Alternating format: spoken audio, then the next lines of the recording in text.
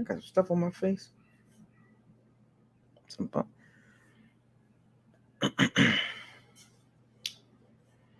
What's going on, everybody?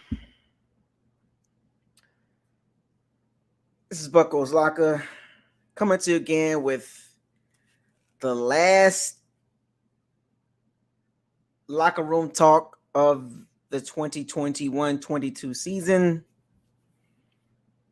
It's been fun. It's been great. I've enjoyed this whole season, the good and the bad and the ugly. I want to give everybody a shout out. Thank you for joining me on this journey. This is my 5th season doing this, so this is about to be a fun one, folks. Let's have fun. I'm gonna get to it. We're gonna get to it really early. I'm not gonna talk too much. I did a lot of talking yesterday. I did 4 hours worth of talking. So shouts out to Pirates and Sea Bandits. Shout out to everybody that supports the Bucks team through the thick and thin. Shout out to everybody in the Bucks community. Whether you love me or hate me, or whether you're here temporary, you'll hear, right? Let me give me some shout outs one more time. Nation in the building, welcome to the locker room. Feel free to join the locker room later on as I open it up. Cody, what's good? Brent, oh, you got some new heat? Okay, cool. Tampa guy 35. Who else in the building? I know we got more people. Tony Lee, you stay in LA though, and Rams fans are annoying. Yeah, okay. Brandon, what's good, man? Wayne, Frank G, what the business is? What up? King Cook, what's good, man? You know, you hear one more time, man. We almost out. We almost done with this, man. Who else in the building? Like Mike 82. Are you from LA? Okay, cool. Grizzlo. Oh, you was at the game. I know that game was crunk, wasn't it? I heard people was leaving early. We'll get to that in a second. Steve, what up? Keenan, what's up, man? Lightburn.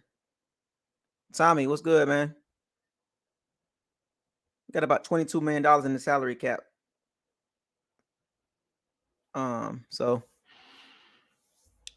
Okay, from Canada. DP Buck 32. What's good with you, man? Y'all ready to get this thing started? I did enough talking. So let's get to it. So the Bucks lose the games to the Rams at home, 30-27. I did a lot of talking, so I'm going to get to this really quick, and I'm gonna say what I got to say, and I'm gonna bring y'all along. I want to hear from y'all. I want to hear from you guys. I don't want to talk anymore. So let's run down some stats real quick. Because what the eyes tell you and the stats tell you kind of like lines up. What up, Wayne? Team stats. Rams 428 total yards. Bucks 359. Okay. Bucks passing yards 308. Rams 355. Rushing yards, Bucks 51, Rams 73. Yards per play, Bucks 5.1, the Rams 6.1. A whole yard. First down. So it was pretty even. 20 first downs for the Bucks, 24 for the Rams. Third down, Bucks was 3 for 14. The Rams was 4 for 11. The Bucks did a better job there. Bucks was 2 for 4 in fourth down. Total plays, the Bucks ran 71, the Rams ran 70. Sacks allowed, 3 sacks allowed by the Bucks, 2 by the Rams, which is crazy. The Bucks O-line only allowed 3 sacks. So where is this narrative, right? I said the line was going to be kind of bad, but they only allowed 3 sacks. And it looked like Brady got sacked like 7 times. Didn't it look like he got sacked like 7 times? Yeah. Bucks had 4 punts, Rams had 4 punts. Bucks had 4 penalties for 61 yards. Rams had 4 for 45. Fumbles lost. 1 fumble lost by the Bucks. Brady strip sack by Von Miller. And the Rams lost 4 fumbles. What up, XC? Jason. Interceptions thrown. Brady threw 1. Matthew Stafford threw none. Time of possession. 25 minutes and 52 seconds for the Bucks. 34 minutes and 8 seconds for the Rams. So there's a lot of things that we can kind of nitpick out of these stats, right? Individual stats for the Bucks. I don't care about the Rams stats. I'll point out a couple, but it's the main focus here. Brady, 30 for 54, 329, one touchdown, one interception. What up, Young DZ? Derek. 30 for 54. What did I tell y'all in my pregame? Chucking the ball around 50 times is not a recipe for winning. And what did the Bucks do? Right on cue. I do this, folks. I do it. The Bucks don't learn the hard way. You got to run the ball. You want to be breaking all these records and dinking and dunking and chucking the ball around. But the Bucks gonna have to start. They're gonna have to commit to the run next season. They need to commit to that.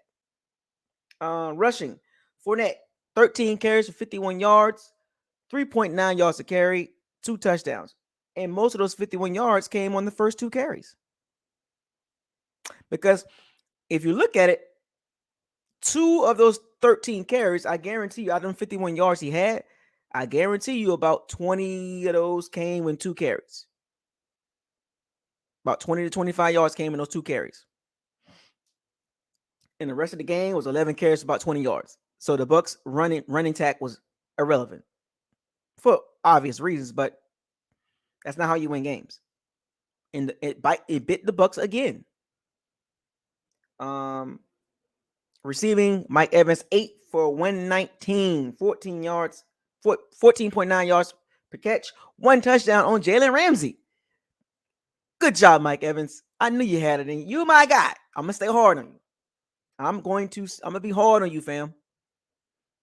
Gronkowski, 4 for 85. A lot of that was late. A lot of these yards were late, right? The Bucks was catching up. So let's keep that in perspective. Fournette had 9 catches for 56 yards. Scotty Miller, 4 for 38. Tyler Johnson, 3 for 15. He had some cracked ribs. He dropped a couple balls. Didn't look good. Cameron Brate, 1 for 9 yards. O.J. Howard, 1 for 7. I'm sorry, number 80, 1 for 7. Thank God he will be no longer on the team. Goodbye, number 80. Goodbye, Ronald Jones. Right?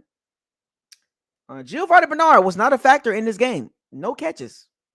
The Bucks could have used him in this game. They could have used Giovanni Bernard a lot more. Defense. Antoine Winfield Jr., 8 solo tackles. Levante David, 7 solo tackles. Jamel Dean, 5. Well, you could say 11 tackles for Levante, 9 for Antoine Winfield Jr. Sue had a half a sack. Vita Vea had a sack, but that was kind of the pass rushing was awful. William Gosa was non-existent for the most part. Devin White really didn't do much. He's regressed. Shaq Barrett, our $19 million pass rusher, had one tremendous season and got paid off of it. You can't knock a man for getting paid. He played for that contract and he got it.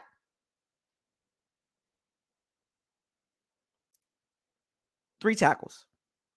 Well, 2 solo and 1 assist. No sacks. I don't even think he had any pressures. Rob Havenstein, the Rams' right tackle, took Shaq Barrett out the game. Shaq Barrett does not do good against big right tackles. Ram check. Rob Havenstein.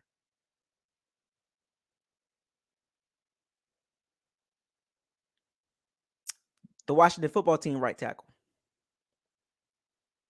The Bills right tackle. The Colts right tackle. Doesn't do good against really good or top 10, top 15 right tackles. He's irrelevant.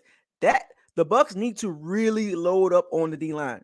This game, if this game doesn't tell y'all the Bucks what they need to focus on this offseason, is get younger, faster, and fresher on the D-line. I get it. Via Veda, 4 years, 73 million. I get it.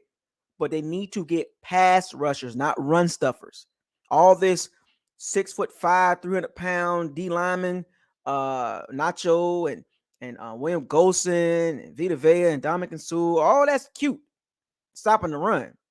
But you got to get to the quarterback. Well, the Bucks had a lot of sacks. They was 5th in the NFL, or top 5 in the NFL in sacks. Yeah, that's great. But how much of that was the blitz? A lot. What about just rushing 4? they're probably bottom 10. Rushing 4 guys, they're probably bottom 10. Don't let that blitz fool you about the Bucs pass rush. Blitzing means slot guys, nickel, linebackers. I'm talking about the front 4. Don't let them sack numbers fool y'all. Don't let them sack numbers fool y'all. The Bucs D line is old and slow. Outside of Vita Vea, which is a big guy, he's not super fast. He's fast with size, but for his pass rushing, Joe Tryon and Shaq Barrett. And Shaq Barrett is suspect. Let's be real. But Joe Tryon is our best pass rusher. Like all around. Speed, quickness, agility, nimbleness, can get to the, he got juice. He got more juice than anybody on that D-line. The Bucs need about 2 or 3 guys. Whether it's draft or free agency, they need about 2 or 3 guys on that D-line that can rush the passer. We need that. And the Bucs been lacking that for years. Let's be real. But we'll get to that. Carlton Davis, disappointing. Jamel Dean, disappointing. Mike Edwards, disappointing. Jordan Whitehead can't cover. I told y'all he can't cover. McLennan didn't do anything. Anthony Nelson, number 98, doesn't do anything against good O-lines. He doesn't do anything against good O-line. He's been in the league 3 years. Number 98 does not do anything against good O-line. Like, that's the problem. We don't have any juice. William Golston, non-factor. Murphy Button, disappointing, missing tackles. So, Jalen Darton, get well, get healthy, but you're not our kick returner. You should not be back on the Bucs next season as a kick returner, a punt returner or kick returner. You're too soft. You're not explosive, man. You're fast. You're good. You run scary, man. You're running scary. And I watch these other special team guys, these returners. They do a lot more, man. And Jalen Darton has been so disappointing. I really had high hopes on him, but I just don't have I just can't. I seen the whole season of that. I don't need to see it no more. Mickens did pretty much better than him. What's the difference between him and Mickens? Not much, right? Ryan Suckup missed another field goal. He missed key field goals. Ryan Suckup has missed, 6 field goals this season, 6 kicks. And he missed them in key situations. Kind of remind me of Matt Gay to a lower degree. Bradley Pinion did a great job, 53 yards per punt. So there you have it, folks. A quick rundown of the Bucs game. Woo! It's a lot to talk about, folks. Let's go ahead and get this locker room open. I'm done talking. Let's go ahead and get this started. All right, what we doing here? Let's get this started, right? Let's get this out the way. I'm done. I done enough talking. I don't need to talk anymore.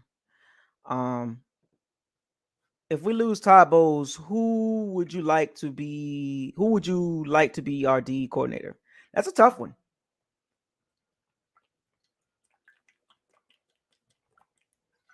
I mean, we could promote from within to keep the system going.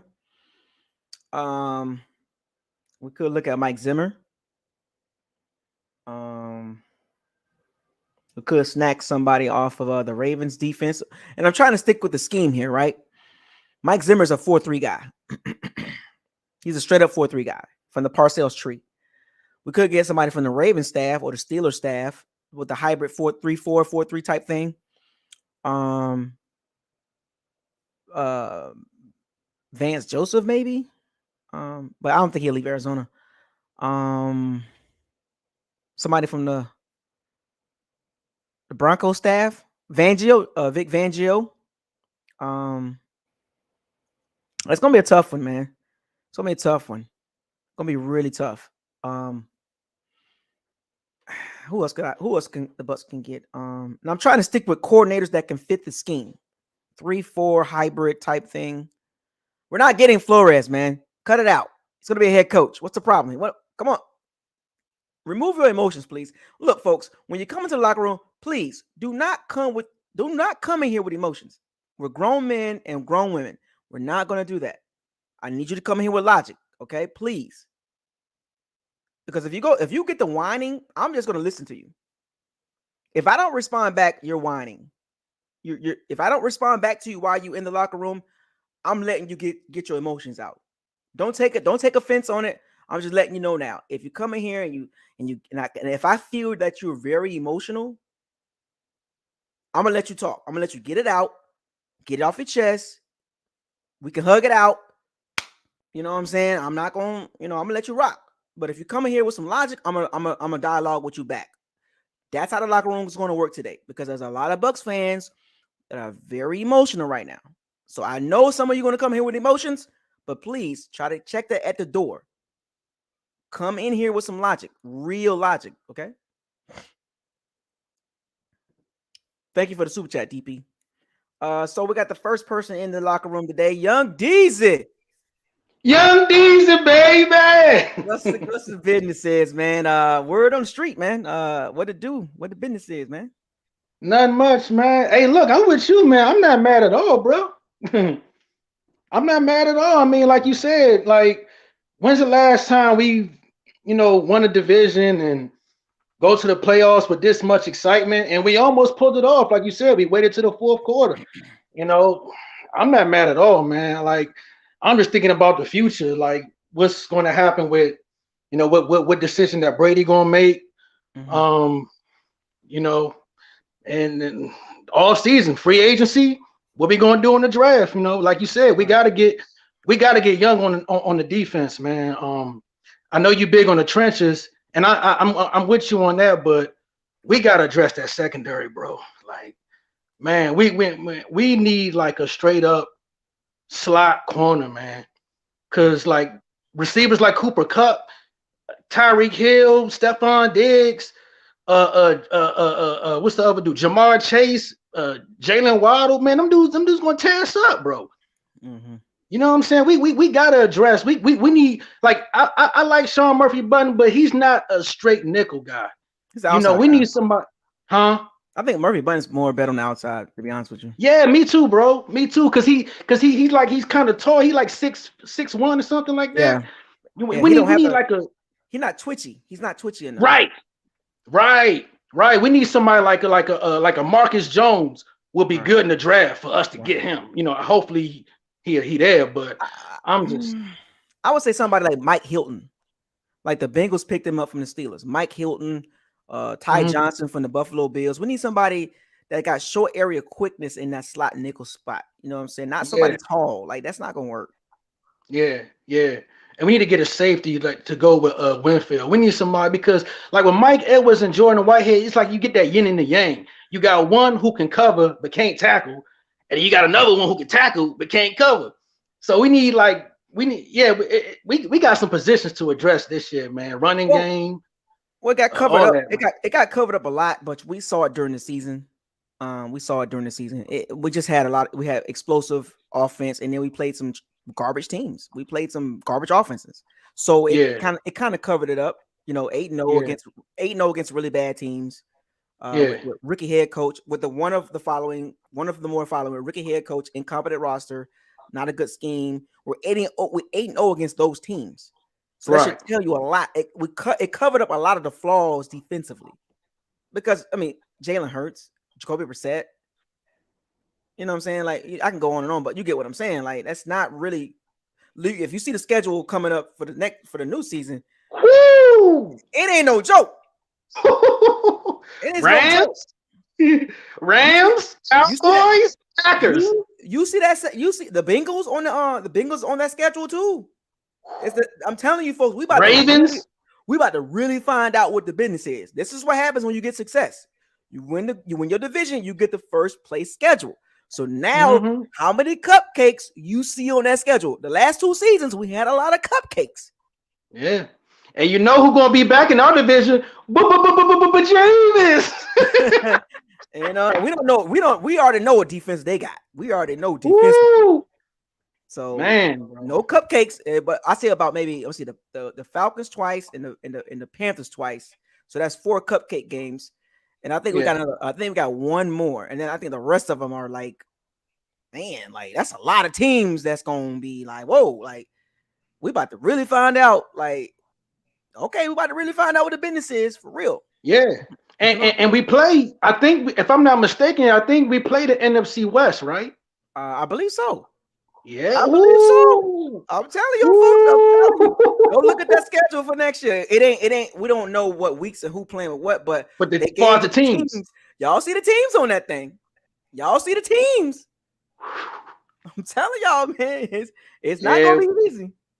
yeah, we definitely gotta tighten up on that defense, man. Like you said, I don't know whether it's gonna be the draft or free agency, man, but we gotta get some youth, man. Cause Sue, JPP, man, them guys like they gotta go, man. And I mean, I'm sorry, even Levante David. I mean, like I like Levante, but he on the other side of 30, man. Wait a minute, So leave my guy alone. Hey, I can't let you do Levante like that. no.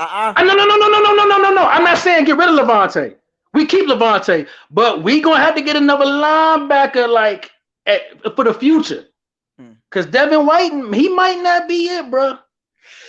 Devin White kind of slipping a little bit. Next But next year is just do or die year. I mean, it's just do or die ooh, year. ooh, man, It's just yeah, do or but die. yeah, but all right, Isaiah, I ain't gonna hold you, bro. I just want to get that in there, man. All I'm right, gonna man. watch the show, man. I appreciate it, Young Deezy. Keep cooking, bro. Keep cooking.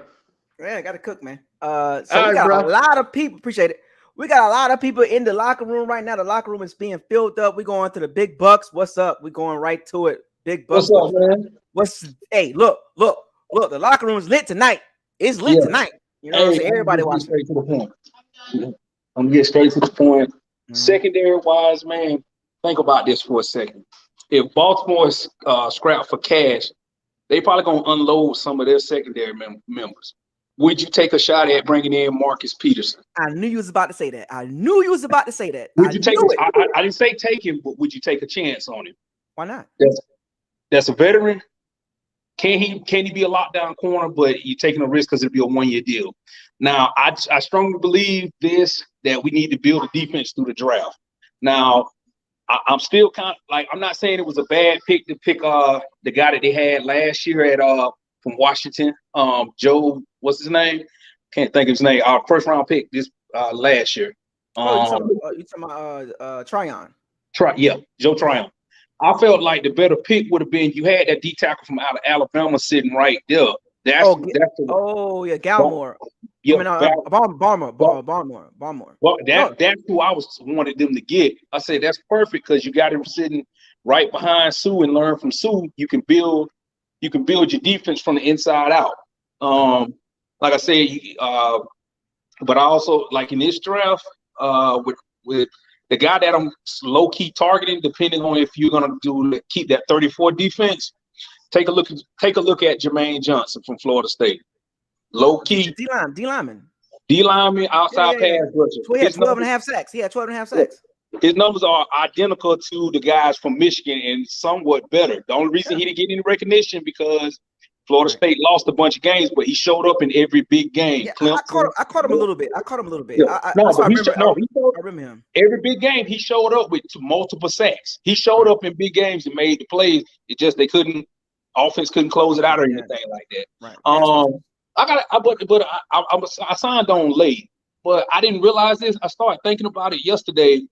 You technically finna lose half your secondary in free agency if you don't sign anybody. Like Carlton Davis. Wait. Now remember, when you're thinking about rosters, right? You never think right in front of you. You think a couple years ahead. So you look at these next 2 years. No, I'm saying you're losing. Right. You look at this year. And then you look at next year. You got your secondary. These next 2 years, your secondary can look totally different. Yeah, it can. Because like I said, you're starting with Jordan Whitehead and Carlton Davis. They're both unrestricted.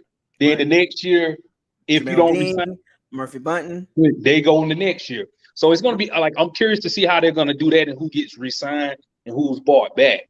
So let me ask you this question. So so the combination between the secondary and the pass rush, right? If you kind of look at it from that perspective, they mesh together like mashed potatoes and butter. Got to work together, right? Mashed potatoes and butter, right? You know what I'm saying? Yeah. And it's a little salt and pepper. I'm a little hungry, so so with the game you saw yesterday and the flaws that were covered up throughout the year, what did yesterday's game tell you about the mashed potatoes and the butter? What did that tell you about that? Rush. I've been saying that for the last 18 months. We ain't got no pass rush. I hate to say it, but Shaq, How much he getting paid? 19 million. 19. Where was he yesterday? 19 million. And they had a backup tackle in the game. No, actually, no. Shaq was rushing from the right side. Rob Havenstein is a beast. Like he couldn't do nothing with Rob Havenstein. He couldn't do nothing. I mean, and like I said, JPP, you know, you a warrior, but your time is up. Like it's time to, like I feel like, yeah, you wanted to bring those guys back, but it's time to give the young guys a chance. Like give them their chance to sign. It's time to move on. I understand you want to have a good mix of veterans, but I felt like I kind of felt like our age showed the last month of the season with the D line. I really felt that showed, and that said that could possibly creep up and catch us. And you know the results yesterday kind of showed it. So just you got to get that D line straight. Now I'm just curious too. Well, we have to build the trenches. The game is won and lost in the trenches. Correct. What the right guard and the center, they're free agents this year too, right? Mm-hmm. So you got to address that. I don't know if they're gonna come back. I wouldn't pay them that much, but if you bought them back, I mean, I'm not giving them no big contract. I mean, it's the biggest question mark is: do you think is Godwin coming back, or they'll let him go in free agency? So what the Bucks did was let me help y'all out on this one. So this is the telltale sign here, and I want y'all to really be careful with this. The Bucks signed Vita Vea first. 4 years, $73 million. He was the number one priority. They signed him first. That was their number one priority. They value him over Chris Godwin. I'm not saying Chris Godwin's not valuable. I'm just saying I understand how the Bucks did it. Because they could have gave the Godwin the contract before Vita Vea. But they gave Vita Vea the contract first. Now, Godwin's going to be second. I'm pretty sure he's going to be the second one to get the contract. But the question is, where do you pay him at? Because about $22.5 million the Bucks are under the salary cap, according to the numbers. So if you sign Godwin, that's going to be a chunk gone. Yeah, right there. That's a good portion of it gone. You know what I'm saying? And then if you want to bring Carlton Davis back, that's a big piece. That's a nice little piece there. Yeah. Believe it or not, he's gonna have a nice market. Believe it or not, I know he's not a speed guy, but teams gonna overpay. They're gonna do it. He's gonna have like if you're a free agent this year, and considering that TV revenue money is just hit, you basically finna cash in with the NFL once they set the because they already set the cap and it went up. So a lot of players are about to cash in.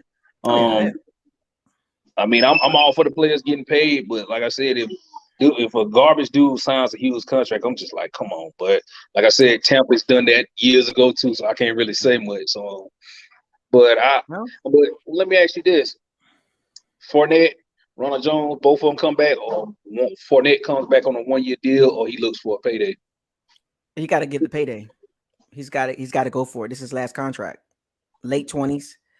He got to go for. He got to get that 3-year deal. He's got to get it.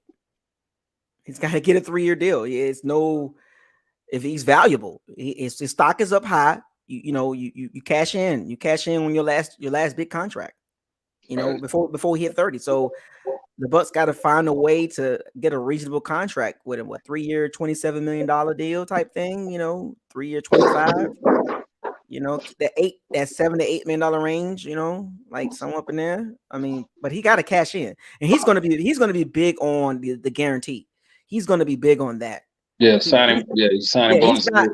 He's not gonna worry about the years. I mean, he's gonna probably want at least some security, 2 or 3 years, but he's gonna be really focused on that guarantee money. He want to be guaranteed some bread, so the Bucks got to think about that too, because he's a valuable piece, obviously, right? So, Ronald Jones.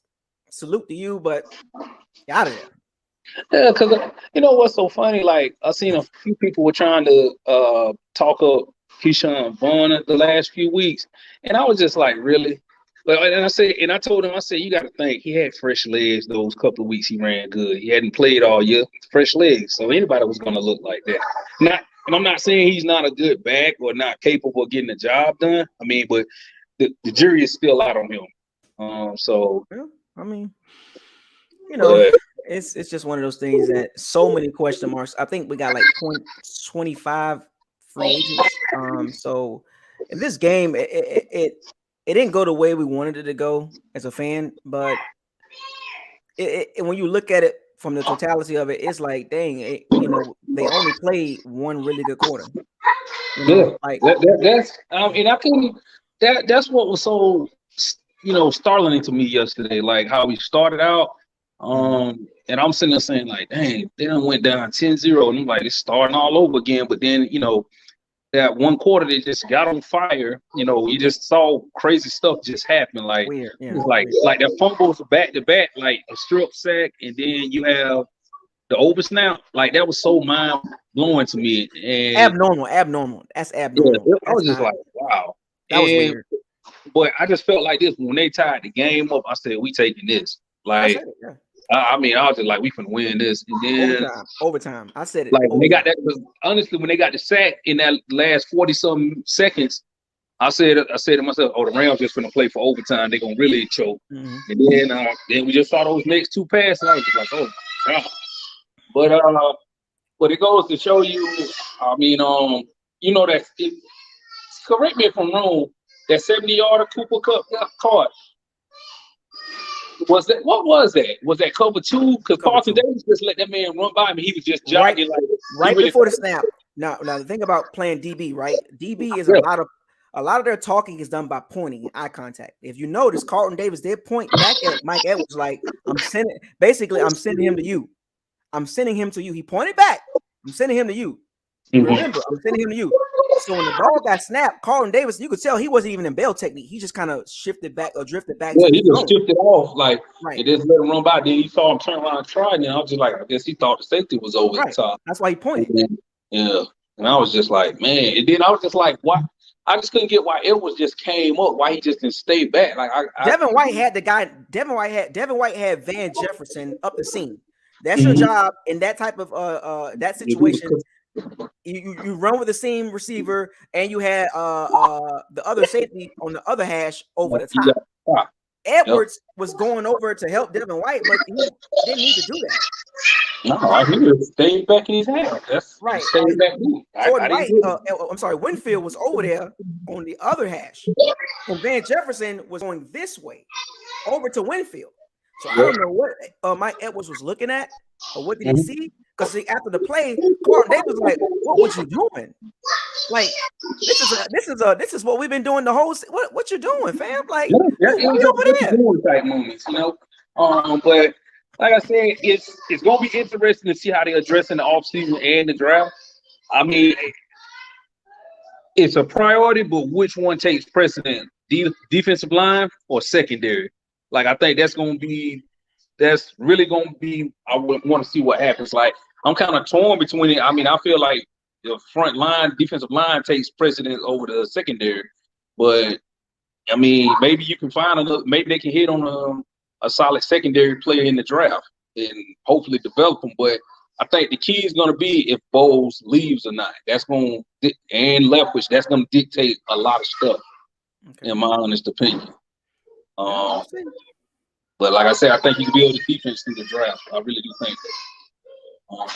Like I said, man, I signed on late. I didn't hear the opening of your show, man. That's cool. I just got the business at work today, man. Everybody was talking smack to me, so it was.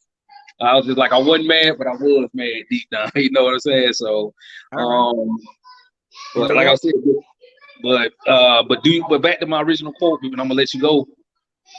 Do you look at Marcus Peters? Yes or no? I would strongly suggest the Bucs look at a veteran cornerback. All right. All right, take it easy, man. Salute to you, man. Thank you for joining, man. We got next up, we got Lee, we got Who Dat Nation, we got Aubrey, we got Tobias. So we got Aubrey twice. Okay. So yeah, we got 4 other people behind you, Lee. So there you go. What you think about yesterday's game, man, and your thoughts, man? Can you hear me, bro? Yep. Man, first off, I think no creativity from the offense, and that's granted because we had missing pieces. People were hurt. Witz was hurt. I think personally, I think the defensive game plan, I would have kind of looked at the tape to see what the 49ers did with Cooper Kupp. You ain't going to stop him all the way, but you can slow him down. So I thought, to me, my opinion, Bowles need to swallow his pride sometimes and double Cooper Kupp. And I know it was a blown coverage on the 70-yard pass, but even then, he was still eating. It was he was just still eating. Yeah, So 11 catches. he was eating. All right. And he always, if you look at the past two games, if you a real Bucs fan, you know the Rams are going to be a bad matchup for us. He had 9 catches. I'm sorry, 9 catches. He was eating either way. Mm-hmm. I mean, but if this was a bad matchup, and I think it's a lot of it is like to me, it's like, well, I'm not going to worry about him. We're not going to cover Cooper Kupp. We can handle him. It was like, no, we can't handle him. The pass rush wasn't there today. Even they had a backup left tackle, and we still wasn't getting pressure. He's actually pretty decent. Yeah, boy, he did his job. So they ain't got to worry about the other guy. What's the name? Start with a W. Anyhow, it don't matter. But it just, I expected them to lose, but I was hoping for the best, I mean, I was hoping for the best. Maybe Hold on. You said you was expecting who to lose? Tampa. Oh, I did. I mean, because we're not a good matchup for the Rams. okay. We're just not. It just they have, especially on offense or their offensive side of the ball. McVay just scheme us up and he cut up Bowles' defense every time. Now remember, in the pregame, I did say this. The only reason why I picked the Bucs was because of home field advantage. 51-49, I went with the Bucs. Because it was like, man, if it was in LA, I would have picked the Rams. I'm gonna be honest with you. If it was in LA, I would have edged the Rams because of home field. That was the deciding factor for me. And I looked at that matchup. I would have picked the Bucs if Tristan was playing, and at least we had one of the backup receivers. We were down to a fourth string receiver.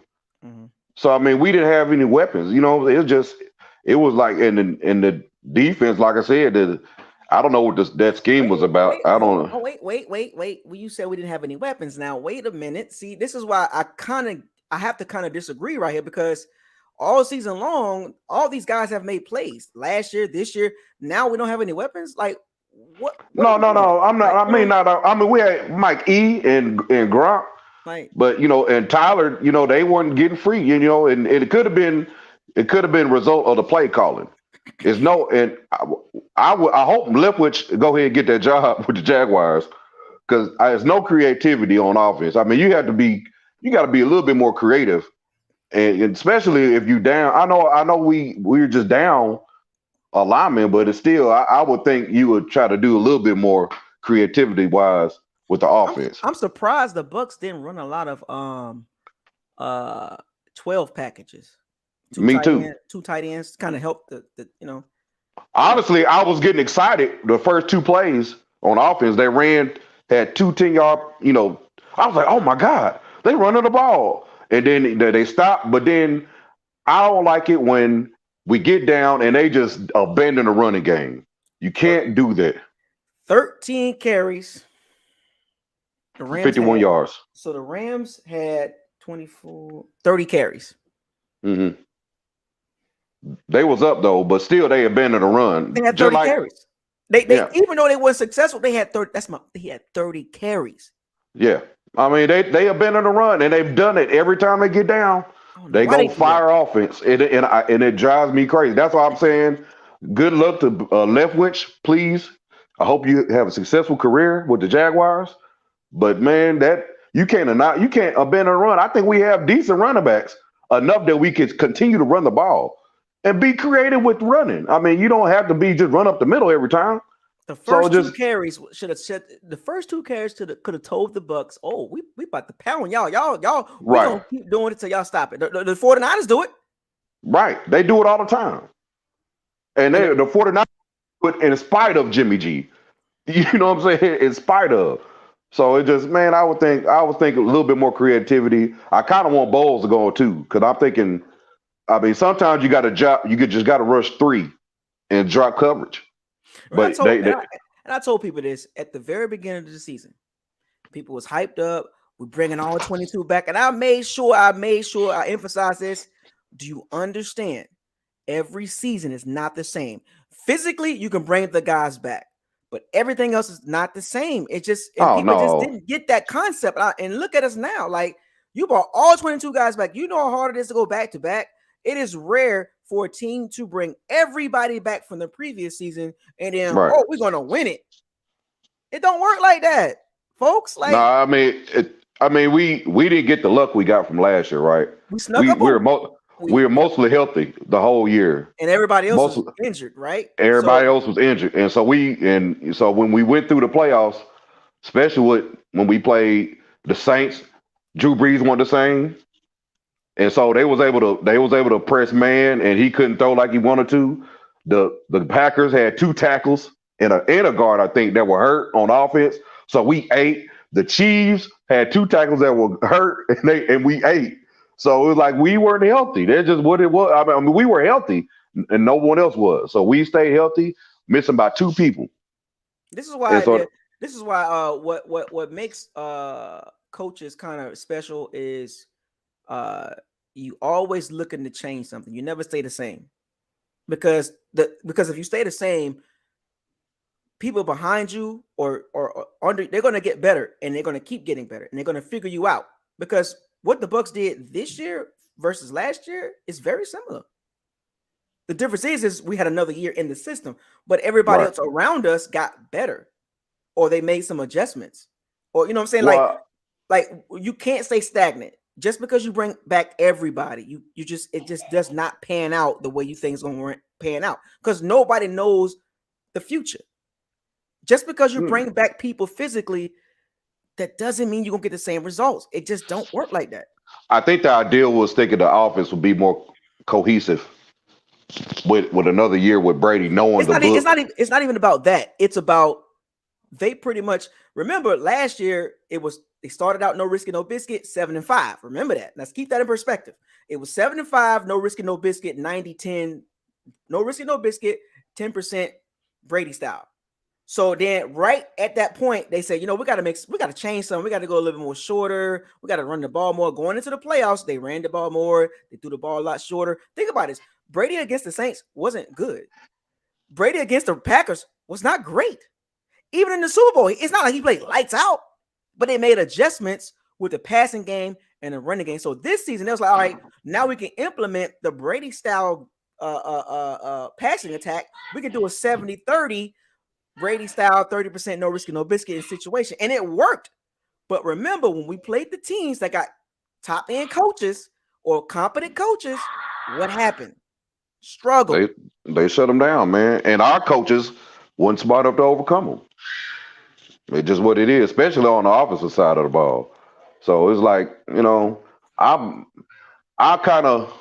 this might be controversial, but I kind of want to see Brady go and retire. You don't start us in trouble. I'm gonna tell you why. Because it's too much pressure. It's way too much pressure, and the team is gonna be depleted next year. You think all the people like you said earlier with Big Buck, man, Brian Jensen, he's a free agent. Kappa's a free agent. Carlton Davis is a free agent. Winfield's a free agent. No, he's not. Winfield's not a free agent. Not Winfield, but Whitehead. Whitehead's a free agent. I don't know where Dean and Murphy Button. They got one more year. Next year. They got one more year, and Levante David basically is a 1-year deal. Mm-hmm. Sue is gone. JPP is gone. You know what I'm saying? The whole defense is going to be depleted. And then we don't know if we can bring Chris Godwin back because we going to need defense. It's obvious we need defense. And if Brady do come back, I think Brady, he done more with less. But at the same time, it was the play calling was different. But he honestly, look at the teams he was on. He done more with less. He got Mikey. You know what I'm saying? And Gronk wasn't even the same speed as he was, but he could just catch it and he knew how to get open. He's savvy. But and break, he might, and OJ gone. Rojo gonna be gone. And Rojo wouldn't be used. OJ wouldn't be used. He wouldn't use anyway. But I don't know, man. And I don't think that's what Brady take back. He trying to sit back and look and see what's gonna happen. because the cap is crazy. The cap is crazy. You know what I mean? And there ain't no way you can't really sign. I don't know if you can't really sign Carl Davis without addressing the trenches first. You got to address the trenches. We're gonna need either you draft someone or a veteran pass rusher or something like that. I mean, because we got Vito. I guess you could sign Nacho back, but that's all we got behind him. Stephen McClendon and Nacho on 1-year deals, and Sewell on 1-year deal. So there's 3 defensive tackles that are gone. The only defensive tackle we got is Vita Vea. Will Golson, he's gonna be gone. I think this is last year. Is Golson? Am I right? Mm-hmm. That's all I did. That's our run stopping defense tackles, man. They gonna be gone, man. You know what I'm saying? All we got was Shaq, Joe Tryon, Anthony Nelson. I guess we signed Cam Gill, but he barely plays. And linebackers, we got D White, which he didn't regress. And Levante, we got to keep Levante. Wrap him up and bubble wrap or something. We got to keep Vontae. We're going to see. But team going to be, but I'd rather have, it's controversial. We run a Super Bowl. He came here to do what he set out to do. It was done last year. We had the chance to do it this year, but the health of our team got hit in the stretch. I think if we had a decently healthy team, we probably would have beat the Rams personally. I think we would have been able to do it. Woulda, coulda, shoulda, man. Yeah, but in the same time, in the same sense, though, I'm thinking what the game planning our coaches do against teams like this, it's hard set. I should have been. I was happy when the 49ers beat the Cowboys, but I should have been rooting for the Cowboys because I'd much rather play the Cowboys than the Rams. We should have just played. I should have been rooting for the Cowboys because we'd have rocked up the Cowboys. They'd have made a mistake. Mm-hmm. The Rams they're just a solid team. They're probably gonna go on to the Super Bowl. We're gonna see, man. We're gonna see. But I ain't gonna hold you, man. I appreciate you, man. You keep, man. Thank you, like man. Homeboy said, keep cooking, man. Keep shooting the truth, man. Tell them it's gonna be different next year. Yeah, all right. We're getting the roof. Tell them we lived it up for 2 years. We lived it up. Yeah, it's we, especially if Brady don't come back. What? Oh, you think Gabbert gonna do this? No, Trask? No, man. It's gonna be different. It's gonna be different, man. So we gonna see what the real fans are. That's for sure. We definitely see it soon. Yeah, man. But appreciate it, man. Keep cooking, man. Thank you, man. Appreciate it. All right. So we got wait a minute, not you. Sorry, wrong person. Hold on a second. Come back, Grizzly. I'm sorry. We got Who Dat Nation. We got a Saints fan. What you got to say? What you got to say about the Bucks and Rams game? How about we keep it in that box? What you got to say about the Bucks and Rams game? All right, what's up, bro? You can hear me? I can hear you loud and clear. All right, now look, I ain't here to troll or nothing, bro. I ain't here to troll. Because we had a bad season. But I got 2 questions I want to ask you. I want to hear your perspective on this, all right?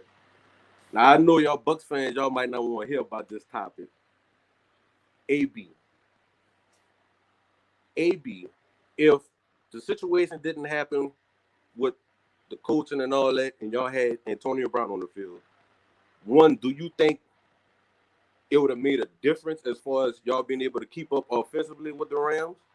And number 2, outside of the 4th quarter comeback, what do you think of Tom Brady's play? All right, so your first question is about Antonio Brown. So my thoughts on that part. Now we know about the off the field stuff, right? Everybody know about that. We get that part. But on the field, he is a difference maker. He a beast.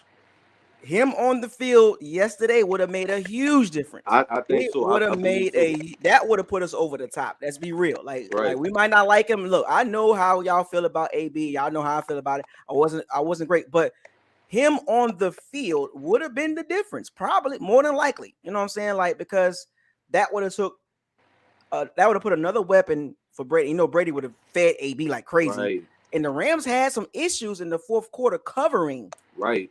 Exactly. And Tyler Johnson was dropping balls. AB don't drop those balls. I mean, if we had a Godwin would have made the difference. You know what I'm saying? So losing those two guys, unfortunately, we lost. It hurt us. Like, you know what I'm saying? And that's not an excuse, but it's just a fact. It hurt. It is. They playmakers. Them boys playmakers, man. Right. So just having one of those guys on the field would have been the difference of us winning and losing and playing a lot better. Now, your next question was about Brady and his play for the first 3 quarters. It was awful. Yes. It was horrible. He looked 41. Yeah, he did. He did. I mean, I'm sorry, he looked 44. That's he the looked first game 44. I've seen him play his age. Well, outside of playing us on a couple of occasions, but even playing us, he made a couple good throws. But I've seen a lot of balls hitting the ground, wouldn't even reach. You know what I'm saying? Overthrows behind. You know what I'm saying? I seen a lot of that. So it took him 4 quarters to get his arm warmed up. Right. If that makes sense, right? It took him 4 quarters for his arm to I got it now. I got the depth, I got the distance, I got the angle, I got the accuracy. It took him 4 quarters to get his arm rolling. Right. So, and I tell people this, I'm 41. So athletically, when you play, chill out, man. Yeah, I'm 41. Man, come on, man. Yeah. All right. So a lot of people don't believe when I say that. Right. It shocked me when you said it just now. So what happens is when you playing sports at a high level, at the highest level in any level, like whether it's semi-pro, flat, whatever, or 3-on-3, whatever. When you get to a certain age, your muscles, your fibers don't move the same. Right. So with Brady, it's like a pitcher, right? If you play baseball, it's like a pitcher. You throwing the ball a lot. He got a lot of wear and tear on his. He got a lot of miles on his own. Rotated, but his off-season regimen is great. He's been able to. That's why he throws a lot of short balls. If you notice that, he throws a lot of short balls for a reason. He throws a lot of balls straight ahead, up in his face. That's why I asked you, because I know AB inside like the quick passes, because I noticed y'all was doing a lot of quick passes because I think your right tackle was out. I don't know if anybody else on the O-line was hurt. No, everybody's good. Von Miller, Aaron Donald, they was in the first half. I don't think they really got home, but they was getting close. And like later in the game, that's when they started getting home. So, yeah, I mean, it's kind of like, and I said this during the live stream. I said, when Von Miller was he was already showing the signs that he was getting the timing down, his angles down on the pass rush. And I said this in the first 2 quarters. I said, if y'all notice, Von Miller is getting back there, but he's not quite there yet. He was getting close, but he didn't, make an impact. But in the second half, or specifically the third quarter, or the end of the second half in the third quarter, he got those angles down. He got his pass rushing angle down. He got his power, speed to powered angle down. He made Donovan Smith look like the old Donovan Smith, the one that Cam Jordan kept beating left and right like a drum in 2015, 16, 17, 18, and 19. Nobody talked about that. Cam Jordan was beating Donovan Smith like a freaking drum. Trey Hendrickson was beating Donovan Smith like a freaking drum. Nobody talked about that. But I did. He was getting beat a lot yesterday. Right, but he went back to the old Donovan Smith, and I was like, God, Lee. Ali Marpet had problems. Ryan Jansen had problems. Alex Kappa had problems. Josh Wells had everybody on the O-line literally looked like the old Bucs O-line. Right. Before Brady. Horrible. Couldn't run the ball.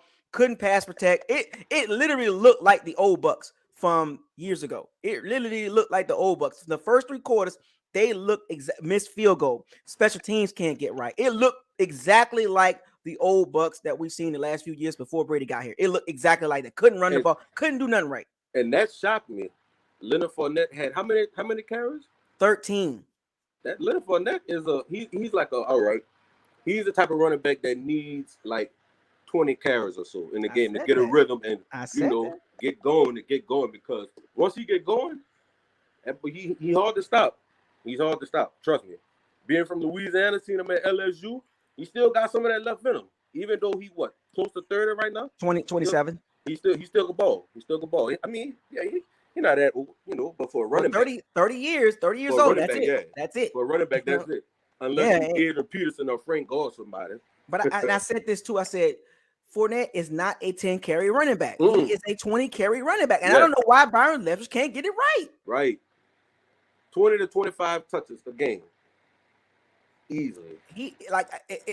Byron Leftwich, he's good, but he just doesn't like to run the ball consistently. That's the problem with him. He doesn't like to run the ball. Now, the Rams had 30 carries. Even though it wasn't successful, they had 30 carries. They stayed committed to the run. Because I watched the game, and I'm like, why are y'all trying to run the ball on Tampa? Y'all is not. They had a couple plays where they might have got 7-8 yards or something. Didn't matter. But for the most part, Tampa is what? Top 3, arguably the number 1 against the run. Mm-hmm. That was number 3. Number 3. And as far as like y'all might look totally different next year as far like coaching and personnel, and I don't know if Tom Brady is gonna decide to come back or what he's gonna do. This might be a whole new Bucs for y'all. You know what I'm saying?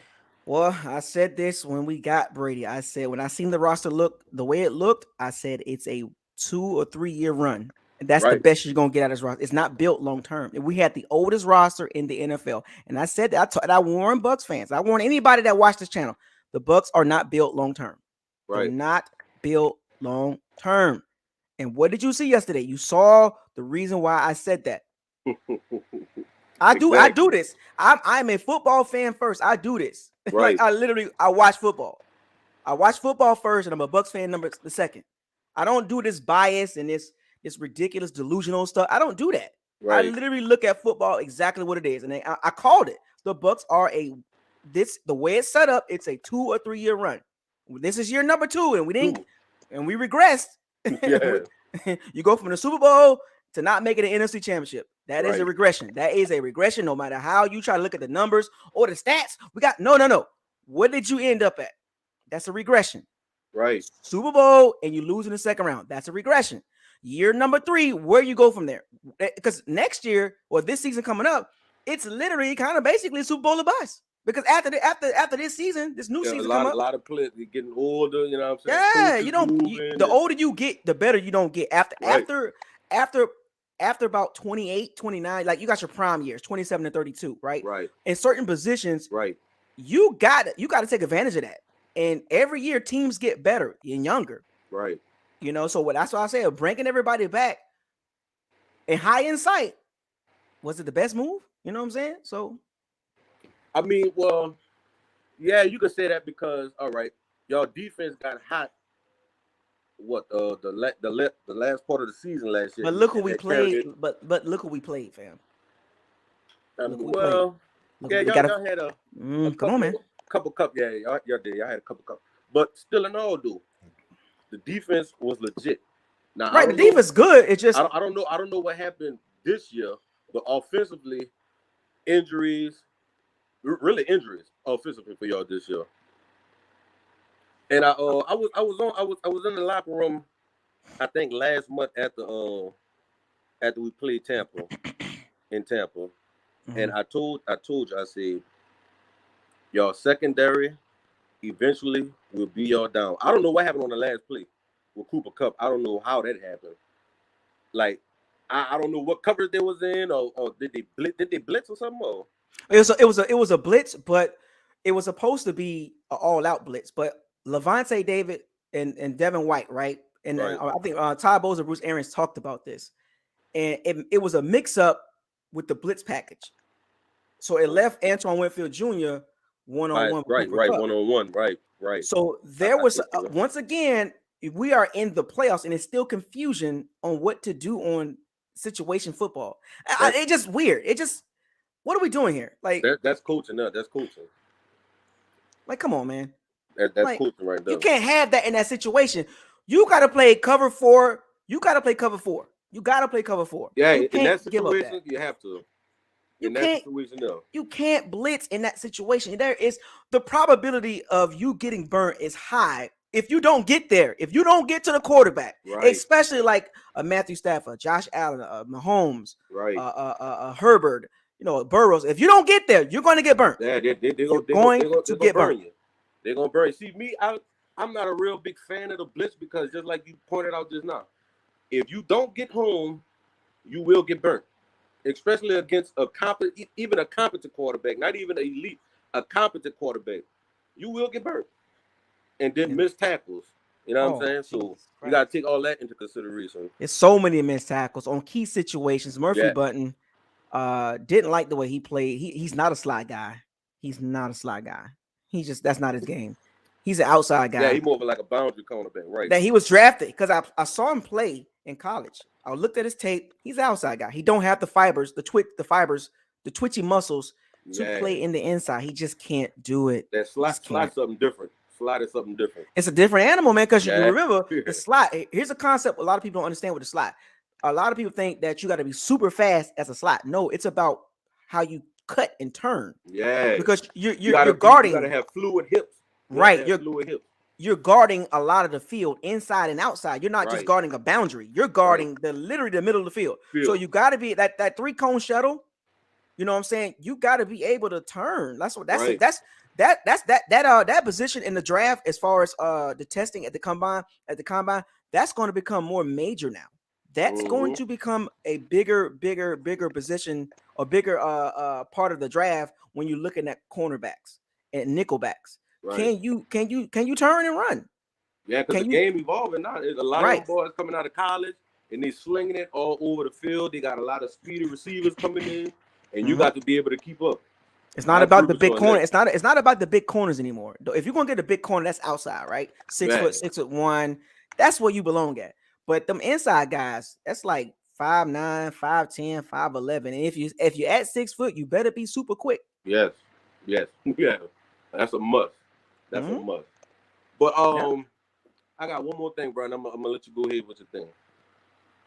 Realistically, what do you see moving forward with your Tampa Bay Bucks? All right, so that this can be broken down in a lot of parts. Because I'm gonna tell you one thing. We coming next year. You know we were dealing with a lot this year. We coming next year. Okay, so what do I expect? Okay, this is an early thought, right? This is early. Like this conversation gonna change. It could go either way, right? Because we don't know. There's a lot of uncertainties, right? Right. So just based on right now, in the moment, I believe Brady come back for one more season, and he's gonna make that loud and clear. Right. He's gonna make it loud and clear. This is my last season. He's not going to have this Roethlisberger, this Aaron Rodgers type situation, being these subtle things. And no, he's going to come out and say, I'm coming back one more season. Kobe had a farewell tour. Right. This is going to be, if he comes back, it's going to be a farewell tour for Brady.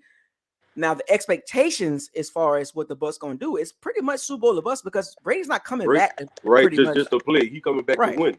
Right. So the question is, from a front office perspective, are they going to go all in again? But now, see, here's the thing, because I think Todd Bowles is his name being thrown out for head coaching jobs, and Byron Leftwich. Do you think you could bring a guy not really similar, but somebody who could come in with maybe a different game plan and put their imprint on it for y'all to go on the run? Well, I talked about this in the very beginning, of the locker room, right? I don't know if you was in the locker room yet, but so I talked about some of the coaches that can kind of fit the scheme as far as our personnel, right? But they can probably offer some different point of views on how we right. And remember, the Bucs run a 3-4 base with a hybrid, so the Evangio, somebody from the Ravens staff or somebody from the Steelers staff. Right. Mike Zimmer, somebody brought it up, but Mike Zimmer's a solid 4-3 guy. He's from the Parcells tree, solid 4-3. Now, what you think about switching from your 3-4 hybrid to maybe another, something you might incorporate that, but they bring their own style in, to try to highlight. Here's a style. Here's a style. I know people are going to probably not like this because it's not at our level yet, but the 3-3-5, the way the passing game is, the 3-3-5 will probably be really good with the way the league is going right now. The 3-3-5 will be pretty good. Yeah, it would. It would, because y'all have to. It's like, all right, JPP, Shaq Barrett. I don't know what happened with him this game here. Did he have a sack or pressure or anything like that? He had 3 tackles, man. 3 tackles. Oh, wow. To be Pacific, it was 2 solo and 1 assist. Wasn't he going a backup tackle or something? Or was No, that the left that was tackle? That was JPP. Joe Notebloom, underrated young young left tackle. JPP couldn't do anything, but Shaq Barrett was going against a top 10 right tackle, and he was irrelevant. Right. And Dominican Sue, Golston, them boys up there in age. You know, for football, they up there in age. Now I was listening to a couple of the people who was on before, and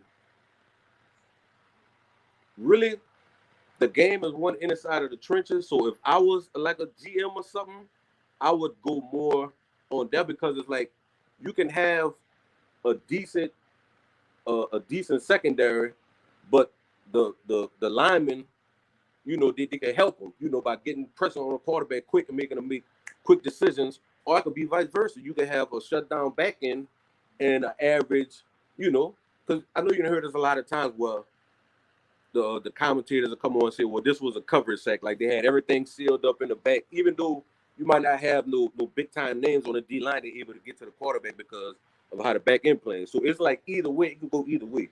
But if I was the Bucs, I would definitely stick to the D line. Okay. That makes sense. I mean, it's it's hard for me to from just based on the naked eye. You got to get that trenches fixed. You got to get that. Yeah, you got to get fresh. You got to get fresh down there, man. Boys just too old. It's a little dude y'all just drafted. I think he's number 9 or something. Yeah, Tryon. He's solid. I would expect him to have a lot of more plays because yeah. When I see him on the field, that boy a beast. He just don't get a lot of playing time because JPP hogging up the playing time. Yeah, right. So maybe that's a bright spot for y'all moving forward. But yeah, JPP, I think JPP he's at the tail end of his career. He might have a little more juice left, but I don't know if it's enough for when he going against a top tackle or something. I don't know if it's enough to get over. And Shaq Barrett, I just don't know what to say about Shaq Barrett. He's like up and down. Even when he was in Denver, he was up and down. That's the reason why Denver said goodbye. Right. But yeah. Anything else, man? Man, I'm gonna say this. I didn't come to troll, but I gotta do a little bit now. Who that? We coming for y'all next year, man. We coming for our division, bro. All right, we hear you, man. Appreciate it, man. All right. Salute to you. So that was a good conversation with the Saints fan. There was no arguing. There was a straight up dialogue, as y'all can see. We got a super chat from the Saints fan base. Hoodie Jube. Thank you for the $10 super chat. I didn't forget about you. What's up, man? From a Saints YouTuber. I like your show and love how you are brutally honest with your chat and channel. Hopefully in the future we can collab. Great show tonight. Thank you for the $10 super chat. Look, man, I'd rather have this type of show than a show or a channel that panders to a specific audience. I can literally talk to everybody about football. I don't have to narrow my audience down. So like the reason why my channel is very hardcore and straight up front is not to be soft and pander to a specific crowd or push a narrative. When it's like painting a picture, it's like having a canvas, right? When you got your colors to paint a canvas, you don't just use 2 colors. If you got a picture and it has multiple colors, you paint the whole picture. Because I can paint what I want to paint on my channel, but why do that? I'm about integrity. If I'm going to talk about one thing, I got to talk about the other too. I got to talk about everything. I just can't talk about one guy in a good way and then talk about another guy in a bad way. Oh, I don't like this player, so I gotta bash him every chance I get. I don't do that. If you do good, I'm going to talk about it. If you do bad, I'm going to talk about it. If you're not acting, I'm going to talk about everything. I'm going to cover offense, defense, special teams, coaching. And we can look at stats all day. But I always say this: what does your eyes tell you? Oh, yeah, we rank here. That's cool. But what does your eyes tell you? Well, they say we rank. What does your eyes tell you? I always say that.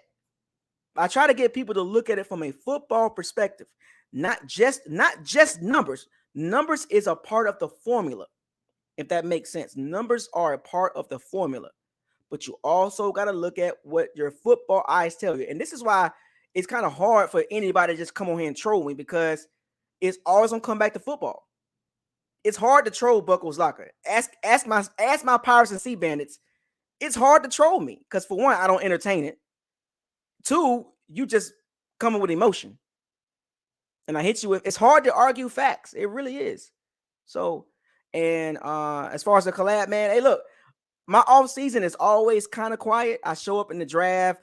Last season, as far as that, I tried to get the NFC South channels together to do a end of the season recap. I had reached out to a Falcons channel. I had reached out to TJ, I believe. I had reached out to the Panthers channel, and I kind of wanted to do a end of the season NFC South wrap up, and I didn't get really a lot of feedback from those guys. I'm gonna try it again to try to get everybody 4 boxes. You know, Saints, Bucks, Falcons, Panthers, all 4 of us in a chat room, and we go live. You know, and we talk about the NFC South and what happened in the season and what we could talk about moving forward. That'll be a lit live stream. But I'm gonna try again. I'm gonna reach out and see what happens. But appreciate you giving me the super chat. Feel free to come in the locker room if you want to talk. So excuse me, the locker room is open. So who we got next? We got Grislow and Aubrey. Oh, what's going on, man? Grislow, you there? Okay, Grislow's not there. Oh, you there? Yeah, can you hear me? Yeah, I can hear you now. Hey, what's up? I What's just going on, man? want to say, like, you remember I told you I was at the game? Like, I feel like I felt like how the Cowboys fans felt in terms of Hope. Like, Hope shot back in that fourth quarter and then got ripped away by Cooper Kupp and then Matt Gay, out of all people.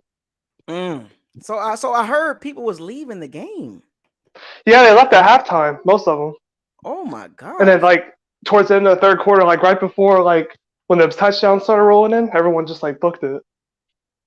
Well, so did everybody come back when we started scoring? Well, it was gone, right? It was gone by the fourth quarter, right? Yeah, they were already walking out like the stadium and all that. Oh man!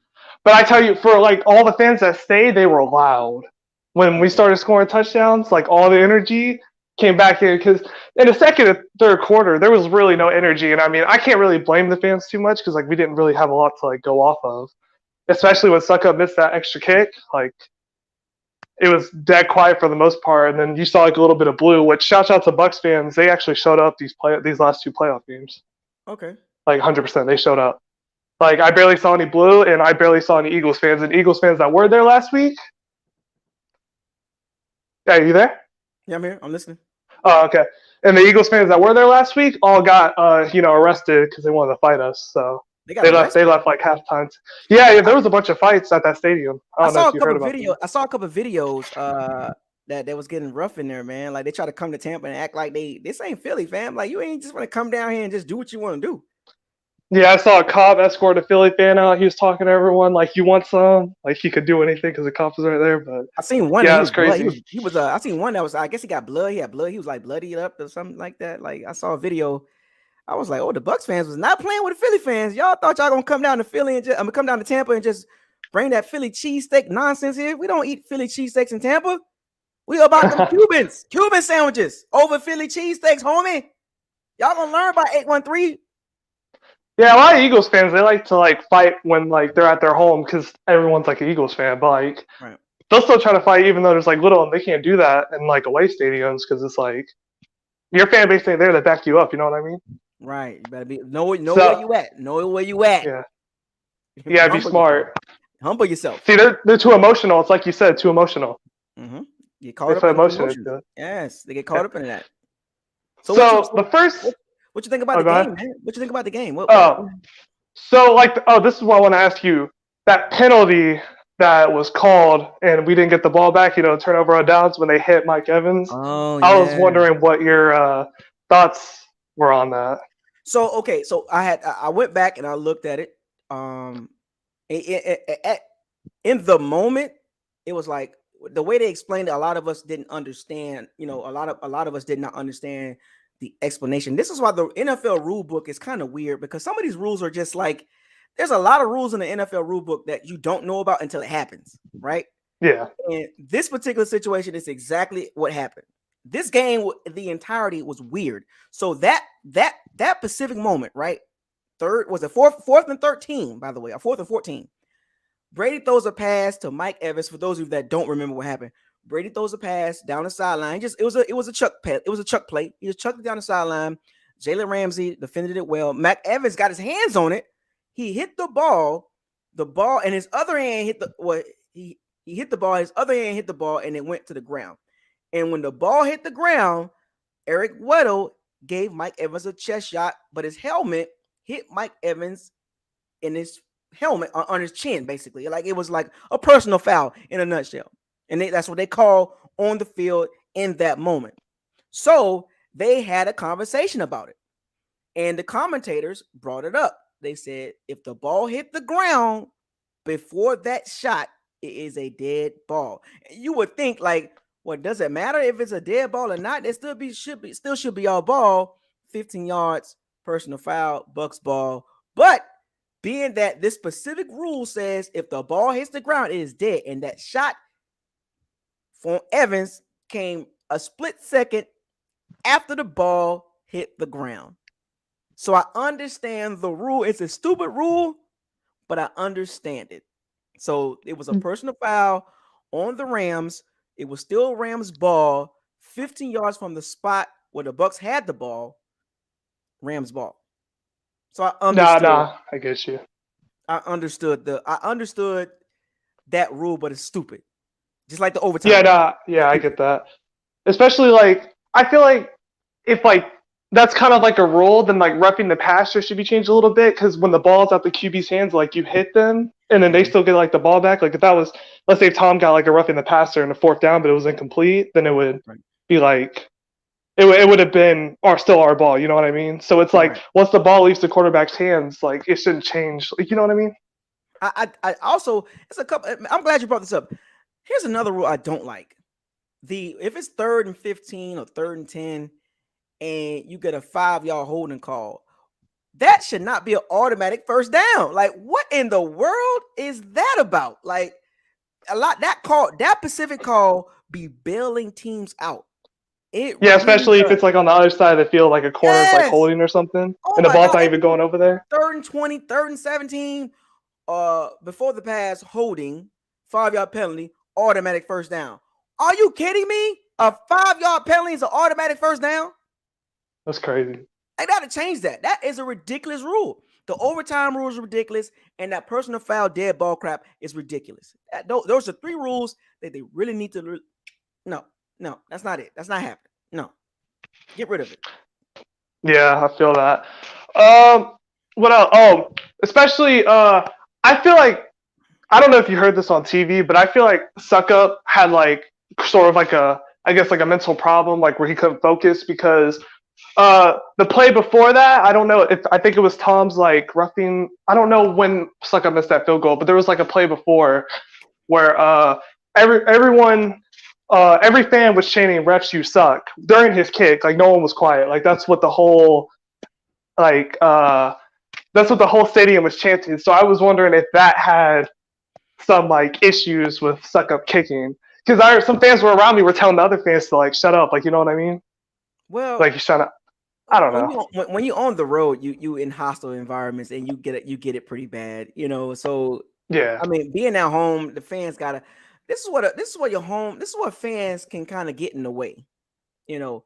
And if that's exactly how it was, shame on the Bucs fans. You at home and your kicker's about to kick, be quiet. It's that simple. For 2 seconds, be quiet. Yeah, no, I get that. Like, you can't even blame this game on the refs, because it's not like we did anything like the first 3 quarters anyway. But there was this Twitter space, and I was in it, and like my friend brought up like a good point in terms of like our coaching staff, and it's like even what you said. Some of our players are in the best position to do well. Like, and I'll give you like, I guess I'll give you like maybe 3 examples in a way. Like SMB, like you said, they always put him in the slot, but he's not slot. He's not slot corner. So if he gets like burnt, every Bucs fan's like, why is he playing? He's garbage. But it's like, what if he's not garbage? He's just not playing where he should be. Like, you know what I mean? Mm-hmm. Like if he was on the outside, like how much better would he be? He'll be a lot better. You know? Be a lot better. Yeah. What do you think? Like Dean? Like him and Dean could be? He can take Dean's spot. You think so? I would take Murphy Bunting on the outside over Dean. He is more physical than Dean. You know, that's just me. Based on what my eyes tell me. You know, Dean just too inconsistent, too injury prone, doesn't have the awareness, doesn't have the quick twitchy muscles even on the outside. He's a straight up and down cornerback. This is he's not like that physical either. Right. When he was initially drafted in the second round, just this high in sight, and I hate using that word, but if he doesn't pan out, that was a reach. Mm-hmm. You know, if he doesn't pan out, because he got one more season, if he doesn't pan out, that's a wasted second round pick. 4 years of Jamel Dean. His first couple years were injury prone. His last 2 was inconsistent. What does that tell you? Not good. And the reports on him coming into the draft, injury prone, bad knees, soft tissue muscles. And what did we see as a Bucs fan with Jamel Dean the entire time he been on the team? Injured. Yeah. So it's not like you shouldn't be surprised with Jamel Dean's play and his injuries. You should not be surprised. Remember that, Bucs fans, if you read the draft profile, you really can't be mad. This is what Dean is. And then Murphy Bunting was an unknown. The tape, you know, okay, cool. But he was unknown, the competition situation and all that. But, you know, I get it. His numbers was okay. 4.4, he had like a 4.49 or 4.45, something like that. So his numbers was not bad. It was just like, can he hold up? So, yeah, you know, that's what we got. And there was other guys on the board probably that maybe would have been a better fit. I don't know. Yeah, that's why, because everyone's expecting Greedy Williams that year. Right. Not SMV. He was hurt a lot too. So, you know, it's kind of like, you know, it's a feast and fam. Like we went with because I think Greedy would have been the same way. I'm going to be honest. Greedy would have been injury prone too. He can't tackle, you know what I'm saying? So it was like, maybe we could have went D-line. You know what I'm saying? You know, I don't know. And it's like that. Bite us in the butt. It came back to bite us in the butt. Yeah, no, I feel. And when my other friend brought this up too, like in terms of like Rojo, he brought up the Super Bowl game last year. You remember when we were on the goal line and we ran in with like Rojo twice, but he couldn't get past like the goal line. Like they had to stop him there, and they challenged it, and then they gave the ball to the Chiefs. Mm-hmm. I don't know if like you remember that too well. He was like, so would you say like pure runner? It's Rojo like over Lenny, like pure like running. Wait, like how would you? Rojo, I wouldn't say pure runner. He's a slasher. He will be excellent in Shanahan's offense. In Shanahan's run offense or the Broncos run offense, because they're zone run offenses, he would be a really good running back in that scheme. But he's not a good scheme. He's not and we've seen this with 2 different staffs with Ronald Jones. Dork Cutter, D-O-R-K, Dork Cutter, a horrible guy. And we've seen it with Bruce Arians. 2 different schemes, or scheme-wise, similar schemes, but different type of route running, right? But the run game for both of those schemes were pretty much the same. And Rojo couldn't cut it. With 2 staffs, that's not good. Yeah. But to like that point, he was talking about how, why wouldn't you put Fournette, your power back, in that situation? Because I feel like Fournette, like, you know what I mean? Like goal line, I would put Fournette over like Rojo. That's what I'm saying. Like in like some certain situations, our coaching staff doesn't like put our players like in like their best chance. Right. Yeah. And we, like I said, we got away with a lot of stuff these last couple of years. We really did. Like if you really just look at it, we got away with some stuff offensively and defensively. But eventually, you could only do it for so long. You can only do it for so long because this is the NFL. This is professional football. They live it, they eat it, and they dookie it every day. They watch a lot of film, and eventually, the flaws of a player will show up. Nobody's perfect in the NFL except for Aaron Donald. Jesus Christ. But you have flaws, and when your flaws are really bad, at some point it will show. And Ronald Jones and the Fournette situation, it's a reason why they brought Fournette to the team. Arians don't even believe in Ronald Jones.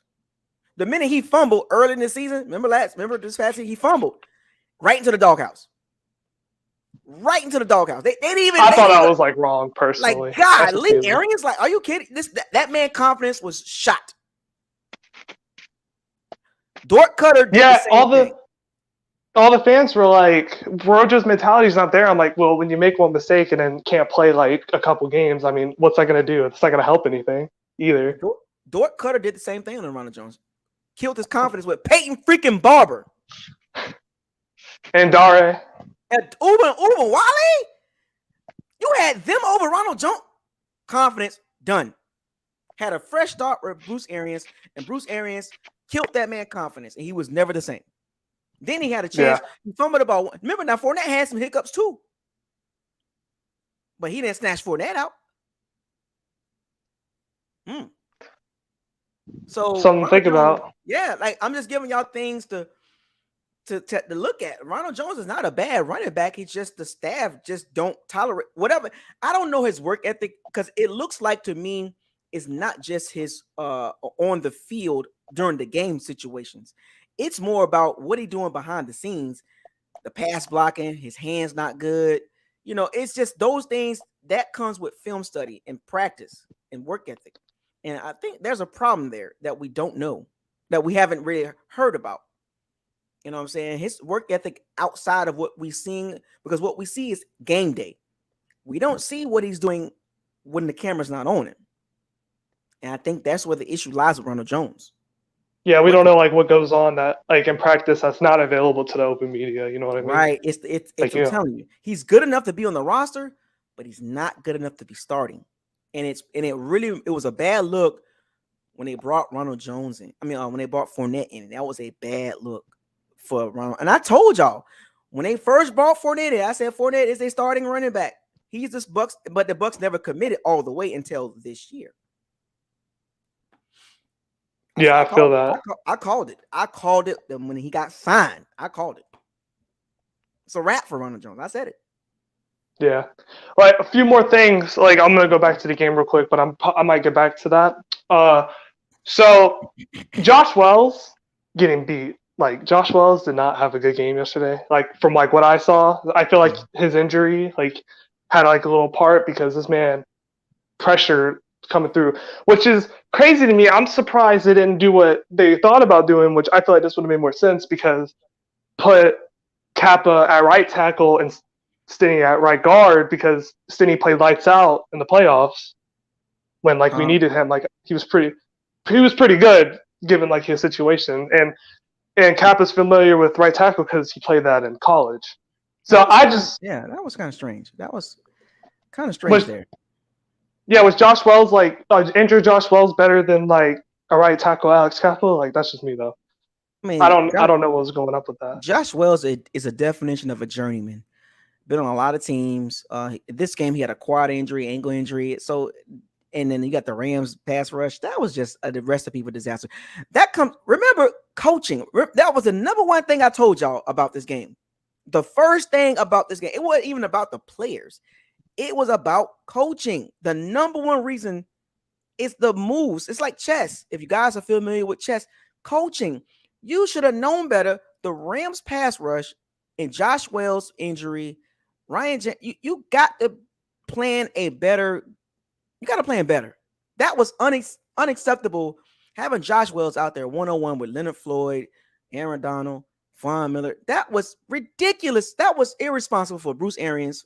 He's the ultimate responsible person. This is why I don't put him in the You don't put Josh Wells out there on the island. Y'all seen it. It was a disaster from the jump, and it got worse as the game went. Especially with two injuries, like you can't do that. You can't do that. You got to run your 12 package. That's two tight ends. I'm surprised we didn't see more tight end blockage in that game. Why didn't we run our 12 package more? Like what you said, we had 3 sacks. Yep, They only gave up. But how much pressures though? Oh, yeah, pressures. God. Oh, the pass blocking win rate was horrible for the Bucs. Horrible. That was the worst game. That was the worst PBWR game. Pass blocking win rate. Horrible. And that's with a healthy Donovan Smith, a healthy Ali Marpet, and a healthy Alex Cappa. Amazes me that like Tristan Wirfs probably would have been that X factor if we didn't put him back in the game. He might have been able to play if we didn't put him back in the Eagles game. I don't know why we should just once he got taken out. Coaching. Everything comes back to coaching. That is unacceptable. Unacceptable. I knew you were gonna do that. Yeah. Unacceptable. That's coaching. That's on Bruce Arians. He's the ultimate responsible person for that decision. For the Tristan Wirfs in the Eagles game. For the Josh Wells in the Rams game. Yeah, it's crazy. I feel like our team really likes to play injured players because Ryan Jensen was injured. JPP, every time he plays, he's injured. Like every play, he was injured. Levante was not 100%. Let's be real. He was not 100%. Murphy Button was not 100%. But it's like, in a way, like we forced them back out there. Like I get it's a playoff game, but like, and it's you don't want to re-aggravate that because they got to come. If they're on contract, they got to come back next season, and you don't want to make their injury worse than what it is because that puts their future in jeopardy. Yep. Like because they're players too. They're not like robots on the field, and it's just like you're controlling them. It's not how that works. And then of course AB takes a shot at the Bucs. Oh yeah, he posted that Bucs eliminated from the play. To add more fuel to the fire, right? I don't know what happened on that sideline. I'm not saying like AB's like red or anything, but it wouldn't go past my mind if BA tried to play him injured. It wouldn't go past me. Like after what? I'm gonna say it like this: there's two sides to every story. Like it wouldn't cross my mind. I'm not saying he did it, but there's a chance that could have happened. What does your eyes tell you? Because he's still going after the Bucs, so something really bad blood happened there. If he was praying for our downfall. What does your eyes tell you? Yeah. Like our secondary, I felt bad for Sean because Sean, especially that one play where he fell, I was like, oh no, Sean, Sean, this ain't gonna work. And then you said they dropped Jordan Whitehead in coverage. It's not his game at all. Horrible like when Jordan Whitehead was balling out, he wasn't covering. He was in the box, like he said.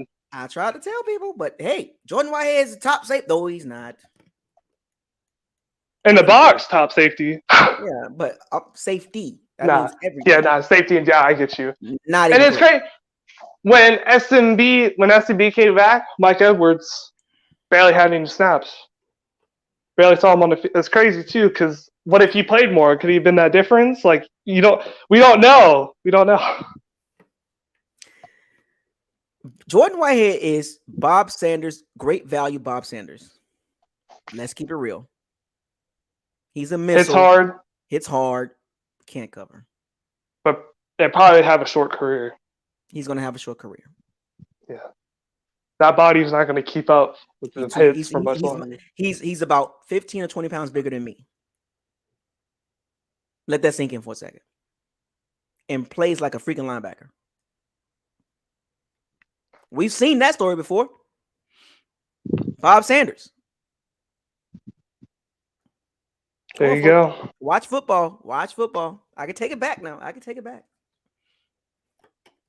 Yeah, and then also we talked about earlier with the thing, Devin White. Like, what happened? You were like what happened?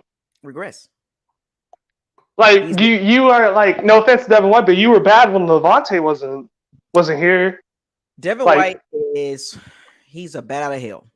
He is a wild boar. You know, I'm just kind of giving you kind of what I see. He's a wild boar. Needs to be tamed correctly. Remember now, he was a 5th pick in the draft. He got to work out. He got to work out. If not, that's really bad. You giving him another year, right? That's it. One more year. That's it. One more year. After that, I'm. If you don't show me nothing next year, I'm like, okay, I'm looking at somebody else. Remember, when you drafted that high, you are the Luke Kuechly level because Luke Kuechly was drafted number 7. You were drafted number 5. This can look like the Mark Barron situation. Remember that situation? Yeah, it's just gotta hope that like this year, like we got the hope he's paying out. That's why I haven't bought his jersey. I'm like, So next year is gonna show you if you buy his jersey or not. Yeah, like, exactly. If I buy the jersey, he good to go. If I don't buy the jersey, nah, fam. Nah, I can't rock with you, dog. So he got one more year. That's it. Because now you got to think about the 5th-year option. Do you pick it up? So far, no. At the moment in time, no, you don't pick it up right now. Because I'm not. Now remember, now there's guys that were drafted after him in the same age, same bracket. Ladarius Leonard, Fred Warner, Roquan Smith. They all are much better. And and 2 of them got paid. The Leonard and Fred Warner got the big contracts before their rookie deals were up. They got the big contracts. Devin White is going on his 4th year and does not have the big contract extension. What does that tell you? Roquan Smith finna get paid. He's got the speed, but the coverage ain't there. Got the speed, but the coverage ain't there. Remember, folks, the 5th pick of the draft, and this is what we getting. He's talented, but he's wild as hell. I'm just saying, the Bucks haven't put it out there because the other teams, Ladarius Leonard and Fred Warner, got the contracts before their rookie contract is up, and they weren't even first-round picks. And would you put Devin White in the same class as Roquan and Leonard and Warner? Let's keep it real. Not right now. He got some more time to develop, but what did I tell y'all about his development? He got to go this way. Can't go this way. Because those guys I just mentioned, that's in his class. That's his class of linebackers. That's who he's going to be measured up against. I thought it would change too. I get it was the Eagles, but when Vontae came back, he started playing better. And then this game, he went down. He was going up in the Eagles game, and then just came back down a little bit in the Rams game. Like you got to show up in the big games. Devin White is very talented. He's just wild. He tackles high. He overruns his run fit sometimes, and he's very good at blitzing. So that means you are a certain type of linebacker. The guy got top 10 talent, top 5 talent, right? He just gotta hone it in. He just gotta get in the film. He gotta get in the film room. He really gotta understand run fits and coverages, man. He really do. Feel that. One more thing, and then I'm gonna let you go. Because you got one more after me, right? I got 2 more. You got 2 more? All right. And 3 more. This is what you've been saying, I think, for like the last 2 years, and I want to hone in on this. Like, I get that we were injured at wide receiver. I totally understand, but it's like, even like with Godwin, like it's like you said, the separation is not there. And Tom likes to throw. Tom had to throw 2 seconds. We're lucky Tom could throw like 2 seconds, like get the ball out quick that game. Because if it was any other quarterback, he would have held on to it longer. It probably would have been more than 3 sacks. Oh yeah, it felt like he got sacked 8 times. Yeah, it was like how many times someone was back there. Like it was like Sanford, right? How many sacks they get? Like 9. 9, yeah. But no, that wasn't Sanford. It was the Bengals game. Yeah, the Bengals. Yeah. Like how many times Joe Burrow got sacked? 9 times. He ain't gonna last long either if he don't get a line. Yeah, it's gonna be another Andrew Luck situation. Exactly.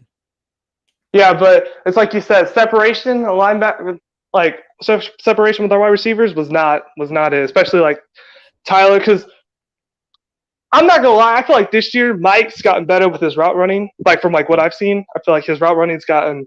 He's made it his objective to like get better at that, which I've seen like because he was cooking.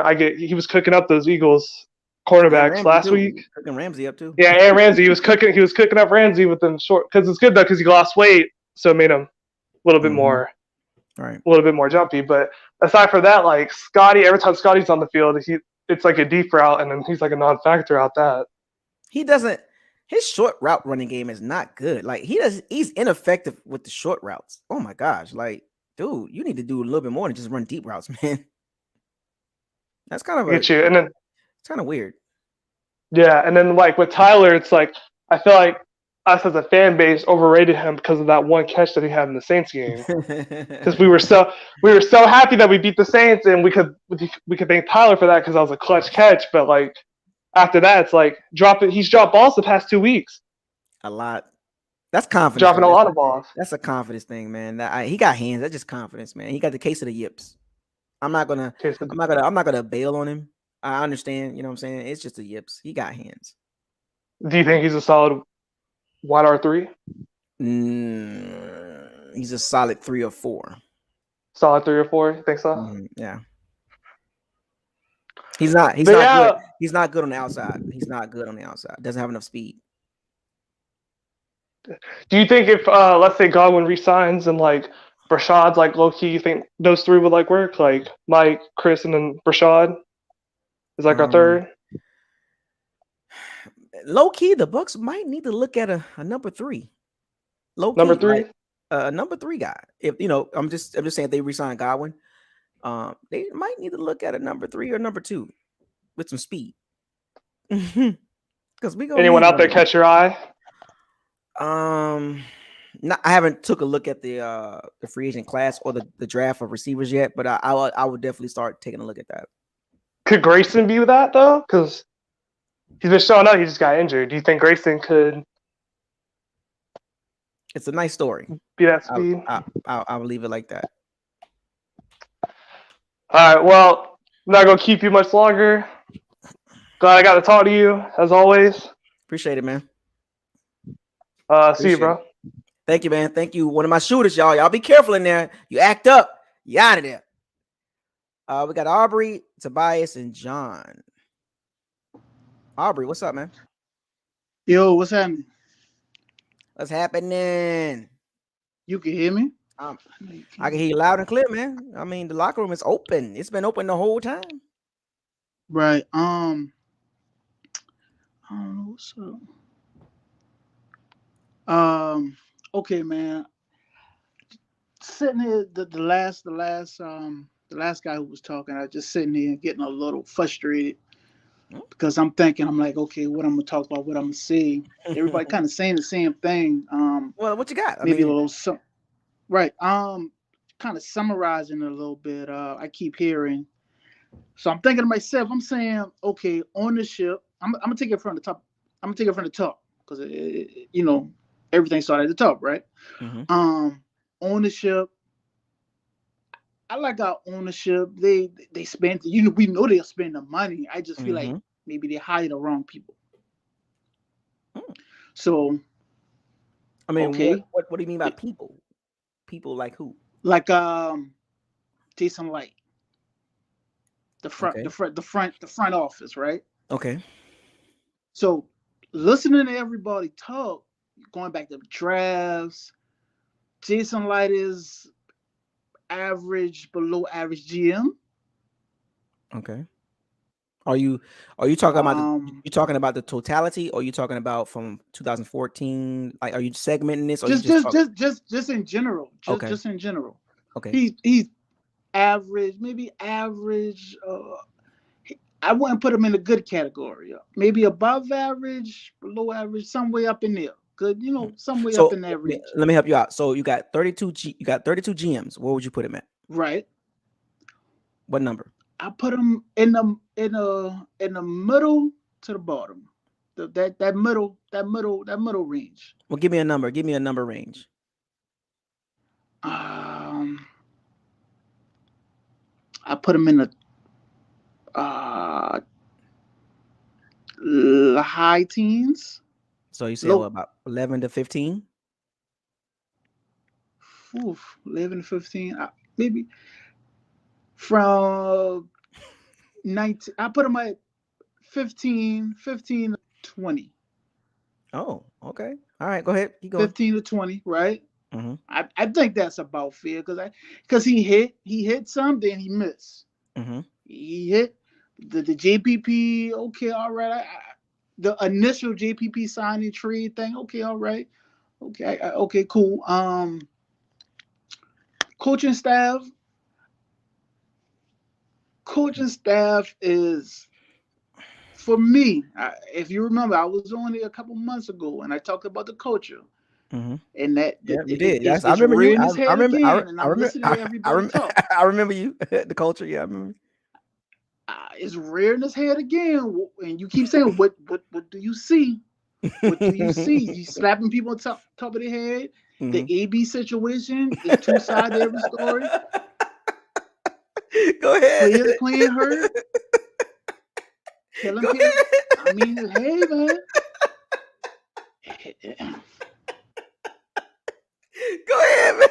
Go ahead. You got it, baby. It's you right here. This all you right here, man. I'm with you. So I'm listening. Where we at, man? Where we at with this? Once again, like I said, ownership spend money, but they hiring the wrong people. Oh boy. Light hired BA because they homeboys, and I mean, we got lucky with Tom. Hey man, this is the same looking. I like putting you, players in the bad position. I mean, hey, where we at right now, man? I think it's coaching. I think it's coaching. I think people tiptoeing around it. I think the problem is coaching. Mm-hmm. They're not going to do it. They're not going to get rid of everybody and bring in a new coaching staff. They're not going to do it. But I think it's coaching. I don't want to. He said, hold on. He said, slapping people in the head. Man, come on, man. Oh man, I needed that laugh right there, boy. Good God, over. He said, slapping people in the head. Oh my God, he got fined for that too. Yeah, 50 bangs. Not a good look either, man. No, man. Come on, and correct me if I'm wrong. Levante Davis said the organization is in some type of turmoil or something like that. I read that. I read that quote, man. There was some stuff going on behind the scenes. If that's one of our leaders saying that, and Tom is holding us hostage at the moment with goddamn Bill Belichick wasn't going for it. He ain't been going for it. He been ready. He been ready to get rid of us behind. Oh my goodness, he said holding us hostage. So now look at us. Now everybody want Aaron Rodgers. Look what's going on, man. Listen, man. You want to build your organizations like Baltimore, like Pittsburgh, like these different organizations. It's not just one player, man. It's a culture. We're going for the bad female. Nah, we don't want the bad female. We want that female we can build with. Mm-hmm. And it's not that. We knew coming in, BA probably wasn't going to be here for a long time. So you're saying you're saying we went and got the Instagram model versus like getting the average chick building with her. That's what you're saying? Like, oh yeah, you make her get right. We gonna get your credit right. We gonna do this thing together. No, we ain't did that. We gonna get the bad one with all the problems low key. And when the problems start rearing ahead, she embarrassing you at goddamn business at the business dinner. She acting a fool. She flirting with the boss. He said slapping people in the head. Oh my gosh, that was funny right there. Now look, man, we on national TV looking crazy. Looking crazy. We look crazy, man. Man, I don't know, man. Them boy had a brain fart and we got back in the game. Other than that, it was a blowout. We didn't score. We lost to a team with 2 starting tackles out and the coach wasn't there. Are you kidding me? That was the Saints game. Are you kidding? A divisional? Are you kidding me? Y'all couldn't get up for that? Okay, that's cool. Come on, man. Oh man. from what I'm hearing from everybody and from what I'm seeing, I think we got some talent. I think we got talent. I think we got good talent on our team. So let me get back to this Jason Light thing. Since we started at the top and we working our way down, Jason Light, Bruce Arians. So okay, so if you got Jason Light, 15 to 20, what do you put Bruce Arians at as far as coaches? Man, right now, man, hey, man, see, I got him low, man. I don't got him up there, man. I got him in the low 20s at this point, bro. It's like when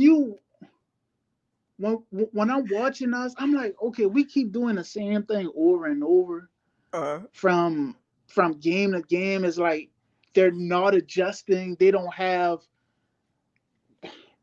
It's no emotion. It's like, man, no, man. It's no.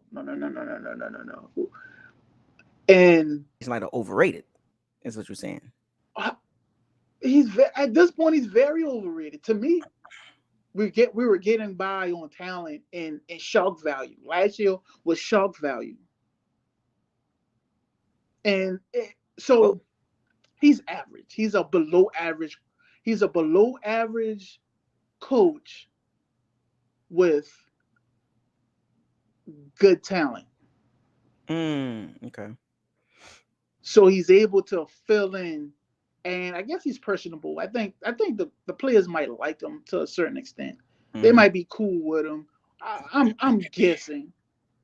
So they're gonna play, but the coaching. Once again, how do you measure yourself? Once again, to your point, when we play good teams, good to great teams, or go against good to great coaches, how we look. Because I was coached damn near all the time. I mean, look, I know I bring this up from time to time, and I've been bringing it up a few times, but I'm gonna remind people, right? So what you're getting at, so you're basically taking what I'm saying when I say the Bucs are 8-0 against teams that have one or more of the following: a rookie head coach, incompetent roster, a bad scheme, major flaws. We're 8-0 against those teams. We're 5-4 against teams that have a competent coach, a really good coach, a really good roster, a really good scheme, and coordinators. We're 5-4. We're 5-5 now, but So when it's time to do that, maybe that one little thing to kind of put you over, or we don't seem like we can do that. Like I said yesterday, we got back in the game because I don't know what they had. It just, I guess they decided to make it. You ask some people, Vegas made a call, make it. It was weird, man. It was weird. It was weird. Kind of seems low key. It was but weird. Whatever. They started fumbling. I'm like, why y'all running the ball? Keep passing. We can't stop you. Y'all playing 50 yards off the ball. Just throw the ball. So okay. Now we getting into the game part of it now. So okay, you made your point with the GM about him being below average to below average, with his picks hit and miss, and the coach not really that good because of his overall ability. So let's get to this Lavonte David comment, right? And I read the quote, and he didn't go in details. He just said there was some stuff going on, and injuries, and he kind of said turmoil, and it was like, whoa, what are we doing? Like, and it was highlighted. And it's like, whoa, like there was other stuff going on that was covered up during the season. Because we know about the AB. We know about the AB. I know he was talking about that too. What else would we have here? You know what I'm saying? What else? I'm wondering. Here? I'm really wondering, man. Because like I said earlier, you want to get back to the field, but Tom Brady. Correct me if I'm wrong. I'm asking for a correction here. You you about to say so? Go ahead. It's about to be a good one too.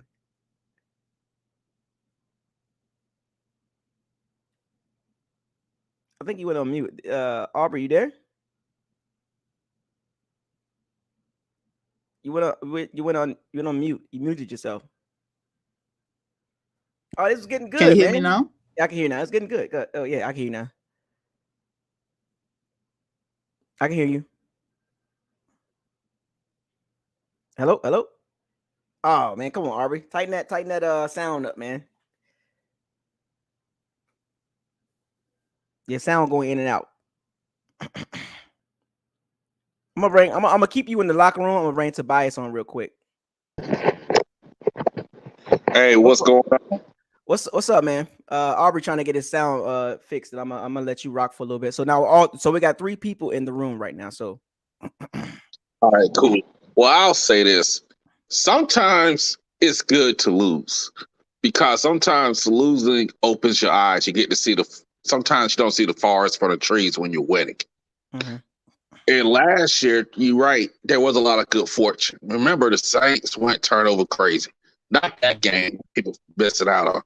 The next game, Tom Brady threw 3 picks in a quarter, and the Bucs still won. How often that happens? That was the Green Bay game. Yep, that was the Green Bay game. He threw 3 picks in a quarter, and the Bucs still won. Mm-hmm. A lot of good fortune there. And remember, Bruce Arians said, hey, ain't going nowhere. But that was a franchise tag. You can't franchise him again this year because you cannot kick the franchise tag down the road.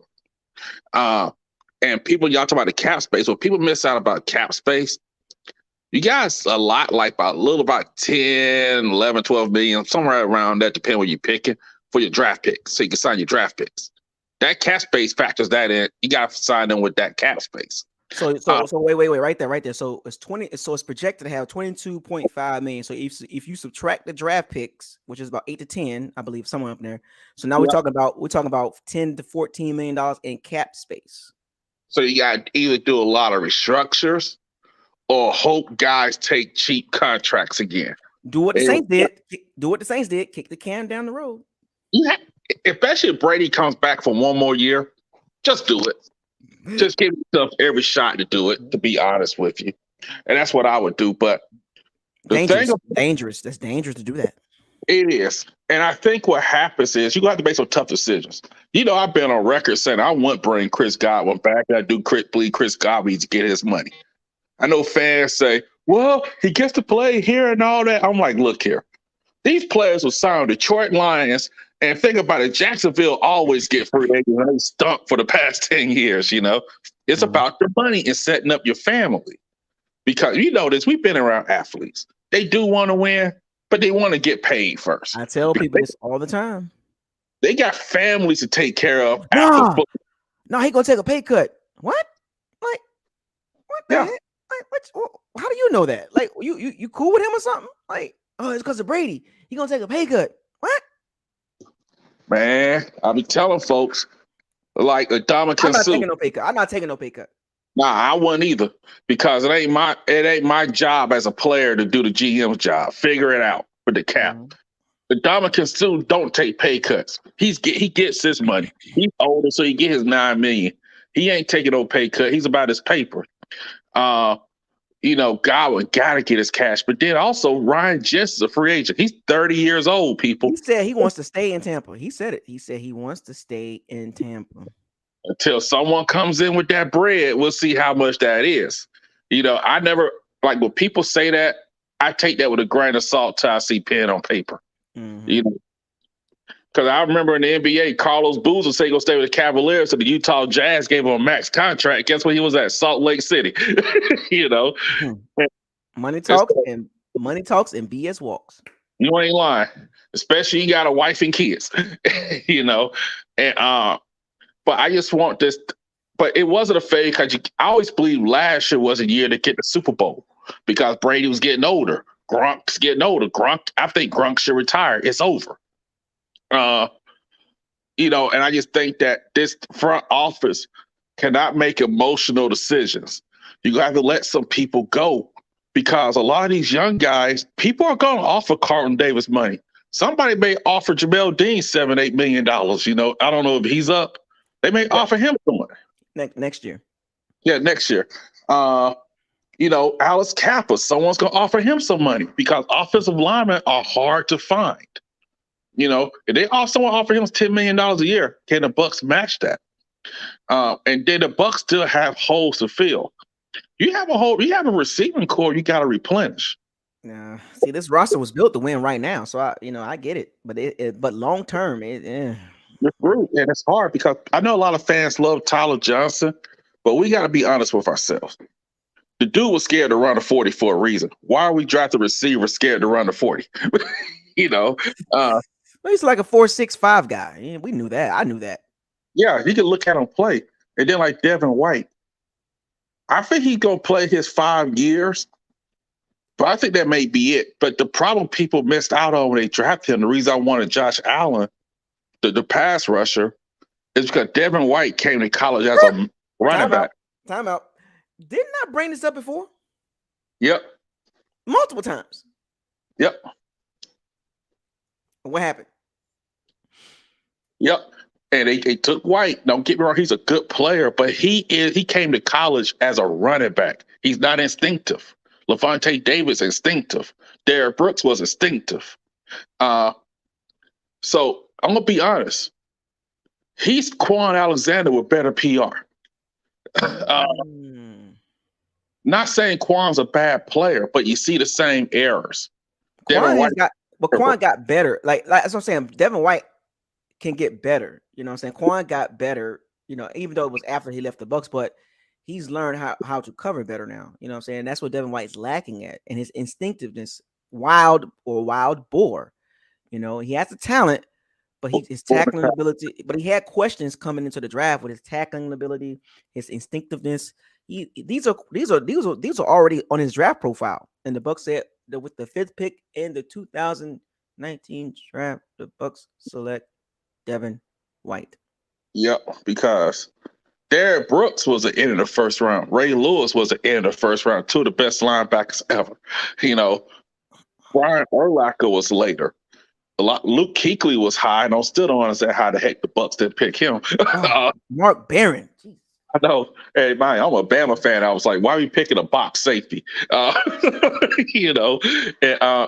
I think with this team, they are going to have quarterback. If Brady comes back, which I think he will, because he deserves that farewell tour, you ain't going to be able to draft one. But I won't be so crazy in trading draft picks because he's done after this year. He comes back because you may have to move up because you got some good options coming out next year in the 2023 draft. But the problem is also with this team, you got to be honest. Shaq Barrett's a good player, but he's not elite. And he was a fool for taking a pay cut for that reason. But I max out his money. He's not a Myles Garrett. He's a good player. But I said this last year, I said it again earlier this year. When was the last time Shaq Barrett dominated a good offensive lineman? A guy that you would pay plus. Wait. Hold on. So he asked the question, folks. Does anybody remember what game did Shaq Barrett dominate against a top tackle, right tackle or left tackle? Does anybody remember that? Can anybody find a game, or can anybody recall a game? Because I'm not thinking about it right at this moment. So if anybody in the chat room can kind of throw a game out, let me know. Yeah, because JPP he's just old and he's older and just beaten up right now. His body's done. But we seen JPP do that when he first got to the Bucs, But he is at the end of the line and everything. He's a warrior. We've seen Sue dominate. Heck, Von Miller is past his prime, but you see what he could still do. Aaron Donald, you saw what he could do. You notice this time against the Bucs, they moved him around the line. They put him on the end sometimes. They moved him. And we can say we want to about injuries. The Rams and the Saints are just bad matchups for the Bucs because they are not afraid of Tom Brady. The Saints will check you one-on-one. Yeah, you may get us a couple times, but we're going to still beat the heck out of you. The Rams, their offensive scheme hurts the Bucs because you have to tackle them in space. They ain't throwing a bunch. They ain't throw a bunch. They only threw one or two deep balls. Those balls are underneath. They were making move the past couple of years they played them, running, tackling in space. Because Carlton Davis is a good corner. he is a good cornerback in my opinion. He is going to be second tier because he's not the fastest, twitchiest guy, but he's a good player. He gives you everything he has. Jamel Dean may run a fast 40, but he's not a twitchy guy. But he's a good number 2 corner because you still got to have a good number 2 in the league. It's what happens is once you got to bump those guys up a level, that's when you get in trouble. We all know that playing ball at any level. A number 4 receiver looks a whole lot different going against that number 1 corner. And it's so interesting you bringing this up because the Bucs fans, and I've brought this up multiple years, one of the biggest things that the Bucs community as a whole is talking about, what was the pass rush? What was the pass rush? What was the pass rush? Where's the Drew? Well, we could have had Josh Allen. I'm saying. Because you should not draft a middle linebacker number 5. Talking about his blitz when you got a pass rusher on edge. And Josh Allen has done well so far in his career, by the way. Even on the Jacksonville Jaguars, he's doing well. Yes, he's doing well. And because to be honest, excuse me, it is much harder to find an edge rusher than a middle linebacker. You just need someone competent at middle linebacker. Right. So, because you find like Fred Warner, he wasn't a first-round pick. Bobby Wagner wasn't a first top 5 pick. You just got to get those guys and find them in the right system. But I just think that y'all said coaching. The problem with BA is I think he's a better teacher than X's and O's guy. It ain't nothing wrong with that, but wait. So, his X's and O's. So he's saying, okay, well, he was an X's and O's guy with the Browns and the Colts and the Steelers. But because you remember he got fired from the Steelers. Here's the problem. He's still butthurt about that. Yeah, because here's the problem with him. Ben Roethlisberger got the heck beat out of him. Oh, that's why they fired him.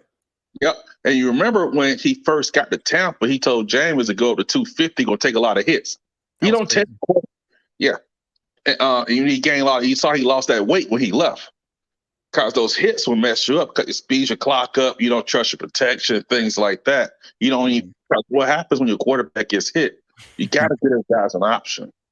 And you saw Sunday with Brady. They didn't have an option, but they still should have ran the ball 20 plus times. So what people don't realize, it ain't about the yards. The Rams did it. Yeah. The Rams did it. And it's how you know who played ball. It ain't about the yards. I said this. It's about making that defense think for a half second. Those guys knew Brady was throwing 45, 50 times. They were coming. They weren't worried about the run. They played right into the Rams.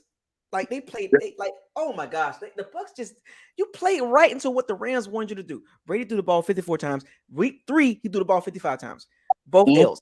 What is the Bucs thinking? You don't do that against a team like the Rams or the Saints. You just can't do that. You can't. Because you got to slow, because the run makes you think for a half second. Because that's all you need. Bingo. Especially because let me tell everybody this. And anybody who plays football, even at high school, knows this. Especially if you down an offensive line, especially a right tackle, because right tackle is just a support that's left nowadays in the NFL. Run the ball. Offensive linemen prefer to run block over pass block. You help them out that way. You give them a break. I know Donovan Smith had a terrible game. Terrible. But maybe if he ran the ball more, maybe that would have helped him out some, because he's not a fast guy. Let him lean on Von Miller and Leonard Floyd. The Bucs had the bigger O-line too. Like, come on, man. Run it. And you're only missing one guy on the line. You can still run the ball. At least because Leonard Fournette could wear you down. That is a bull. The 49ers ran the ball down the Rams' throat. Yep, that's how they got back in the game, because the quarterback stinks. And by the way, that's why QB wins is not a real stat. By the way, yeah, people try to put that stupid stat. I don't believe in it. I don't pay it no mind. Yeah, but the Bucs, what I would recommend if I was in Jason Light's ear, if I had a beer with him, I would say no matter what, look at San Francisco, even Tennessee. I know they lost. both sides of both offensive lines, the offensive lines and the defensive line, their front sevens, got them where they are or were. Because if your trenches are good, you're going to be in most games. They will keep you alive. And so don't go into this trap where you're trying to go all in for Brady to get a bunch of receivers. You got to build those trenches up because let's say, because what I've been telling people, he wasn't that great this year. When you think about it, he wasn't great on the road at all. How many good road games did he have? And they threw a lot to goose his numbers up a bit, kind of like they did Russell Wilson's triple-double year that year.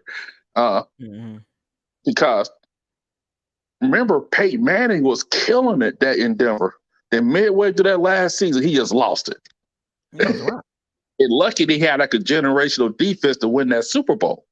And so I'm thinking the Bucs gonna have to take care of those trenches because I think Leonard Fournette's gone anyway because Bruce Arians don't believe in paying running backs. This is how you know what time it is. Now I'm gonna use the Chiefs as an example. They went and got 3 O-linemen. They went and got 3 of them things. Creed Humphrey, a Pro Bowl center, rookie by the way. They went and got Trey Smith, a right guard, and they got Orlando Brown. They was like, forget that. They had to. They saw what happened. And the Bucs in position, the Bucs interior, as far as the right guard and the center. Don't be surprised, and I would not be mad if they draft a guard or center in the 2nd round or 3rd round. I would not be mad.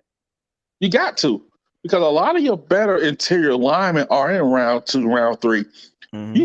Honestly, I would draft fronts. I would draft offensive, defensive line every year in the top 100.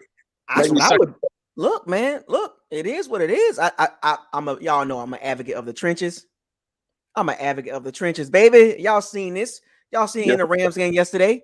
Where the pass rush at? Josh Allen, by the way, for the Jacksonville Jaguars, is 24 years old, a young pass rusher.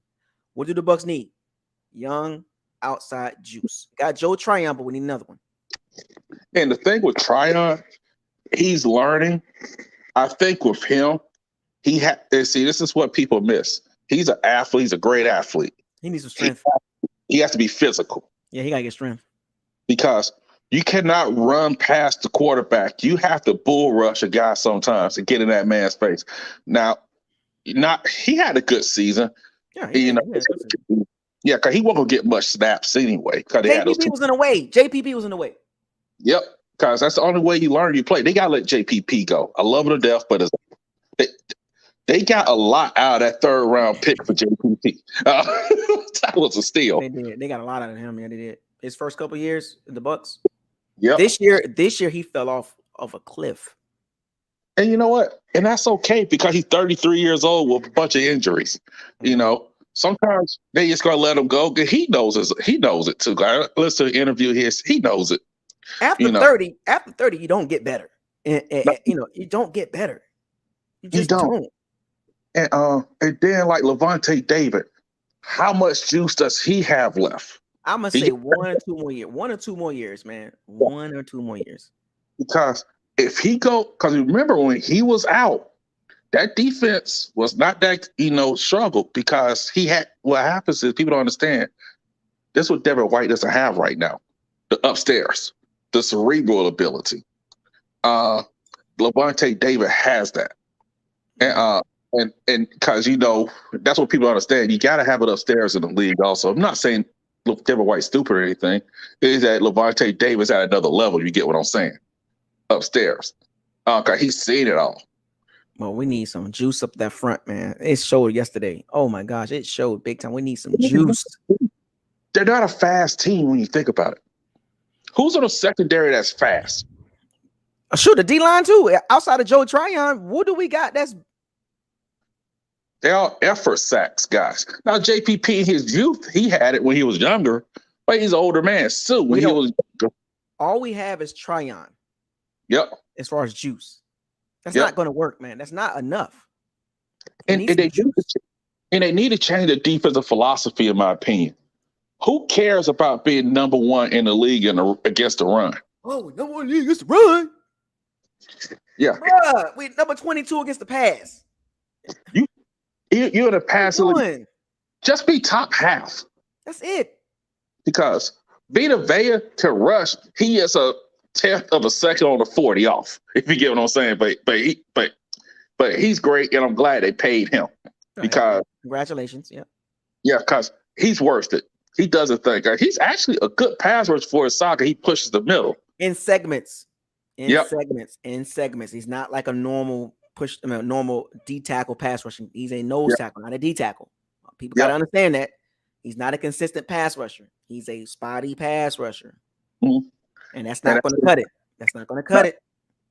And here's one thing, because I like the Tryon pick. I wanted Christian Barmore out of Alabama because he's a defensive line. Somebody else said that. And we passed him up. Because he could also rush the passer as well. That's what we need. That's what we need.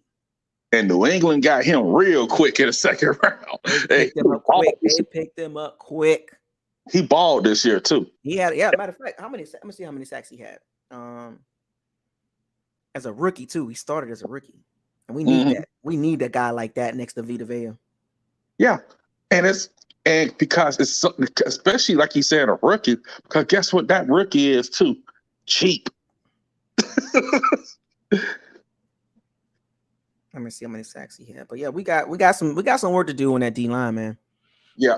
That D line just did not look good yesterday. And you can spin it how you want to spin it about this rushing defense crap, but you see that secondary, man. Oh my gosh, that D line gave the secondary no chance. Think about this. The 49ers secondary is not good. But guess what though? The pass rush is. Hell, the Rams, awesome. Who was number 11 on the Rams that was getting cooked all the time? But Darius Williams. But that pass rush hid him a lot of the game. Mm-hmm. And see, when people talk about Brady get the ball out quick, it's not about holding the ball in the pocket because it's partly the play. If you disrupt his receivers, he will hold the ball a bit. Do you have a quick twitch guy? Do you have that outlet? I just think people just say, oh, he holds the ball the way he gets sacks. No, because sometimes the play requires you to hold the ball for a tick. Mm-hmm. Sometimes Mike Evans, for example, is not a quick twitch guy that can get open super quick underneath. He's not an underneath guy. The Patriots had those guys. They built with those guys. And I know people say he did more or less. But here's the problem. It's not about your name on the back of your jersey. It's what Belichick always says, do your job. Because that last play when Cup caught that deep pass, it was because folks didn't do their jobs. Because you should not have a safety one-on-one with Cooper Kupp. And that's what it's about. You got to get some of these guys that would do their jobs. I'm not saying this team is going to be terrible next year. But they're going to have to make some tough decisions. Some people are going to leave. They're going to make financial decisions. And I'm not mad at them because they already got their ring also. They good. Let me ask you this question. Well, I guess it's a question and a kind of a statement, whatever. I ain't going to say a statement, but a topic to talk about. Bomber Leftwich is the finalist of the Jacksonville Jaguars job. He's got a second interview scheduled for the Jacksonville Jaguars. So he's a finalist for the job. He interviewed well to get past the first round. The second interview is basically to confirm what they're thinking. Mm-hmm. So, Bucs fans in the chat room, in the locker room tonight, there is in my opinion, I believe there's a 55% chance he gets that job. He's going for his second interview. I hope he gets it. I hope he gets his shot. And because you have a young quarterback built around too who has promise also. So you got something there. And he deserves it. Because think about this. He got all those numbers with Brady. Also got 5,000 with Jameis. I know people won't talk to this, but even with the 17th game, you didn't get a bunch of people throwing with 5,000 yards. It's hard. And, I tell people that 16 games or 17 games, 5,000 yards has been done a handful of times. And every quarterback that you see on that list. Look at them. Yeah, it's hard. And most of the time, here's the other thing also. Most of those quarterbacks who threw for 5,000, the teams weren't that good. They didn't make the playoffs. A lot of those Drew Brees years, they didn't make the playoffs. But I think Leftwood should get that job, and I hope he gonna take it. I hope he gets it. But that's the other thing. Who's gonna be the offensive coordinator now? Harold Godwin, Clyde Christensen. Yep. You know, and because people keep trying to kick Byron Leftwich, say this. Don't do that. Do that. Yeah, he keep about his play calling and stuff, and it's like nobody's perfect. Nobody's perfect at all. It's about situational, to me, in my opinion. And Brady has a lot of veto power, people. He has that over, because remember now, because Jameis didn't have that veto power like Brady does. Mm-mm. You know? And I'm not saying anybody better. You get what I'm saying? It's that because Brady had that experience. He's been there. He has that veto power. So he can say you can't compare Winston's situation with Brady's situation. That's two different. You can't. You got to put Winston with the quarterbacks in his era, like in his area. You can't put Winston with Brady. That's ridiculous. And I've seen people do that, comparing Winston and Brady. You can't compare Brady. Brady, really? That's what we're doing. You compare him to Breeze, Manning, Big Ben, Rivers, those guys. And and so that's why I was telling people those are two different offenses. Because the Bucs struggled last year on offense till they pretty much had that bye week and did it Brady's way. And, because Brady's a play action guy. He needs movement to see what they're in. Peyton Manning doesn't need that. Everybody's different. Right. And but I just want Bucs fans to understand. Enjoy the ride. It was a good 2 years because even though they lost in the playoffs, still went 13-4. And had a good season. There's a lot of good teams. Hey, the Buffalo Bills won the division and they lost last night. Somebody has to lose. Right. And I think that you just have Jason Light. I don't think, even though go all in, they have talent. You may have to just tell Brady, hey, this is a farewell tour. We win. But we can't compromise our future to try to bring in some older guys who may cost money where we could develop some young guys. Because you know this, Isaiah. That it's easier now for drafted receivers to make an impact in today's NFL. That's why I'm not big on paying 2 receivers $20 million. You could draft one, and they make an impact. And I tell people this: do you pay 2 receivers over $15 million? Evans and Godwin. What are you gonna pay for? Because you need a tight end now. You're going to need a tight end because OJ's gone. Brake maybe gone. Grunk's retiring probably. Well, he came out and said his decision would not be based on Brady. Bull crap. Because, and I got to say this to people also who kept saying, well, these people came because of Brady. Gronk wouldn't even come back if Aaron Rodgers or Mahomes asked him to come back. He had that chemistry with that guy. Fournette was on the street. he would have played for Buffalo. They offered him the money. Fournette wanted some bread. He wanted that money. Yeah. And so I just think that people got to understand. And you see in the playoffs, what you are bad at bit you in the butt at the end. Tennessee, quarterback. The Packers, special teams bit them. Wait a minute. I got somebody behind, so we're gonna try to close this out. I got Aubrey coming back on. Anyway. So I wanna say this right here. And we're gonna segue to the next guy, and you can give your closing remarks. Folks, y'all know me when I bring this topic up about the Bucs, and you can close this out for me right here. Yep. It's 2 words. And matter of fact, no, go ahead and close it out. I'm gonna let you close. Go ahead and say what you got to say. I'll say, hey, it was a good year, guys. But the reason me and Isaiah was talking about the trenches. And the best analogy I could use is look at college football. They always complain about the SEC dominating. But you see what they dominate is the trenches on both sides. The trenches, don't put your money in receivers. Put your money in the trenches. Because that is what winning and losing these playoff games. Don't worry about Cincinnati getting lucky with Jamar Chase balling out. Joe Burrow still got sacked 9 times. So Remember, it's the trenches first, second, and third, and worry about receivers next. But hey, man, thanks for taking my call, man. Hey, Appreciate it. chat it up with you soon, man. Thank you, man. Thank you for coming on. Aubrey, I'm gonna bring Aubrey back on. Hold on. Hey, Aubrey, can you hear me? Yeah, you can hear me? Yeah, hold on 1 second. Let me say this right quick. I want Bucks fans in the locker room, and even you too. There's something I've always brought up and I've talked about that nobody likes to talk about when it comes to the Bucks, and it came back to bite the Bucks in the butt a few times in this game. Can anybody guess what am I referring to? Can anybody get? Can anybody come on, Aubrey? Can anybody guess what bit the Bucks in the butt? Underrated. I've always talked about this.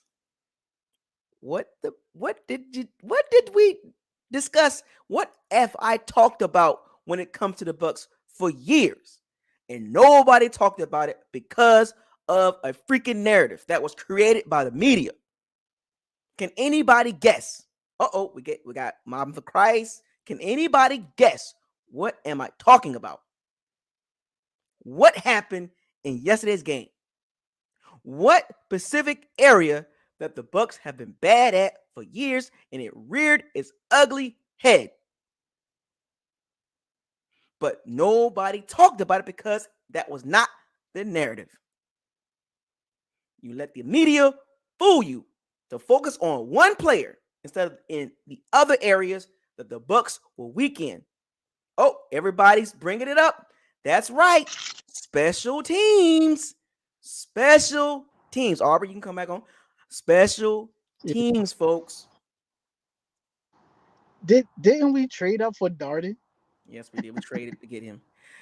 The special teams was awful. I swear he get hit every time. The first person that touch him, he go down. Yep. The special teams gets an F. Please get rid of Keith Armstrong. A Falcons fan came on here, I think last year, whatever. He told us about Keith Armstrong. He told us, he warned us about stupid Keith Armstrong. And I don't like to call people stupid, but Keith Armstrong hasn't showed me nothing. The special teams hasn't given us anything. Punt return, kick return, punt coverage, kickoff coverage. Horrible. Kicking. The Bucks kicking game, I'm going to repeat, number 32, tied with the Chargers the last 10 years. Nobody talked about that. Why? Because that was not the focus. That part of the team has cost the Bucks multiple games. But no, they didn't.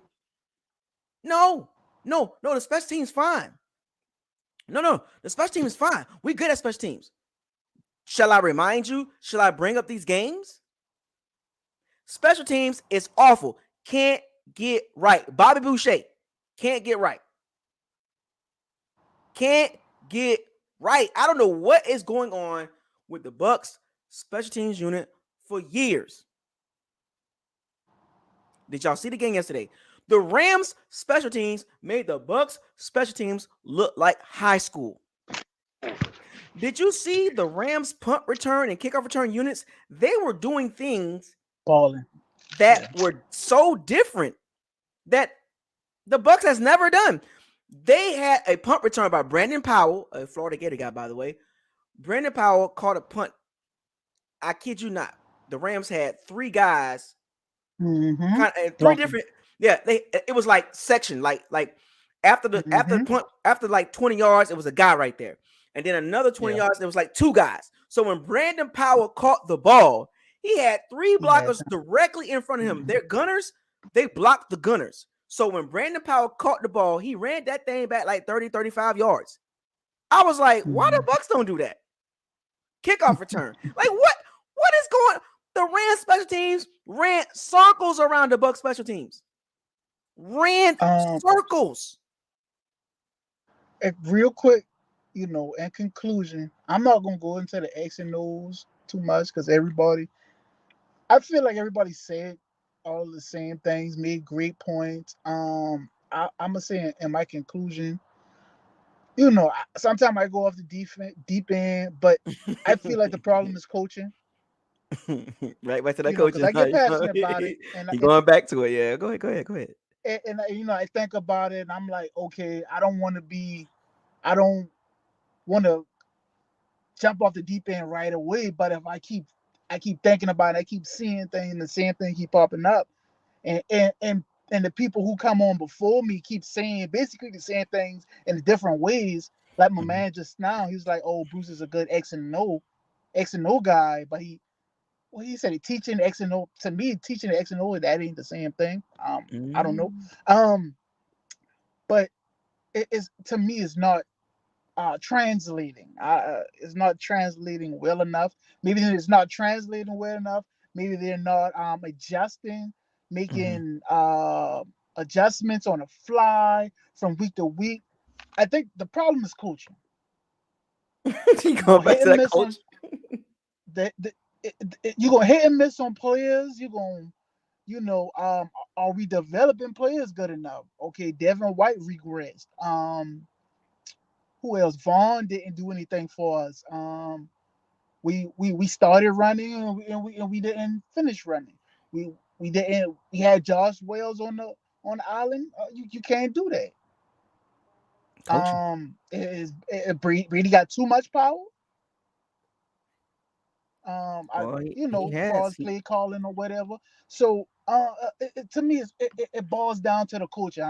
Maybe we shouldn't fire them, but somebody got to sit down and talk to these guys like, hey, man, we got to make these adjustments. I feel like maybe we're a couple adjustments away from maybe what actually being in that game for real. There are some areas in the game that if it was just a little bit better, we would have panned out better. Like if the Bucs would have been a little bit more consistent with the run game. Right. And if they would have made some adjustments, running more 12 package, stop leaving Josh Wells by himself, that would have played out a lot better. And if we would have got anything out of the special teams, my God. So in your opinion in the chat, I'm gonna go back and look. What's the point of bringing Gio in, and if we're not going to use? I don't feel like maybe he had a couple of drops here and there. You about Gio Bernard? You talking about Giovanni Bernard? Yeah, Bernard. I felt like maybe at the end of towards the end of the last, the couple games, they were kind of cupcake games, but it seemed like maybe he was getting in some type of rhythm. I thought they was going to use him. I really did. I thought they were going to use him. But once again, they got away from it. We brought Fournette in, but I don't know, man. Even Bell, it seemed like it was some type of rhythm, some type of chemistry with Brady, and then you just go away from it. I don't, The one thing am I missing something? The one thing I did not like outside of special teams, like as far as like what was really, really bad. Now you already know I said coaching was going to be the biggest factor. The running game was there. It was there to take, and the Bucs refused to do it. That's just mind-boggling. Like does that go back to Brady? It's just chatter, it's talk. I feel like it's some stat padding going on. Like it does it go back to that, or does it go back to Bruce's philosophy? Like a combination of all of it. Right. And we saw it during the regular season. Like that's stat padding. Okay, philosophy issue right there.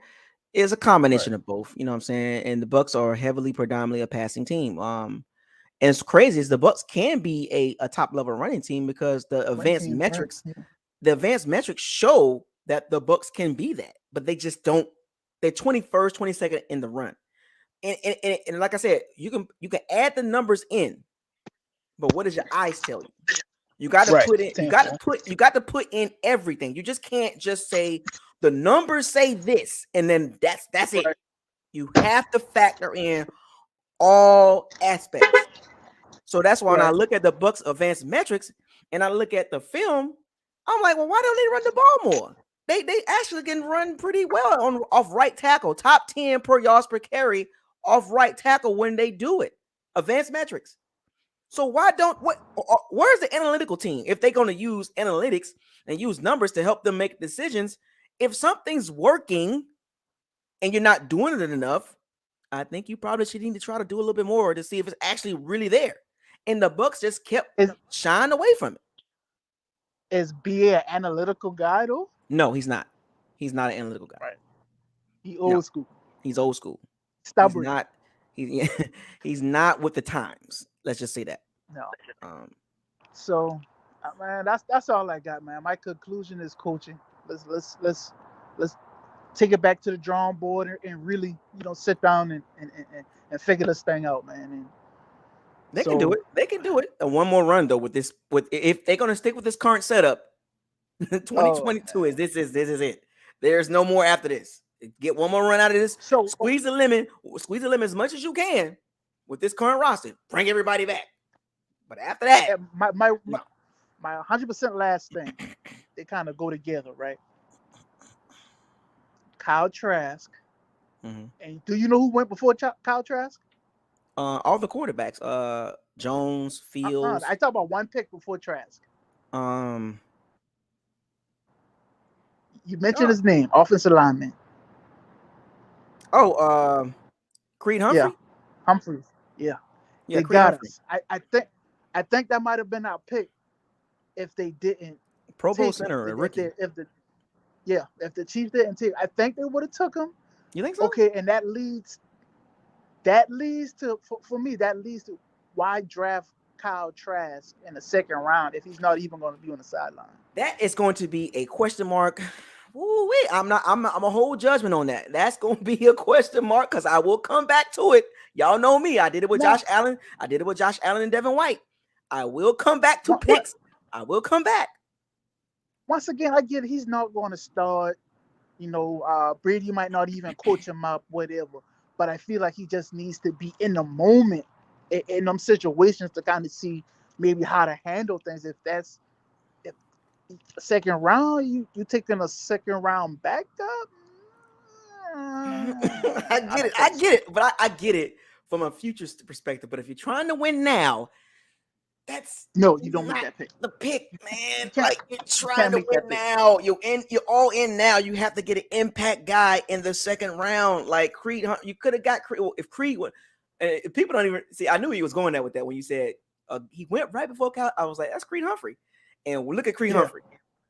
Woo, you know what I'm saying? Like it's a woulda, coulda, shoulda situation. Right. If we truly were in win now mode, then you trade up. You have the. That's why I'm trying to figure out. Yeah, that's it don't add up to what the pick don't add up to what the Bucks are doing now. Because if you're all in now, Trask is a 5th round pick, 4th round pick. You feel me? It's not the number 2, not the 2nd round pick. You don't do that. You get a guy that can contribute now. And then it was talks about the Bucks really liked the Jonathan Taylor. If Tristan wasn't there, they would have got Jonathan Taylor. I'm sorry, he got to the 2nd round. So you could have traded up if you really liked it, Jonathan Taylor, right? Right. And like that's what I'm saying. Like the mixed signals, man. That's why I can't believe everything I hear, but I also do pay attention to what I'm hearing, and I try to put my my football knowledge and what I'm hearing, and come up with a theory, right? Like if you really wanted Jonathan Taylor, you should have went and got him. You know what I'm saying? Like even if you got Tristan, you still could have traded up to get Jonathan Taylor. You get what I'm saying? Like it's just these are things I'm just throwing it out there. But the Kyle Trask, man, that's going to be a pick. I'm telling you, it kind of has to work because if it doesn't work, that at minimum set the Bucks back 2 years. At minimum, it sets the Bucks back. Right? Yeah. All right, man. I'm gone, man. I'm done.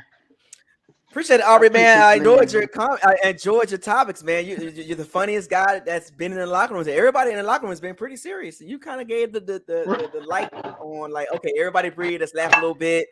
You know what I'm saying? So I appreciate that, man. All right, man. Take it easy, big dog. Thank you, man. All right, so we got Sam, and we got You Wish, one of the shooters. All right, hold on a second here. All right, so hold on a second. I'm gonna bring you guys on in a second. I'm gonna bring both you guys on if that's okay with y'all guys. So, all right, so let me bring you Wish on, and I'm gonna bring Sam on. Hold on. So I see you Wish. Sam, you there? Sam? Hello? Sam? It looks like he's responding because I saw him mute and unmute. Yeah, I He's saw it trying to too. get in there. Yeah. All right. Well, you can go ahead and kick off. Whenever he jumps in. So what you got for yesterday's close but no cigar game? You know. It ain't just about yesterday. I mean, I think it was a good game. I honestly it was nasty. It was intense. It definitely was frustrating. I had a brown paper bag, with the little cut eyes over it. I literally did post it on my social media, and I was like, man, this is it, right? But then no, and they're coming back, and there's hopes. It was just it was a roller coaster of emotions. You know what I'm saying? Yeah. It's like the football gods was with us, but then they wasn't. It was weird. It was a weird game. It was a weird game. Yeah, for sure. And so when I look back, I'm not mad at it. I'm actually happy. I'm happy that we put the effort. I'm happy. Right, look, if you put our team, what we've gone through, this is probably the best he could have got. Yeah, in a way, that's a good point. Nobody brought this up yet, and I touched on it a little bit about don't get too mad, but I like the point that you're making right now. Everything that's been happening, we're lucky to get this far. Exactly. So it's like, and I understand people are frustrated. Everybody wants to win. And I look at Brady's career. I'm like, he don't win every year. So he had this one dynasty, sure, but it's not every year. As a matter of fact, when he won his first year, the next year we won. That's right. The following year, that's where he so point is, look, I see this season as a success for the cards that we had in our hands. I think we played it the best we can. Yes, hindsight, we could have done this. We could have done that. Right. Sure. I mean, every team wants to be the perfect team, but that's just impossible. I said that. So can't do it. You can't. Everyone, like you mentioned so many times, everyone's hurt. I think the Rams lost out on their safety and left tackle. Obviously, left tackle. And we thought, remember now, hold on. We thought that was going to be to our advantage. Remember that? I seen it all over the book. Oh, it hurt. When I saw JPP going against him, I'm like, Ritworth, he's hurt. I was like, oh, shoot. We going to be, that's good for the Bucs. Replacement. Like, how is it? It was like JPP cannot get through this guy. It was like we lost Tristan and they lost Andrew Whitworth, so it kind of like it canceled each other out. Like, good. Yeah, I couldn't get through him. Nope. Bloom was actually pretty decent. He graded out football. He was low key killing it. His DVOA was pretty good. You know what I'm saying? Like, of course, the PFF and all. But but my eyes told me when he played that position for the season, the dude not bad. I said it. He's not that bad. And look what he did. The definition of our guard, Stinny. Whenever Marpet was out, I think it was Marpet. Yeah. Or it was Kappa. Marpet. It was Marpet. Kappa. No, I thought it was Marpet. Marpet for a couple weeks, yes. But then Kappa was the high ankle sprain, I think, last year. And then Stinny came in for the playoffs. It was Stinny. No, Marpet came back because he got hurt for the Saints game, so he wasn't there. But that was weeks later. We're talking about playoffs. So Stinny came in for Kappa because he got hurt. So, again, that is the definition of what the Rams took place. So they draft well. They drafted that guy. They drafted him. But again, my point is, in hindsight, like, maybe he just had a good game, but he's trash. Who knows? Like, there are, gems that are out there that will have this spectacular game, and then they just don't do anything afterwards. But no, but see, Noteboom has been like that when they call him to play. He's like that versatile guy, right? He's been like that the whole season. I had to go back and like this dude, he's young and he's progressing the way he actually lives pretty big too. I saw his size. So yeah, good feet, good hands. I mean, he literally did a great job. Like, fuck, like no sacks. I was upset. I was like, damn, we can't get through this second string guy. Like, but either way. So I mean, I do like their resilience. I really like their fight. And it shows character, like it really does. And this is why I'm so proud of my team for this year, even if we lost. It showed their character as, like, I don't know, you probably saw the interviews with like Leonard Fournette, Tom Brady, post game interviews. Vontae Davis, Obviously, to that interview. yeah, it's well, if you haven't seen it, so Leonard Fournette, it just seemed like he was so appreciative for joining our family, our community. Opportunity. We gave him opportunity. And no, but it was more than that. Like it's just the way he expressed it. It was something different from how I heard him in the interviews. Remember, it just seems different. Huh? he had a label before he got to the Bucks. Locker room, yeah, you know, he ain't really going nowhere. He's not really into the injury prone. Yeah, he's get hurt. Attitude, granted, but locker room problem. So he got to the Bucks. Yeah, he was like an AB problem. Apparently, he got around some guys. The character, right? What you brought up, he got around guys with character. So that's one thing the Bucks have done. They have drafted guys, character guys. They have drafted guys, signed guys. They got character. Even Dominican Sue at this stage of his career, character. And you know, that's a great point too, Nick. Sue is the same one. You know, this is why I don't really want to put too much pressure on the coaching staff when it comes to getting BA. I know you all in with the decision with BA getting AB, and your candles was loose. But just think about it, like, we can't control every player. We were able to manage Sue. We were able to manage Lenny. So there was some upside in maybe having some confidence, like, okay, let's just bring AB. We did well with these others. I'm pretty sure we could do well. What bothered me with that situation when it first happened, I was never all in. I was like, you can't come out and say we don't need him and literally turn around and sign him. Like, a lot of people say we don't need Lenny, and we signed him, and you know, because he would have been a cancer to the locker room. But what did Arian say about Fournette versus what he said about Brown? He didn't say the same things he said about Brown. He never said about Fournette. You know what? To be honest with you, well, I don't know if they're both the same issue. No, because we got AB in the offseason, right? No, we got him. This was in March 2020, right? That situation. Then so when we signed Brady in 2020, March, I think it was February, March. I'm sorry, March, April time frame. Here's the difference. I'm sorry to jump. So AB was a position of need because we were hurt, right? And then Fournette was a position of we need depth. That's the difference. So the approach for the two was different when it comes to the organization for the Bucks, I think. And you can correct me if I'm wrong. So AB was definitely a position of need, which is why they were like, okay, let's go get him because I think what I'm really looking at it is. Well, let me ask you this question before I add some more stuff to that. Sean McVay signed OBJ, right? Position of need. Absolutely. Right. So, position of need. You lost Robert Woods, major position of need. Now, with OBJ and AB, if you look at both of those guys, OBJ was never really a bad locker room guy. He's never been the AB type of locker room guy. Remember now, AB in Pittsburgh with the Tomlin, you know what I'm saying, with the Roethlisberger situation. You know, he was Tomlin. I don't know how Tomlin did it with Bell, AB, and Roethlisberger. Tomlin did it, right? Then he goes to the Raiders, and you see how that worked out. Locker room situation. Then he goes to the Patriots off the field.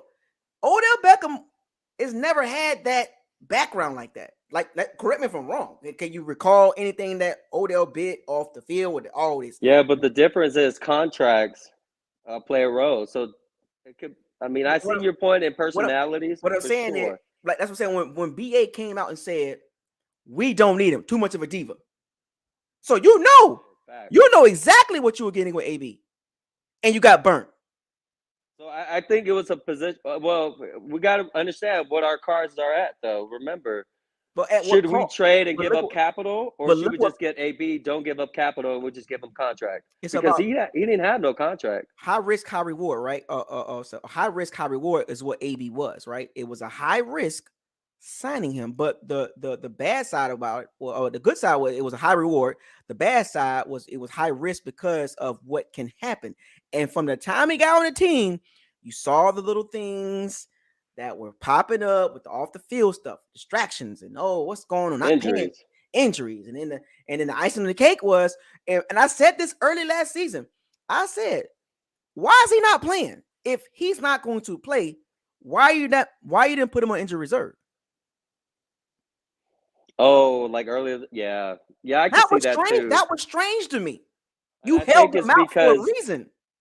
Maybe they already knew that he got caught for the COVID card, and then they were like, "All right, you're gonna get suspended." They low key push him to the side, ankle injury. That was the cover up. They knew. That's why he got suspended. The Bucs knew. I mean, it could be a conspiracy, but then yet again, it could be AB himself that he was like, I'm not telling him. It could be either or, right? I mean, we could say the same thing about Rodgers. Rodgers told his team. Rodgers didn't tell. No. The NFL did come out. They was aware of Rodgers not be immunized. They knew about that. But AB, you literally that was a federal fake. Should be a jail. Fake. And the Bucs said, okay. Well, and Mike Edwards too. And the Bucs were smart. I'll give them this. They used the ankle injury as a reason to keep him out multiple weeks because they knew it can come and bite him in the butt. And it did at the end of the season. But if they would have played him throughout the season, it could have really been damaging. Like, it could have really, you know what I'm saying? Like, it really could have got bad. So the Bucs were smart on that part. They were smart. But, I mean, let's just say, though, so the moral of this small conversation would be that the idea of the coaching staff, they are doing their best they can. And some is successful, some are not. We were successful to maintain Sue. He had a great relationship. I mean, he had a huge background. There's always been a topic about his background and what it's going to be like for the locker room when we first got him. He was older too.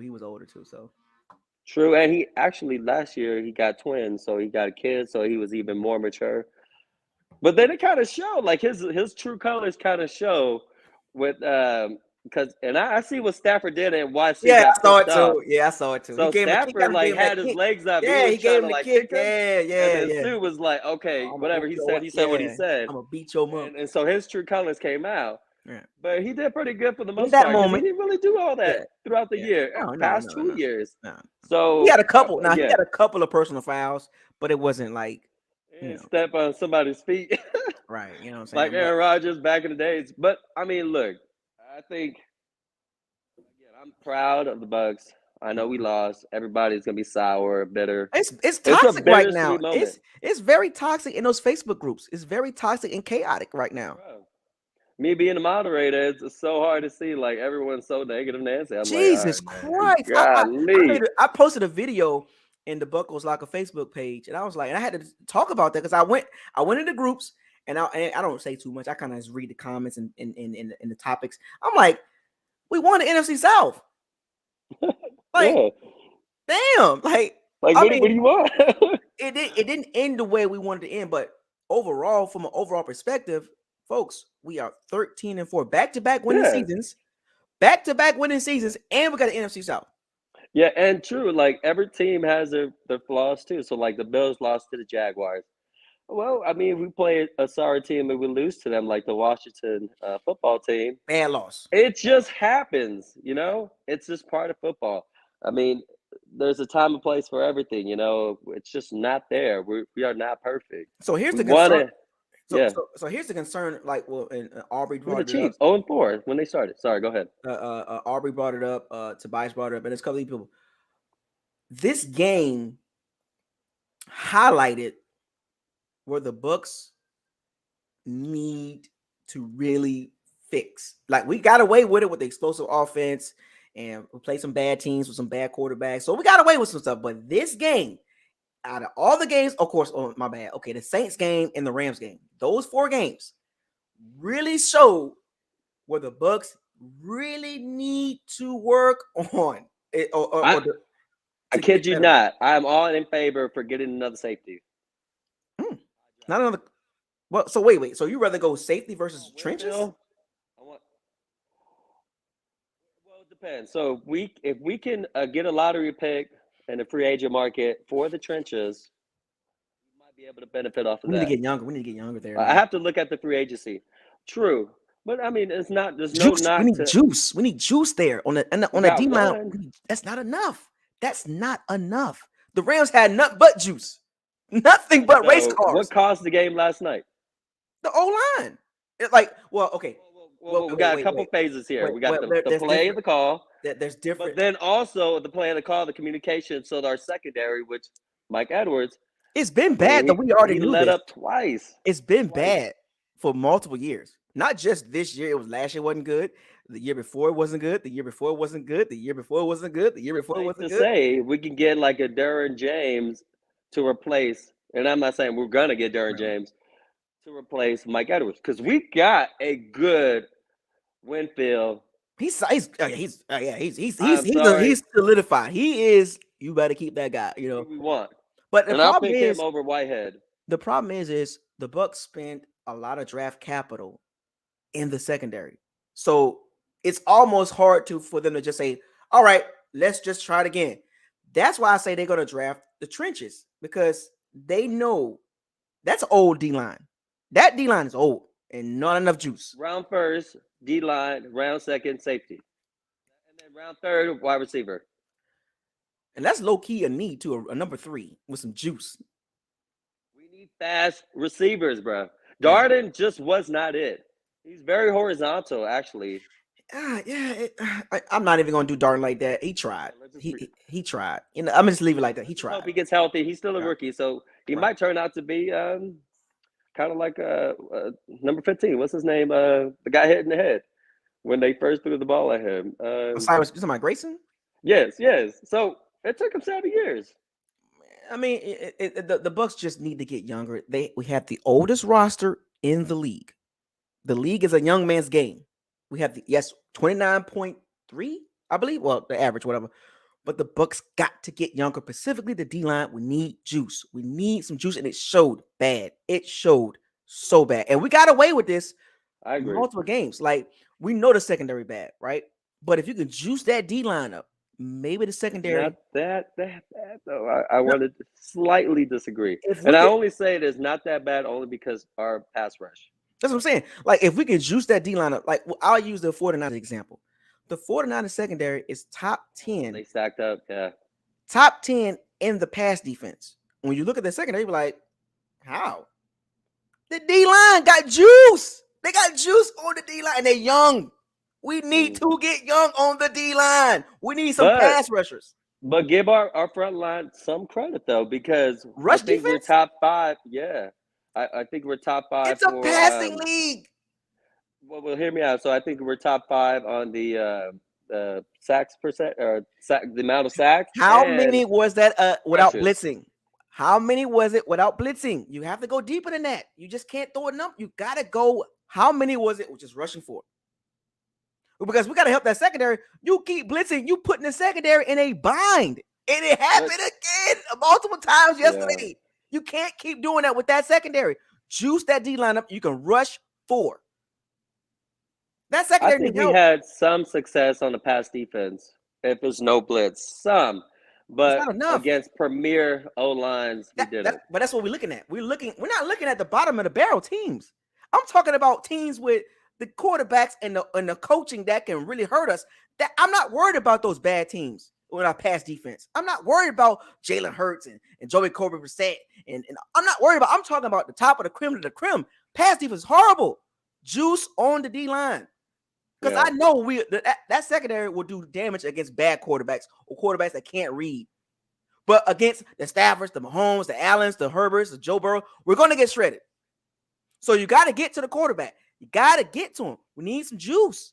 We need some young juice. Somebody next to Vita Vea, and maybe get somebody in free agency, in his like mid-20s, still got some juice in him. Don't somebody there. I have to look at it. Go grab that guy. Maybe get 2 guys. Get a D line, DN, and a D tackle in the draft. But you gotta address that.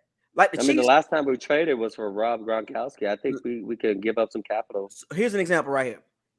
The Chiefs got 3 O linemen for their offense, right? They just said, you know what, we're gonna get 3 O linemen. The Bucs can turn around and do the same thing for their D-line. They can turn around and do the exact same thing. Go get 3 of them things. 1 in the draft and 2, maybe 1 in the like, just get some juice there. They could do the same thing, but on the D-line. Go get some juice and literally be a different D-line next year. I mean, talking about a fierce, because the Chiefs O-line is really good. But again, everything comes with their consequences too, because the Chiefs defense is not that great either. But I'm saying, but our defense is good enough. No, because it's just missing. It's just missing a component, because for Todd Bowles, well, I don't know if he's going to be around, but for that, how it's set up, you can't leave that secondary on the island like that, because it could be protected by a solid D line. Because the quarterback, I bet you if we had a timeout, that wouldn't happen. Everybody was probably confused for the play before it. But we at week. That you. What week we in, man? That's installs in the offseason, fam. Like, we're not going to do that. We're not going to do that. Like, well, no. It's too late in the season. We're talking about one and done. This ain't no regular season. I'm okay with that. Okay, we'll fix that. We're talking about one game. We can't have that. You can't have that. Todd Bowles and Mike Edwards, Murphy Bunting missing tackles. That hurt a little bit. Damn, you out of position already as it is. I'm literally done with Murphy Bunting and slot. I'm literally done with that. I'm literally done with that. He's not. We highlight so much of the bad than the good, though. But I'm saying the secondary is not. I said this. It's not horrible. It's not great. It's like okay, but it could be better with a better pass rush. It's not horrible. It's not great. It's like anything could be better with anything. It's like man, but the way the Bills, same thing. If the Bills had a better defense, but they already got the best defense. Well, I'm just saying, like, I'm not looking at the teams that we know we can beat. I'm not looking at them. I'm looking at the teams that giving us problems. We got to solidify what's been beating us. 1-7 against the Rams and the Saints. Yeah. I mean, are we building for us just to beat the Rams? Or sorry, the Saints? You got to build. First of all, you got to build to beat the Saints. The Saints are the Saints. Are we built to beat the season? The Saints draft because you build to win your division first. So what the Saints did was the Saints built their team specifically to beat the Bucs first. Yeah, and then they added pieces outside of that core to go ahead and move forward. The Bucs got to do that because the Saints have been killing us with their O-line. Can't get no pass rush. Their tackles are too dominant. If the facts are there, the facts are all look 1-7. What more can I say? 1-4 against the Saints. What more can I say? And that core is coming back. The Saints core. Hold that thought real quick.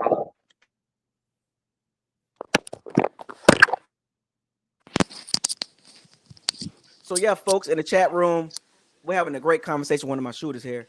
But we're just kind of breaking we're getting a little bit deeper than the typical conversations. But we just want y'all to understand, like, everything is not just surface level. You always got to go a little bit deeper when you look at teams in general in football. Yeah. And when the first thing is first is you don't build to beat teams outside your division. You don't even build for the conference, right? That's number 2. So the first thing you got to do is you build to win your division. What are the strong teams? What are they? I would agree. And you dress that first. We got to get past the Saints. We got to get over that hump, like consistently. Well, we beat them in the playoffs when it mattered. Great, that's cool. That's 1 year, but for several years they've been whooping our tails, left and right. Went 4 straight. They won the division 4 times in a row. In order for us to do that, we got to get them trenches right, because the Saints, they're not changing. they got their core. All those guys are coming back.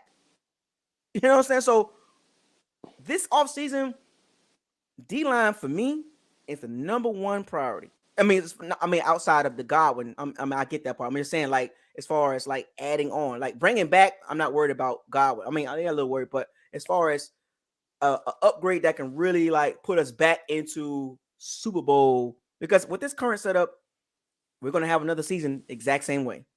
It's going to be good, and then we're going to tail off if we don't address that. If we don't do it, I'm telling you, it's going to be the same thing. Teams get better, and they get younger too. And we can't stay old. Can't stay old. Can't do it. And the last thing I'm gonna say like this, as far as with the Bucks, the Richard Sherman signing, I get it. Help the guys. Yeah. If you're going to get a veteran cornerback, get somebody that can play. Like, come on, man. Cut the crap. Richard Sherman was ring chasing. Let's call it a spade a spade. He was ring chasing. He had no intentions of playing. We could have got Josh Norman. His body couldn't hold up. The minute he played, he was hurt. And then he tried to come back, got hurt again. And then, I'm going to go ahead and thank y'all. No, you try to ring chase. The other guy brought it up, Marcus Peterson.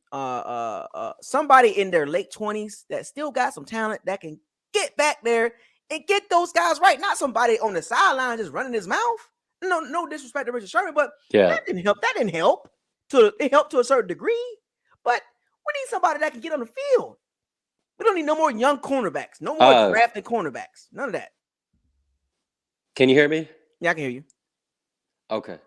No more of that. Okay, good. We got to draft a cornerback in the first round or the second round. No, that's not going to work. We need somebody already established, already that can play. Yeah. I'm going to have to look at the quarterback free agency, but the wide receiver free agency is loaded. I'll tell you that. We'll get one of them. We'll get one. It's loaded, man. We can get Allen Robinson. I think that's too much money. He's not fast. Too much money. It depends, though. It depends.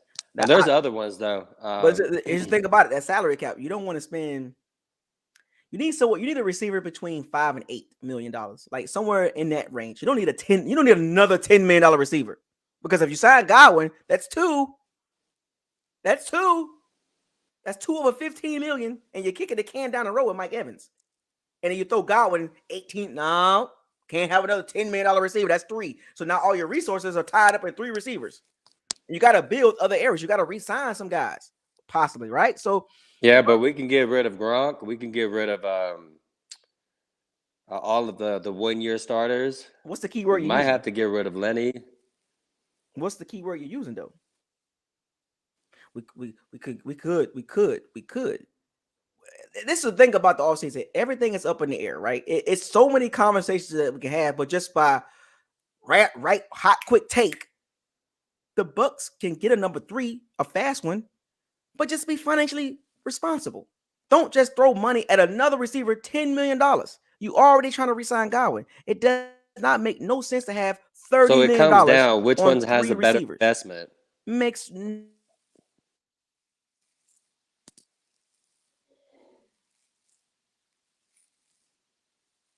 I lose you?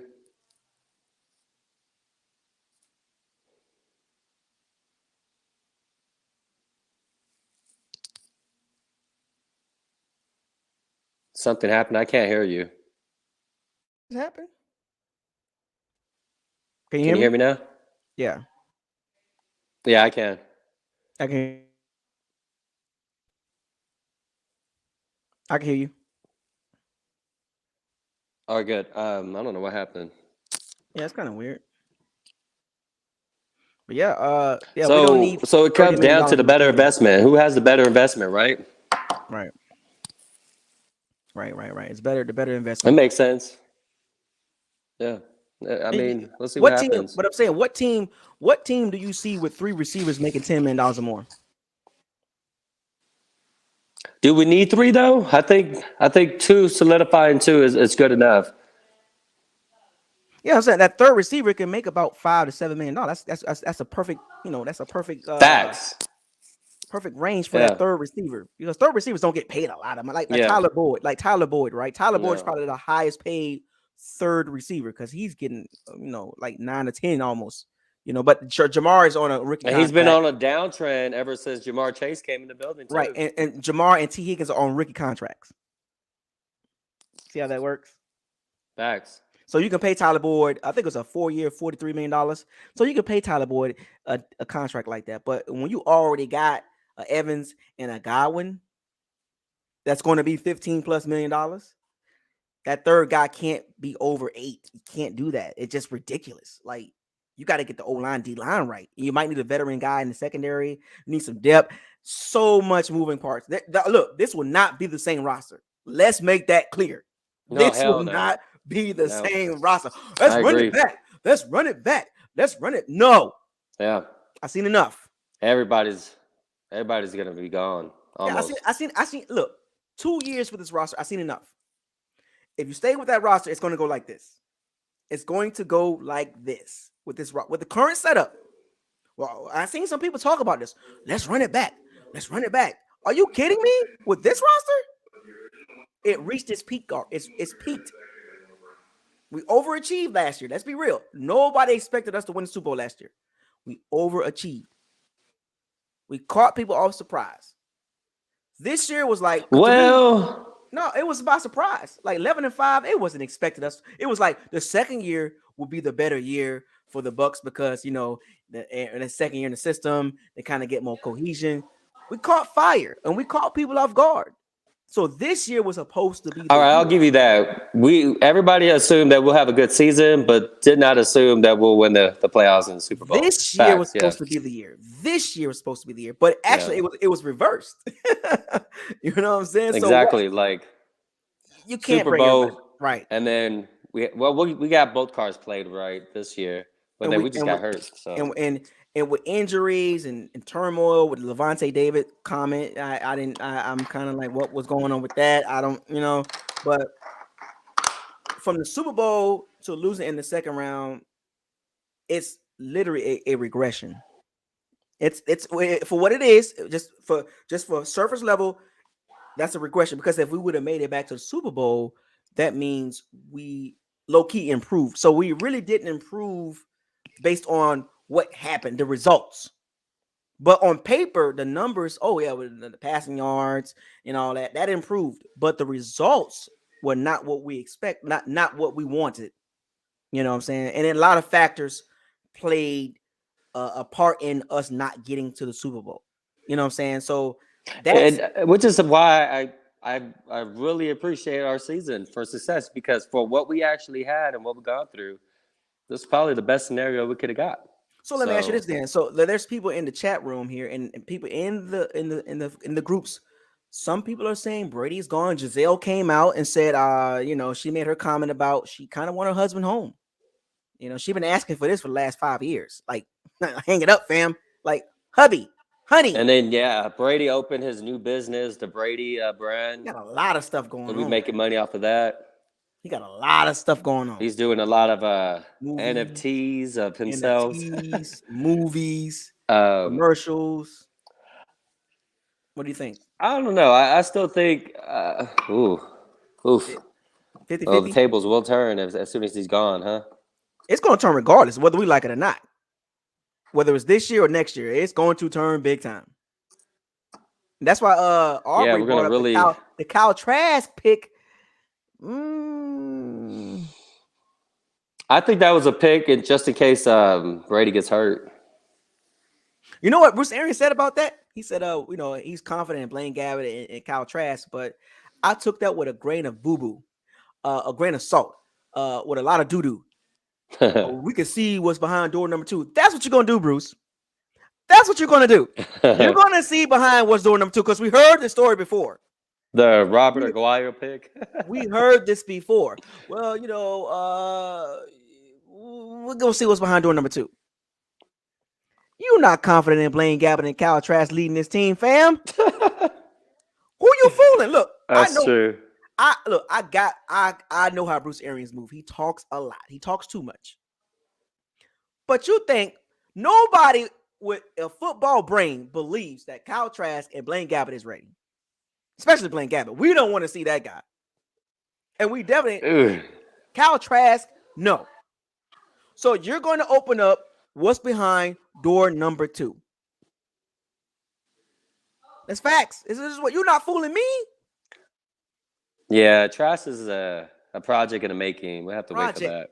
Project. So I'm confident in my quarterbacks outside of Brady. Okay, Bruce. Cap. Quit. Stop the cap. Cap. So he caps a lot. He just be talking. I'm like, dude. I mean, they gotta like, protect the brand. So well, anybody with a non-football brain would be like, yeah, Kyle Trask is ready, and Blaine Gabbert, yeah. Let's put him in there right after. Are you kidding me? Sarcastically. And here's a concern. Here's my last thing about Kyle Trask, and I'm a Gator guy all day. Rookie contracts, non-first round guys are 4 years straight up, no fifth-year options. So let's count this out.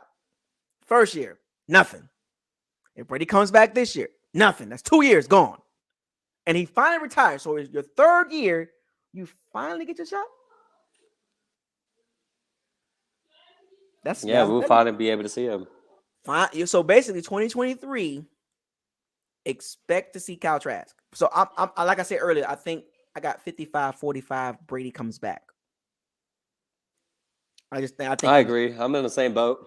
Yeah, I think he's coming back. You know what I'm saying? So that's Kyle Trask's first 2 years is non-existent, and you're on a 4-year deal. And technically, Brady's still on contract, but he could definitely leave if he wanted to. If he wanted to. Any repercussions. Yeah. But I think he wants to have a farewell tour. Yeah, I don't think this year would be it, especially with the drama, the way AB left. One more year like that, it's just going to set a bad example for Tom Brady. One more year. I think definitely Tom Brady will have one more in him. And There's no way Tom Brady exit like the way like AB exit in a different fashion. You know what I mean? And then and when he comes back for this season, I think he's going to make it clear that this is his last season. He's not going to leave the Bucs. Yeah, I agree. Is this your last season? Is this going to be your last season? He's going to be like, look, 45. This is it, because he turns 45 in August. This is it. He's not going to be like, well, I don't know. We'll see after the offseason and all that crap. No. He's going to be like, look, this is it. So basically, when in my opinion, when he comes back, folks. Yeah. Hey, so this is bold. So what do you think of if Tom Brady plays one more year, and then after that we make a run for Deshaun Watson?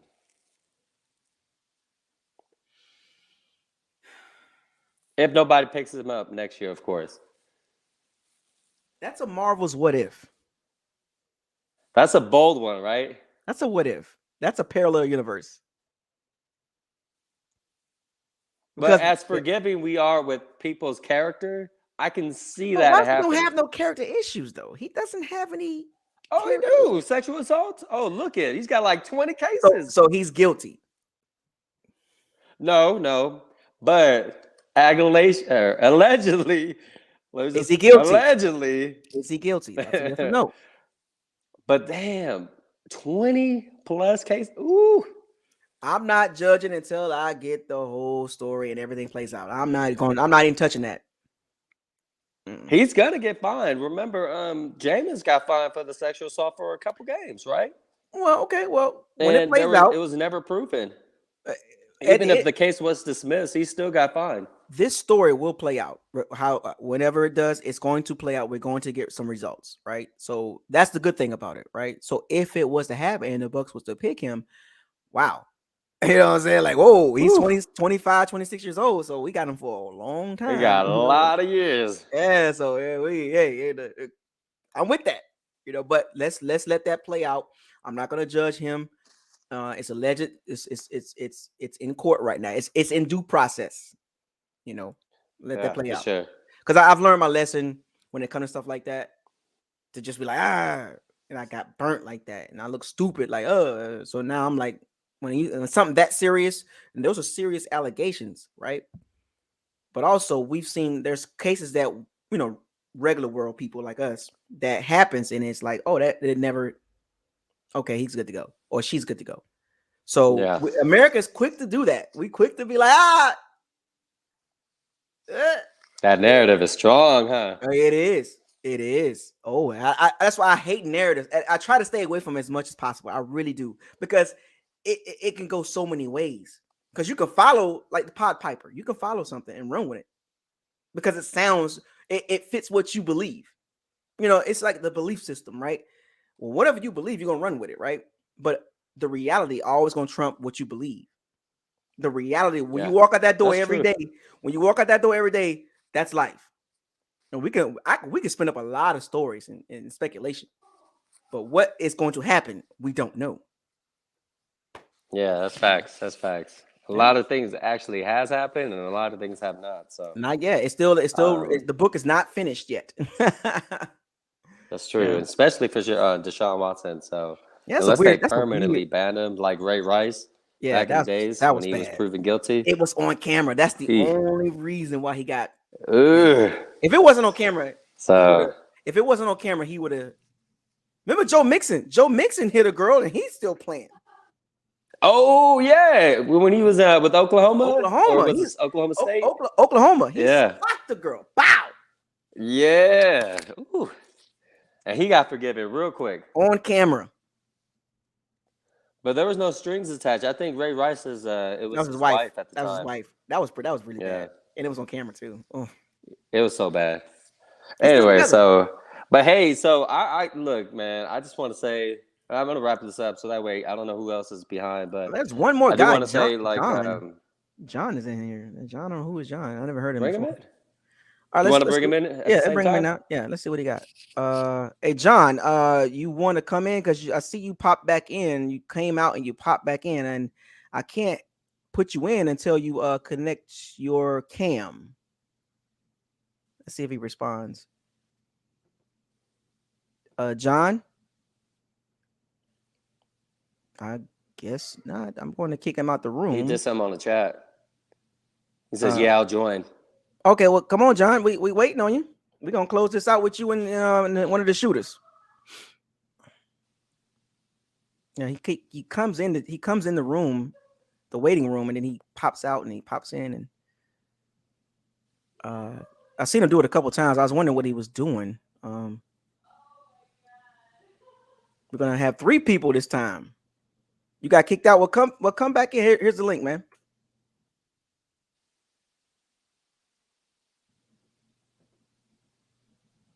Let's see if he comes. Let's see what do we got here? All right, I put the link out there. So we got about a few minutes left in the locker room. So if anybody want to join this last ride, let's close it out strong. What's going on, John? Yo. Can y'all hear me coming live from the 813? How y'all feeling, man? Are we good? What up, John? What up? How y'all boys feeling tonight? Oh, we good. We're great. Oh, we good. I've been watching you for a minute, man. It's big love from the city, man. You know we watching you. What area you live in, 813? Oh, out West Tampa. Oh, West Tampa. Oh, you out there, West Tampa. Oh man. I hate that. College Hill days. Oh my gosh. Man. You know what this city like, man. Yeah, I know, man. Jesus. Central Park out there. College Hill. But shit, it just took me a minute to wrap up my emotions. And I'm not really mad at how the season ended. Okay. It's just I feel like with all the BS we had going on, that's the only way it could have really played out, to be honest with you, with all the AD crap. I got an agreed or somebody agreed? For sure. Yeah. With all the AD crap, that's the only way we could have ended, to be honest. And sometimes it's good to lose because it's like I feel like everybody on the team had the same mindset. Like this is last year, when every year it's a new season. So this is just something for them to build off of, and hopefully BA addresses the trenches because we got to get younger over there. Of course. JPP is not. JPP is not. We can't. I think this is last year, so yeah, it has to be like we're not. We have no speed. And to me, I don't know if it's just me, but Shaq has gotten tremendously slower. Is that just me? Somebody said in the chat room that he got fat. He does look a little bit bigger.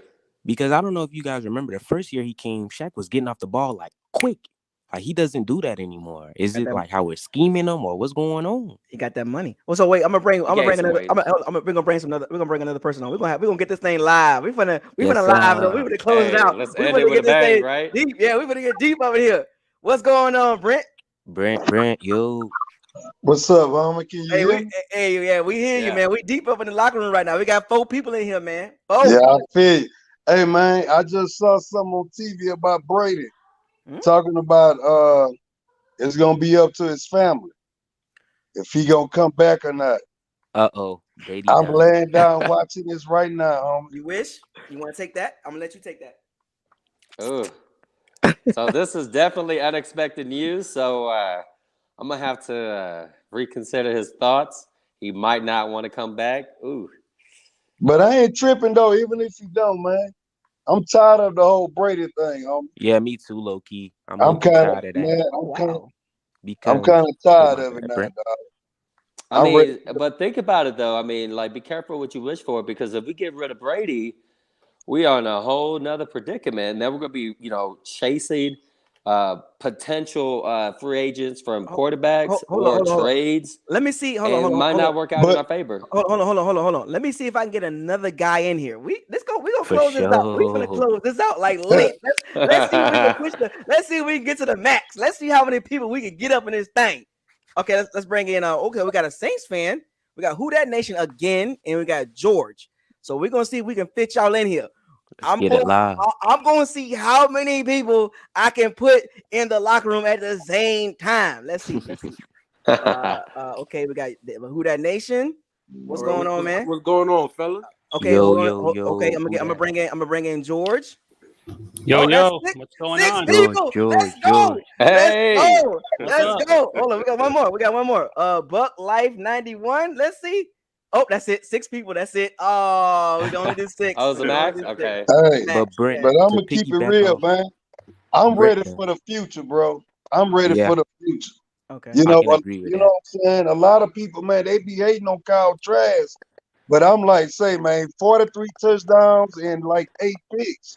Say, How man, many you of got those was going to Kyle Pitts though? You got to look at that. Yo, he's not the answer, man. We got George disagree. I feel like if Brady don't come back, we got to go get Russell Wilson. Yeah, so but we got to give him where's the money coming? So hold on a second, fellas. You wish I'm gonna let you kind of run this. I'm gonna grab something real quick. You got it? Yeah. Go ahead. So go ahead, Wish. So we got to give up capital for Russell, because he's not a free agent, so he definitely has a contract with the Seahawks. So it'll be a constant battle with other teams taking interest. So we may want to get him if Brady is gone. I mean, I'm all for it, but can we convince him to join us? Not just him, but the Seahawks organization. Even with Aaron Rodgers, the same thing too. At the same time, I don't feel like Aaron Rodgers will come to the Bucs though, just because Brady was already here. Oh, it's like bad blood. I agree. I can see that. Yeah, that's what I'm thinking too. Not necessarily bad blood. It's just like it seems like you ring chasing at this point if you came to Tampa because Brady was already over here. You feel me? Like I don't think he'll come down here. I've been writing in the chat fella. Look, I don't want interject in y'all conversation like that. But as a Saints fan, all y'all Bucs fans, right? Mm-hmm. Yes, sir. All right. Let's say Tom Brady. Well, somebody just made a statement that his family gonna make the decision. Realistically, what do y'all see y'all team moving forward if Tom Brady don't return? So we got 2 choices. Actually, maybe 3. So we got a choice to get a veteran quarterback from the free agent market. There's not very many. Or we have to trade to get a decent quarterback, as noted about getting Russell or Aaron or any other quarterback. Or we draft. Or no, I'm sorry, we go with trash. So we got to trade to get a quarterback. Man, let me say something, man. Yeah, we got to trade. Let me say something real quick, bro. Look here, man. I'm from Texas, man. Born and raised, you heard me? Right. You know what I mean? I grew up Oilers fan. I grew up watching Oilers. And when they left, I became a Bucs fan.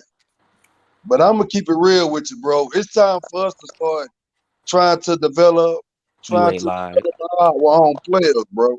You ain't lied. We got to have our own players now, man. I'm tired of all this. Let's go get a veteran. Let's go try to get this guy. Nah, man, forget that. Everybody blamed Jameis in 2019.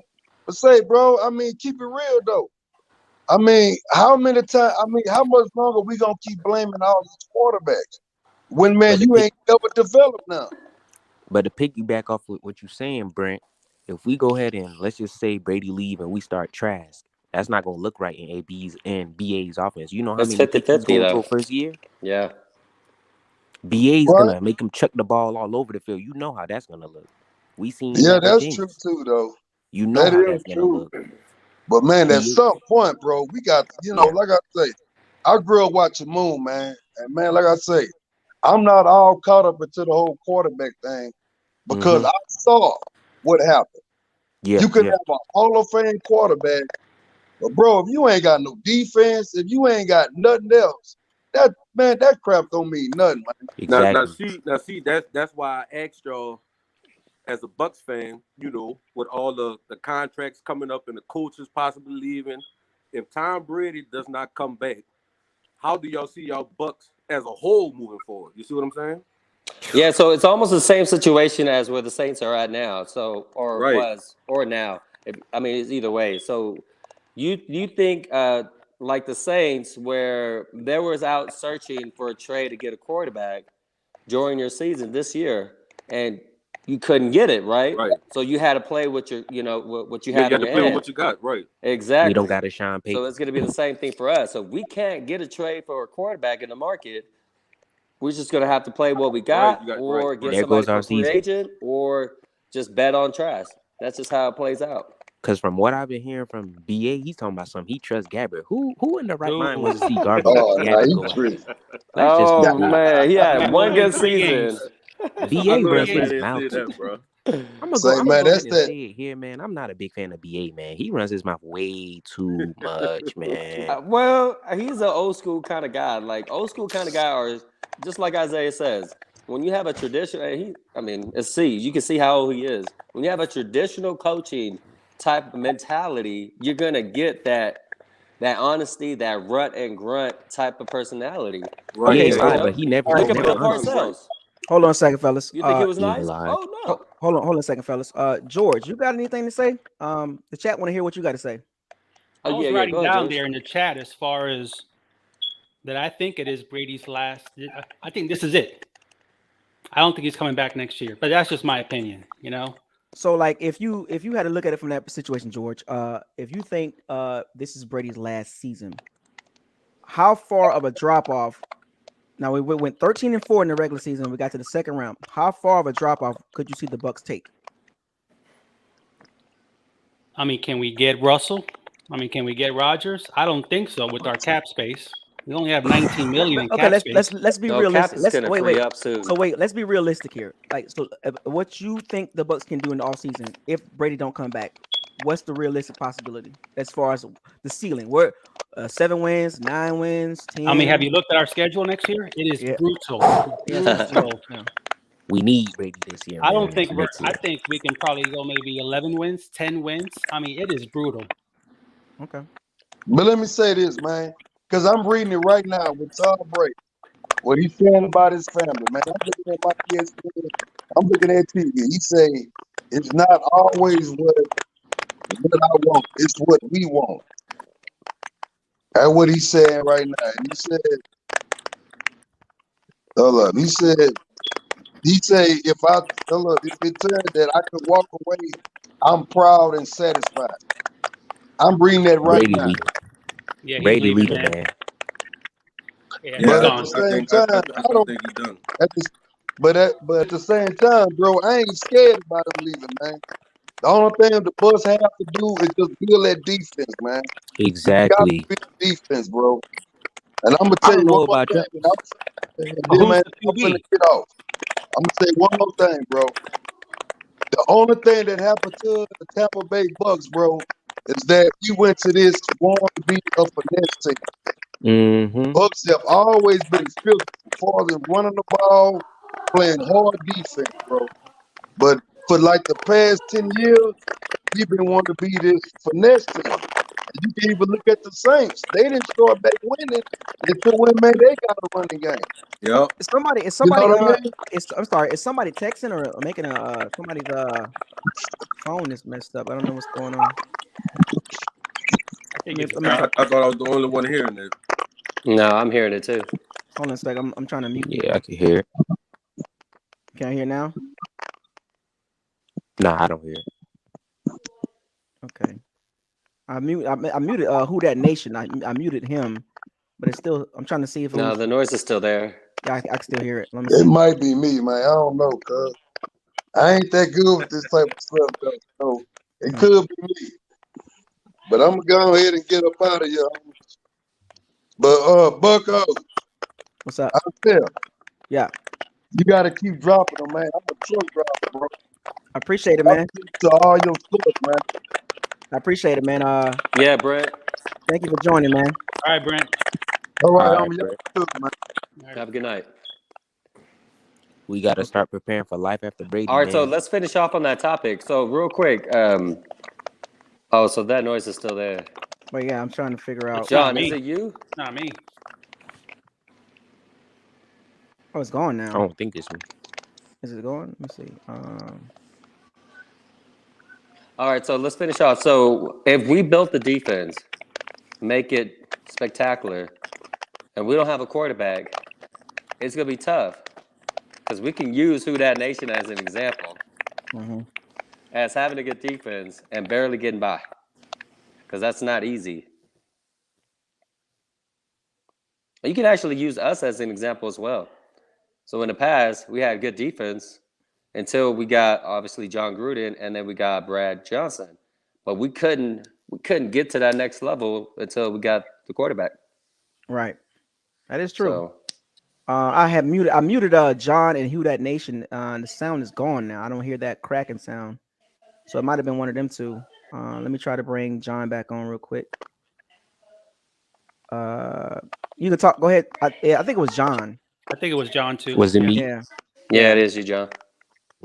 It's me. Then I'm going to slide, y'all boys. Appreciate you for having me, Buckos. I watch you all the time, man. Keep dropping. Thank you, man. Yeah, John, thank you for joining, man. All right, John. You have a good night. Y'all be easy, man. All right. So I'm gonna bring on two more guys. Marlon and Buck's Life. I'm gonna try to get rid of that sound here. Buck Life. What's going on, Bucko? What's going on? What's up, man? We in the building, man. We got the locker room filled up tonight. 6 people in the locker room, man. We're having a good conversation. It's the first time I've done this. I've done this. I was wondering. Yeah. I'm trying something new. I'm trying to end the year in this whole session on something different. I'm trying to test this out for next. We can have more people and have a bigger conversation. Trying to see if I can manage this correctly and stuff like that. So I'm testing it out. Might as well, change, right? Yesterday I was kind of like, wow, like we lost. But today I'm starting to, recover from it a little bit. Mm-hmm. So what do you think about the game? What do you think about yesterday's game? What's your feelings on that, Bucks Life? Well, I'm not Bucks Life. Oh, okay, go ahead. Yeah, well, all right. So yesterday, because of course we played a terrible first half. Well, first 3 quarters, I would say. The thing is with the Bucks is that for some reason I don't understand why we can't just start off like we always have to be a second half team. Like that could be so frustrating because it's like I don't get because they wait until like a couple drives and then they get things like to start clicking. Mm-hmm. You know what I'm saying? And that could be like, I don't know if that's the coaching or if that's just straight up execution, but that's one thing. And that kind of came and bit us, you know what I'm saying? Like, back yesterday because all year they've been, they've been screaming about these slow starts, but here we go again with these slow starts until it was too late this time around. Now, you know what I mean?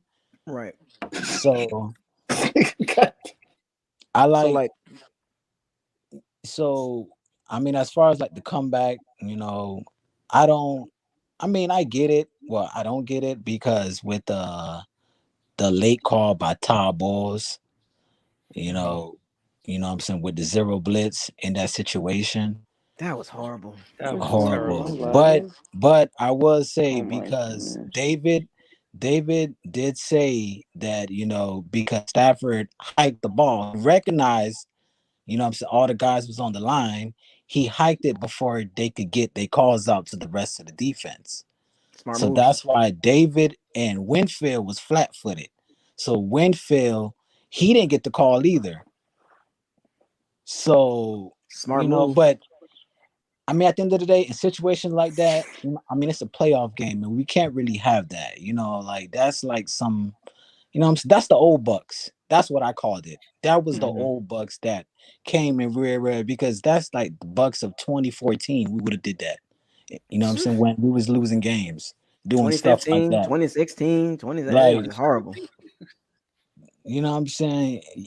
But at the end of the day, like, I'm proud of my team.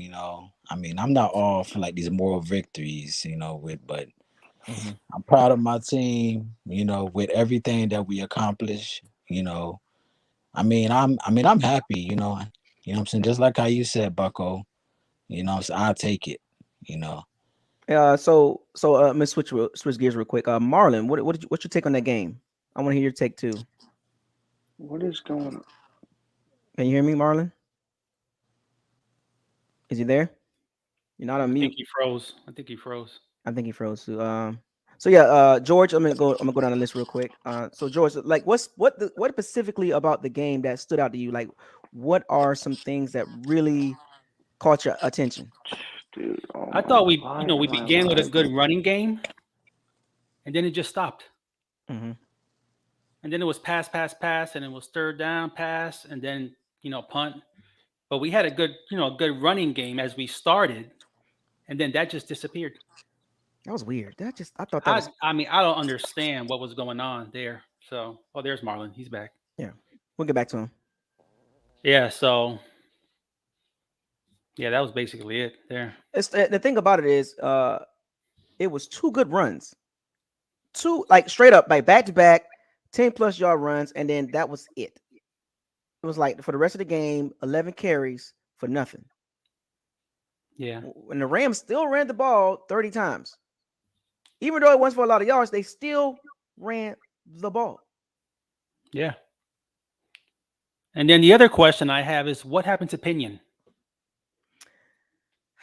What was going on there? It didn't happen one time. It happened twice. These are the small things that we overlook. Small things. In games like this, you cannot have these little things that can add up to big results. And it happened. The special teams reared its ugly head. And all season long, it's always been a question mark. It came back to bite us in the butt. They were not prepared. Let's be honest. Keith Armstrong did not have that group prepared for yesterday's game because the Rams were doing things that I had never seen special teams do.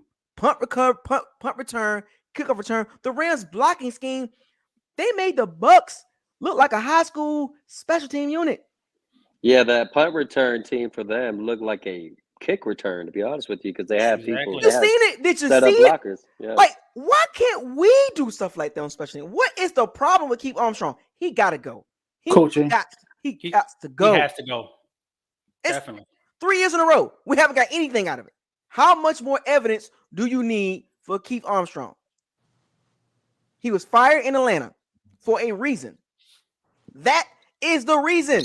You can't have that. You can't have that performance. That was low-key, damn near worse as the O-line. Low-key, and O-line had injuries. Keith Armstrong, what's your excuse? The O-line had injuries. Jensen was injured. Tristan Wirfs wasn't playing. Your guys were healthy. What is the problem there? I'm telling you, and Ryan Suckup, look, last year, hell of a season. But this year, he had some issues. Like, here and there, he had some issues.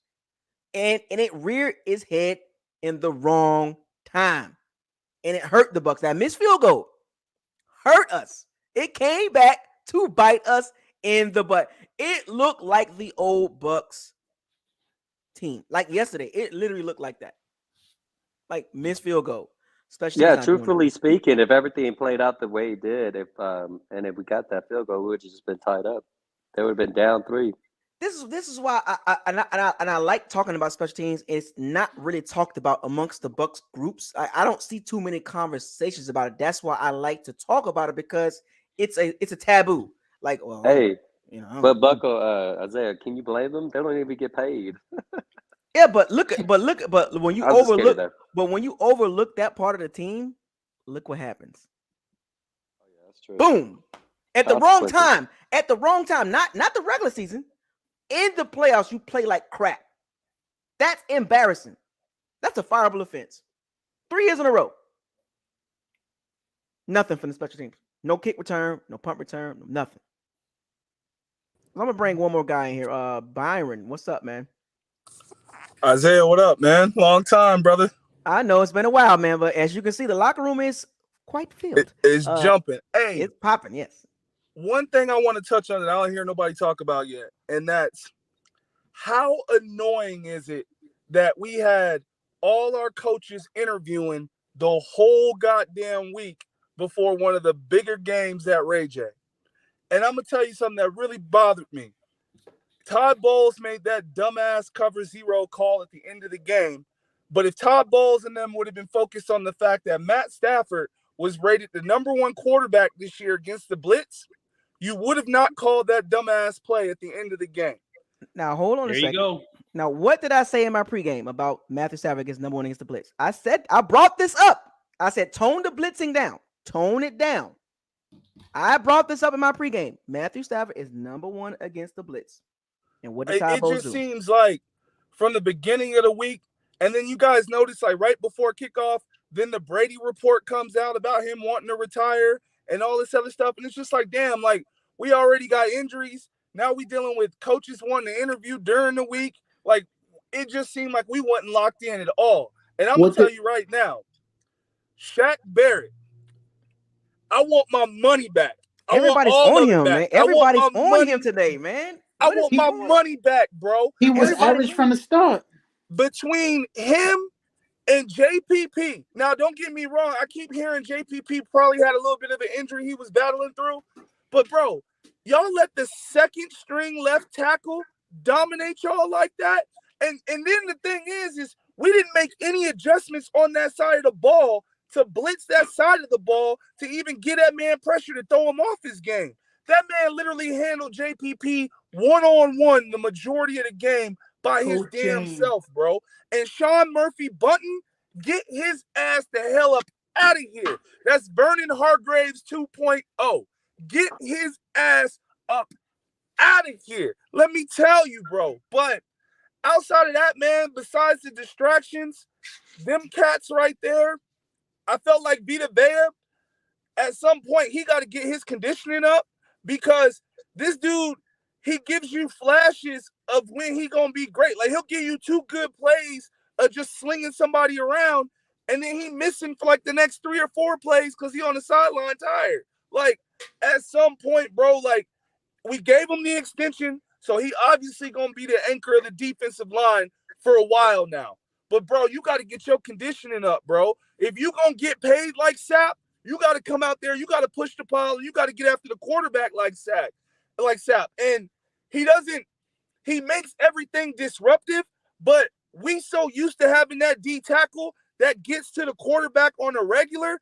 Bro, you can't be that damn big and not do that, man. Like, that shit bothers the hell out of me, man. God. Okay, wait. Byron, I hear your frustration, but I'm gonna need you to tone down with the cussing, man. My bad, brother. Not a big fan. Isaiah, my fault, not a fan of that. But I understand you sound very emotional right now. you need a hug.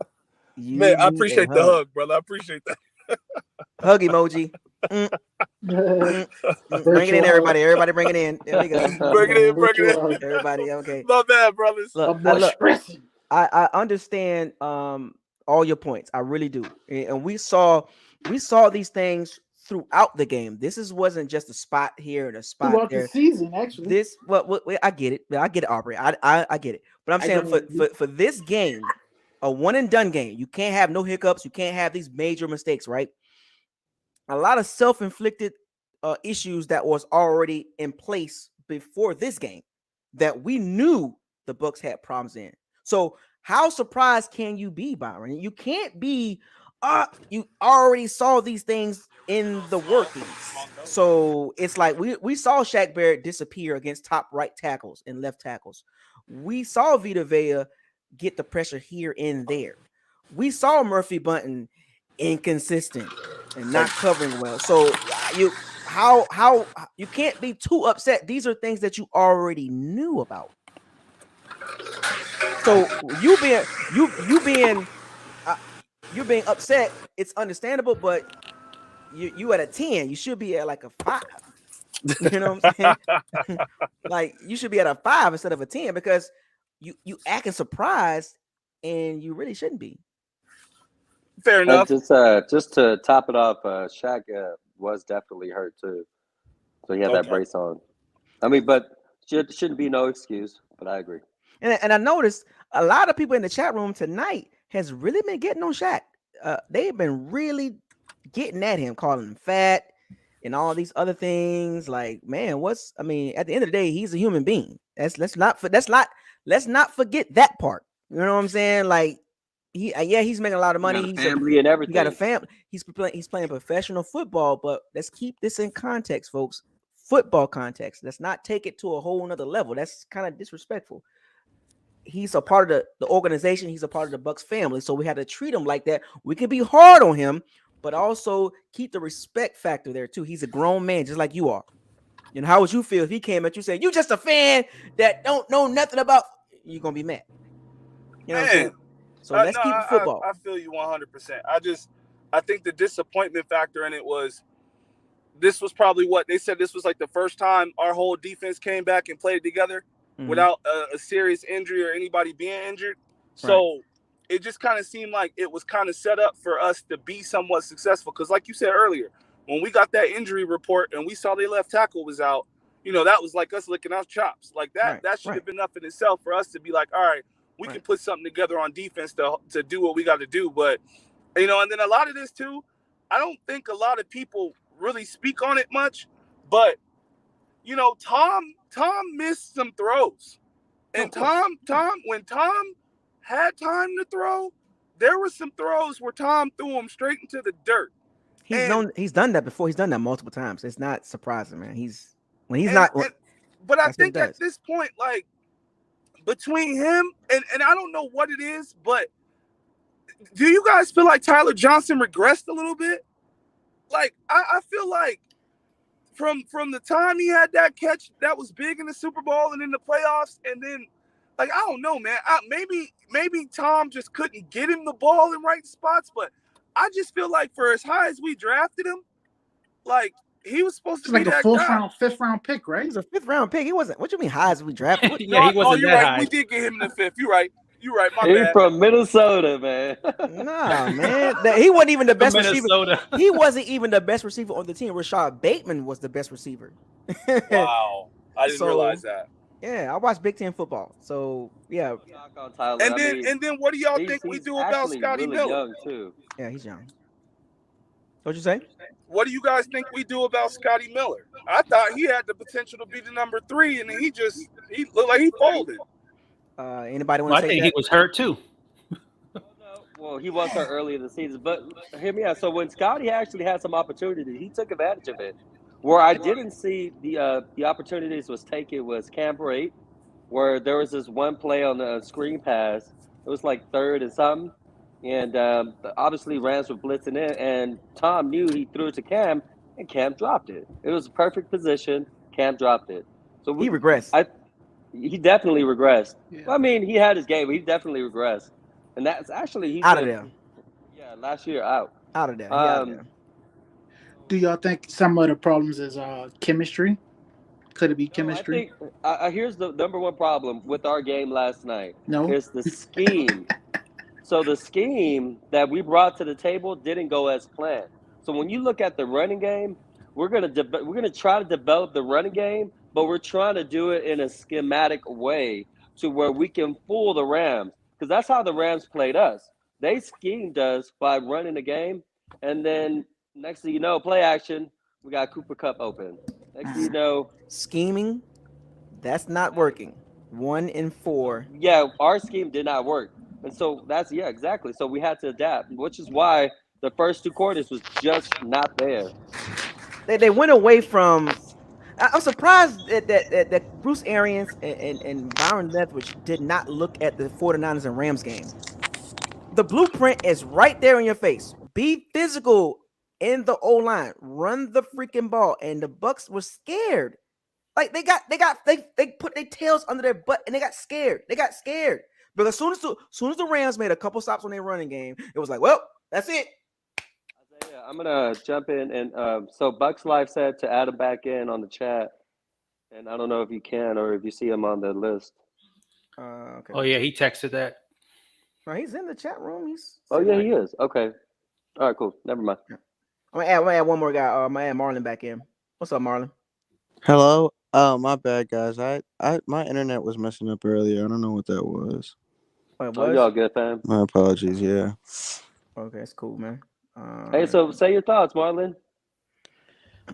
Well, I mean, obviously, I'm younger. Y'all probably know way more about football than I do, but and it was hard for me to kind of watch the game because I was at work, so I was kind of like bouncing forth through the game and try to work at the same time. It was kind of hard, but I kind of heard and saw how Winfield, or like I heard y'all talking about Edwards, blew a coverage or something. Like at the end of the game, I saw the ball to Cooper Kupp. That like, what can y'all like get deeper into me on that? Like how did somebody blow a coverage or something like that, or? So you talking about the at the end of the game, the two catches?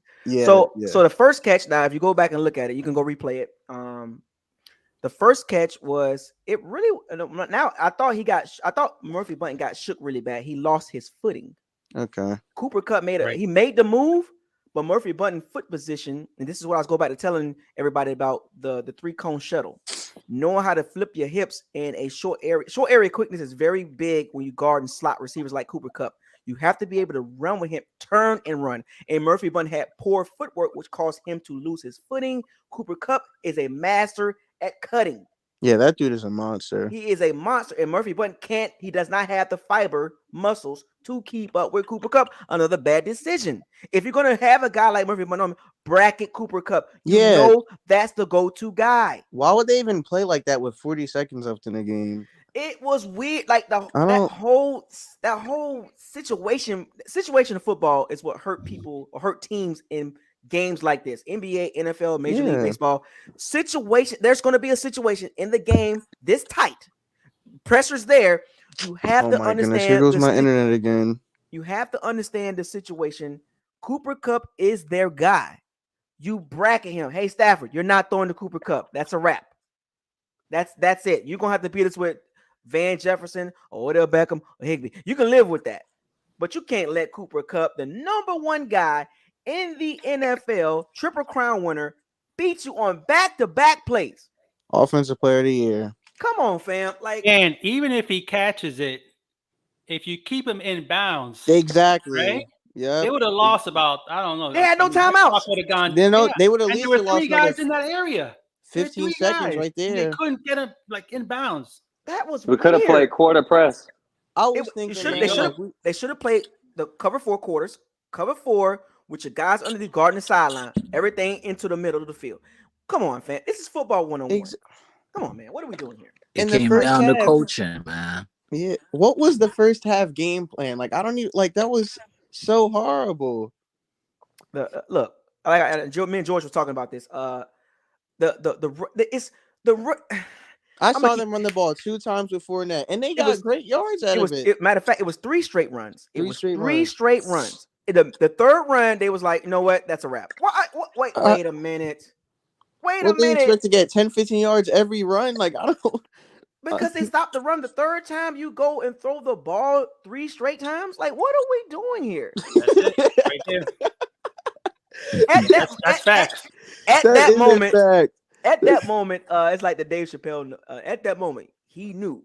Exactly. That's it's funny because it's so like you're 100% right. Like I don't understand you. And if you ask them, I don't understand that, man. That's poor coaching. The Rams literally was like, okay, you guys are literally going to play into what we want you to do without us forcing you to do it. Exactly. You literally played into the Rams' hand. You know your weakness was the O-line this game, and you literally said, "Okay, Rams, we're gonna chuck the ball." How did that turn out? It felt like Brady got sacked 9 times. That's what it felt like to me. I don't know about y'all, but it felt like to me he got sacked 9 times constantly. Mm-hmm. Every time I turn around, he was on his butt. Like, block him, please. Give me a 12 formation, 2 tight ends. Can I get 2 tight ends, please? You said it. That pocket collapsed quick. Coaching Sean McVay, Bruce Arians. I said that, and people didn't like that when I said that, but I literally said it's the truth. I mean, you can't hate it. It's the truth.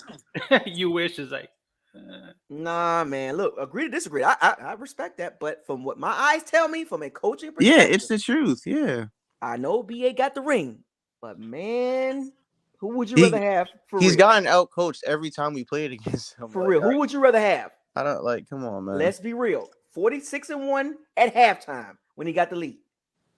Sean McVay. Let's from a coaching perspective, straight up coaching. Don't add no extra crap or none of that. Let's go down the list. You wish, who would you rather have, McVay or Arians? Straight up coaching, right now. McVay, I would rather have. I gotta go with McVay, man. Really, Arians? Wow. Yeah. Okay, Marlon, who would you rather have? I would have McVay. I would rather have McVay. Bucks, I mean, after you lose all this time, like. Brent, who you got? Who would you rather have right now? Okay, who would you rather have right now, Sean or Arians? Sean McVay or Arians right now? I think he's out. I'd rather have McVay. Okay, McVay. But let me ask you something though, real quick, bro. What about Jamel Dean playing safety, man? I play ball, bro. You put him in free safety with that height, I don't like that. Speed?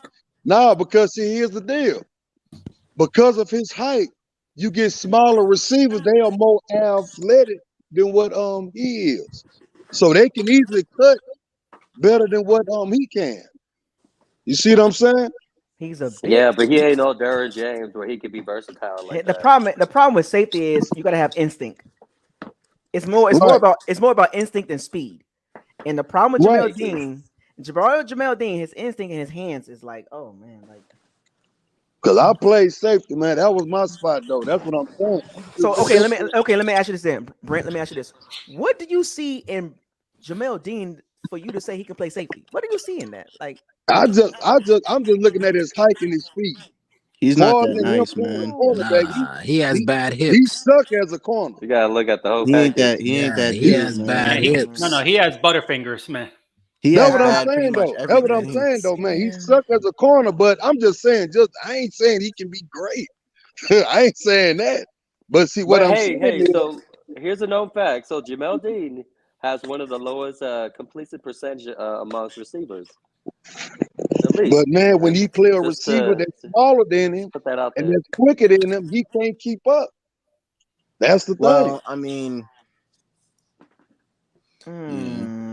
that's the thing, bro. I'm telling you, I played this game, man. Now I played up in a different era, but I'm just saying though, I played this game, man. But he's not like that, man.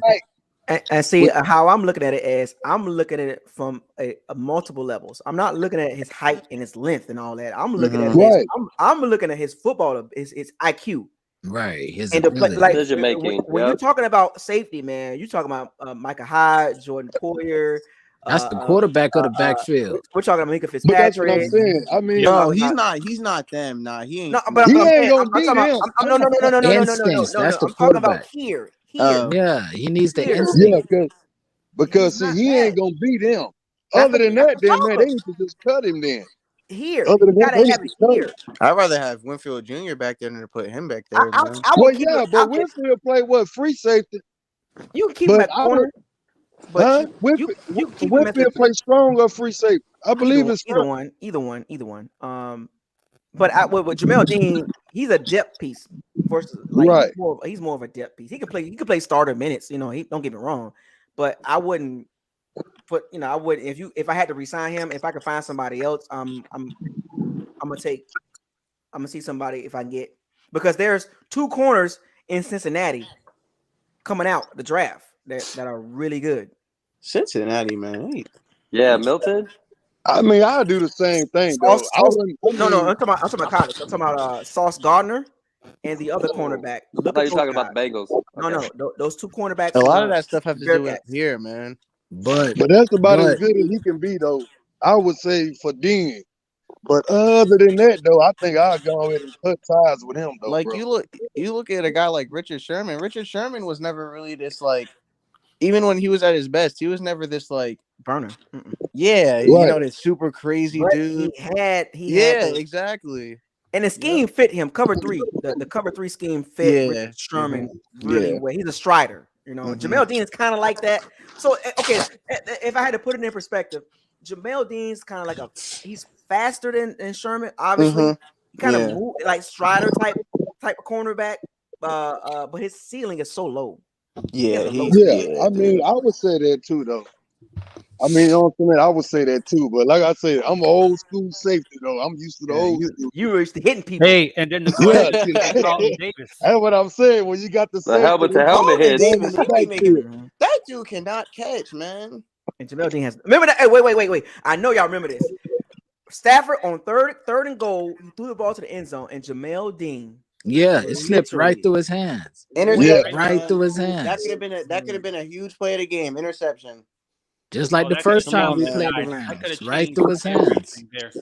When I saw that play, I was like, "You got to be kidding me!" And then he has that look on his face. That same look when he does that. Yesterday He wasn't looks in weird the to y'all. camera. Suck up, missed the kick. Like all these fumbles and stuff. Like it wasn't weird to y'all. Like I don't like. It's just everything was weird. Oh, it was weird, my guy. Yeah, it was a weird game. It was a weird game. So hey, somebody the question is gonna be Carlton Davis. So wait a minute. Hold on. I'm sorry. Hold on. So since we're on the topic of secondary, somebody brought up a good point. Marvin for Carlton Christ. Davis good. So Marvin for Christ brought up a good point. If you look at the corners, 5'11", 6 foot, 6'1" with good twitchy hips. That's kind of where you want your guy to be. That's what that's where you want your guy to be. Ramsey 6'1", my Lattimore 6 foot. You get where I'm going with this? These guys got good. Denzel Ward 5'11". Right. That's where you kind of want your cornerbacks to be at. You know what I'm saying? Like you can't be stiff. Can't be agile stiff. And decision making. The IQ needs to be there. Yes. Yeah, but let me ask y'all this, man. Like I said, man, I'm an old school cat. You know what I'm saying? so I'm used to old school ball. But why do they even let the receiver even must come up off the line of scrimmage? You got 5 yards to put your hands on it, to where you could kind of rough them up. You want to know why? Well, that's the difference between zone and man press. Right. You want to know why? Because the Bucs are not a good man team consistently. That's right. That's why they can't run man all the time because they don't have the speed at cornerback. They don't have that type of speed. They don't have a J.C. Jackson. Man, when that pressure don't get there, it looks really bad. The only good man press coverage is Carlton Davis. Is Carlton, yes. That's it. But his speed is suspect. So if he don't get and he doesn't have any hands. A little bit actually. I'll give SMB good man coverage, but not a good zone player. Our secondary has bad hands. Bad. Our secondary has bad hands. Bad. Yeah, they all do. They all need to go back and hit that machine. Even last week against the, besides Mike Edwards had that pick. Mike Edwards and Winfield, everybody else. Bad hands, bad spaghetti hands, man. I'm like, come on, fam. Like right in the dude's hand. Jamel Dean, like, what are you doing? I don't know. Here, make the diamond, man. Make the freaking diamond. Hey, I guess they said they ain't playing receiver for a reason. Hit the jug machine, man. I know about. I'm old school. I'm 41, so the jug machine, man. Until your hands hurt. The jug machine. Yes, and stand like 10 yards off of it, like 7 yards, like so it can come fast, so you can react. You know what I'm saying? Like. Stand close to it and hit that jug machine 1,000 times. Was it 10,000 hours? Yeah. You got to put some hours into that stuff, man. Like, come on, man. I'm telling y'all, man, I was really disappointed. I saw Jalen Ramsey get hit by Mike Evans with a move, bomb down the field, touchdown, then we tied the game. I was shocked. Like, I thought, like, when we were getting 20 blown out, I thought the game was pretty much over. Then I saw, a couple mistakes the Rams made just trying to give the game away. Then we got back into it, and I thought, like then it's just it's like you come all that far, score 24 unanswered points just to get outran by Cooper Kupp, and you know the ball's going to him. Why are you trying to like? I don't get that. That Man. whole game. It Somebody was and the people. That's part of football, 2014 brother. Bucks, man. You That was let the the It is what it 2014 is. best Bucks. offensive player beat you. You can't That's let that just happen. People that's brought this just a up. football game. He brought We this can up. They always say the Bills should have won, but it's just let me ask how it y'all the question here. Here's a good topic here. Like, and I want y'all thoughts on this. Is the game scripted? Is these games scripted? No, hey yo, That's what everybody was saying. every That's what all the comment on comments was social media, saying. Isaiah, They rigged, were saying that scripted. I No feel yesterday. like everyone way. says that about when Brady I mean, plays. look at the playoff This is games. not the NBA. They all ended with 4 seconds left in a field goal. Go back and look at the time. That is true. Ooh, Go back and look at the time. Nah, But see, I'm I'm not gonna gonna say lie this, with man. y'all. I disagree with that because of Andrew Luck. If they wanted to script something as much as they loved him, they would have made sure he won him a Super Bowl before he retired. I'll say this too. That's what I do know. I'll say this. I'm shocked the 49ers put Green Bay out. I didn't expect that at all. I was happy about that. I was happy about that too, but I didn't think it was going to happen. I would have lost I'm money not if I was shocked. putting money on that game. It's Aaron Rodgers. I'm not shocked. So here's the thing. Rodgers play for his stats, man. Hey, but the Rodgers is refs Mr. called a Regular lot of Season. weight. That's who he is, Mr. Regular Season. Here's He the thing play for about his stats. here's the thing about I the mean, quarterback it's a situation. smart move. They got him rich. Shoot. So what if Rodgers come available? Do we pick him up if Brady retires? Nope. Nah, Rodgers ain't the dude, No. man. I don't think he obviously, is better than the because he regular. knows So here's because the Tom problem Brady with was Aaron just Rodgers. here. I see you, George. I see you, George. You're like, I don't think so Hey, so because here's the Tom problem Brady with was Aaron just Rodgers. here. Here's So the I don't problem think with he's Aaron gonna want to Rodgers. follow Tom He's not Brady. Brady. He is not. Yeah, he's not gonna want to follow Tom Brady. The difference between Aaron Rodgers and Tom Brady is the IQ level. So Yeah. Tom Brady, he can schematically get you. Aaron Rodgers is like, let's go with the playbook. If it's there, I'm going for it. If it's not there, he won't look for the open hole. Matter of fact, there was a play that went down the field. If you watch that game closely towards the end, where it was a double deep coverage for Devontae Adams, And and he he forced threw him it to. to Devontae Adams when he had what's the name open down the middle for an inside post. So that's the difference. So Tom Brady would have saw that inside post because Tom Brady would have saw the coverage that Devontae Adams is double covered, not open, and the other dude who's coming in from the post that was right under Devontae Adams. Was he would Scanlon, got right? him. Was Scanlon or Lazard, one of them. Oh, Yeah, he was Lazard. Lazard, I think.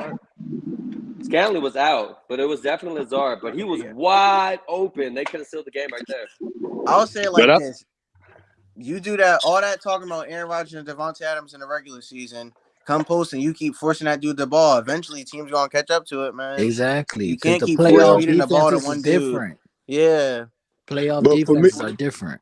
But for me, I want the Bucks to get their own team, man.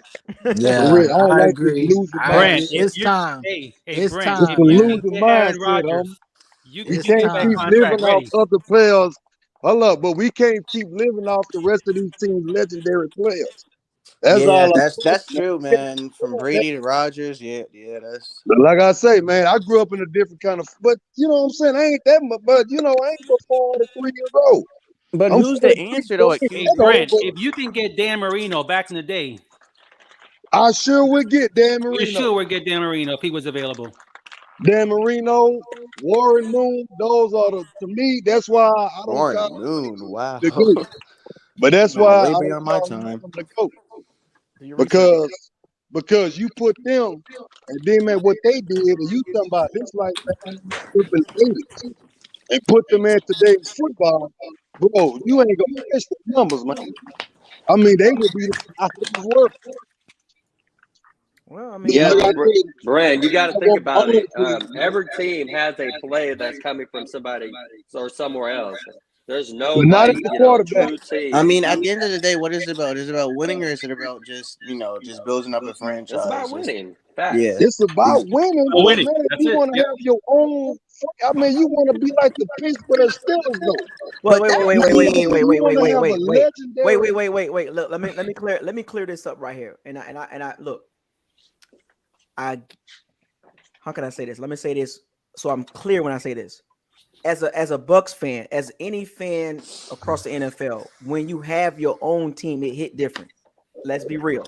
when your team draft a guy and develop him and you know yada yada yada, it hit different. It will hit better. Like, to be honest with you, if the Bucs had their own quarterback and they built him, it hits different. It'll hit much more in a good way, harder than grabbing a quarterback like a Brady or Russell Wilson or Aaron Rodgers, because that's your homegrown guy. They were drafted, they develop him in the organization. That's generational talent. Man. So I get that's why everybody like Jameis. So I get what the point when he made, that's why I get what the point when he made about the Steelers drafting Roethlisberger, you know what I'm saying, or the Packers drafting Rodgers, and you know the Packers picked up Favre very early.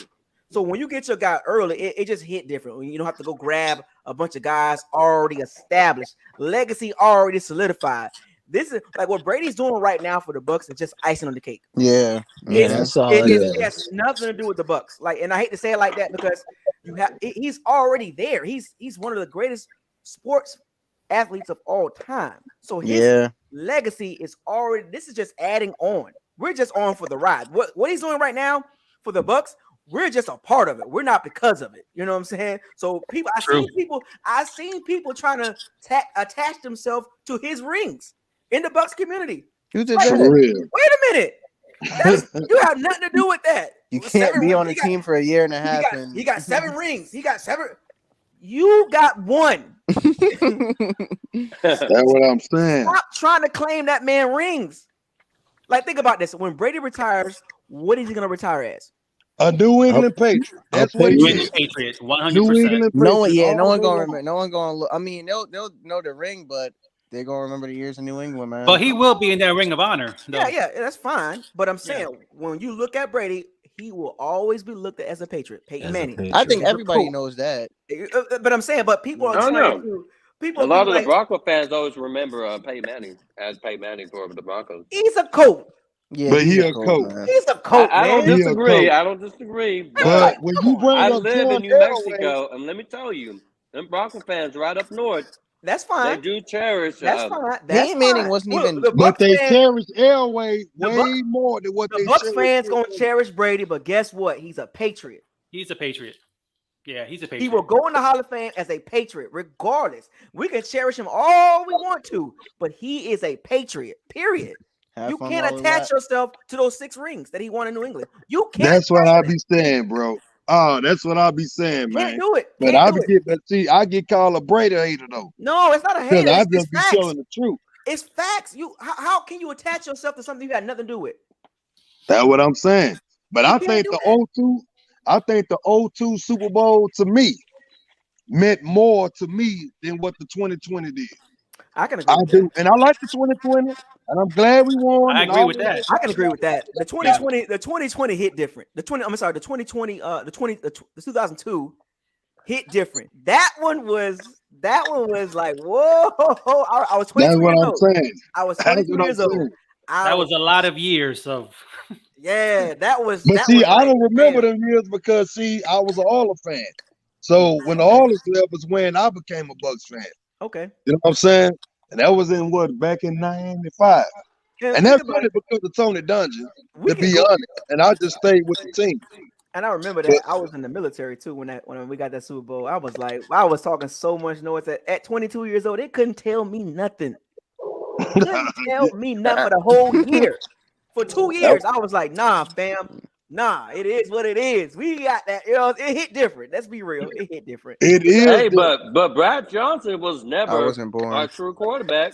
But we know it was about Wait. Well, you want to know why? You want to know why it hit different? Because it felt more organic. It felt more organic. I think it's a little bit of perspective. No, and after it felt more organic than the last year's Super Bowl. It literally did. Because we had a lot of our guys, like our guys, like defense was homegrown. And then but if you look at the Super Bowl that we won last year, our defense was pretty much all of our guys too. The only person that was not there. So let me ask you this question: the score was 31-19, right? 31-9, right? 31-9, right? Who all scored in that Super Bowl? Gronk, Leonard Fournette. AB, everybody that wasn't on the free agent, all free agents. I'm not taking that away. You can claim that all you want. I'm gonna represent it. Don't get me wrong. No, wait. We're not knocking the Super Bowl. You wish? Yeah. We're just saying. Okay. Wait a minute. Nah, I ain't knocking. No. We're talking about how it hit. The Bucs 2002 Super Bowl was more organic than last year's Super Bowl. It felt more attached to Tampa. This one felt like last year felt like it was kind of like because of what transpired and what was added to the team. You know, these guys already had AB had a legacy already. He was already established. Brady was already established. I'm just so happy Mike Evans got a ring, man. He's my favorite player. Look, Levante. No, let's go back farther. Levante, Mike. He went through it.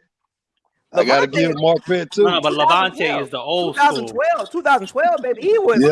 He went through it.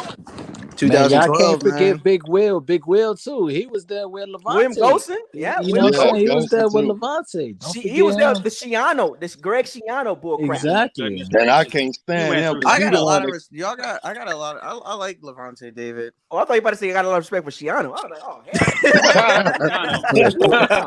hell. Man, go to the dark ages there. I would have got you up out of here, dog.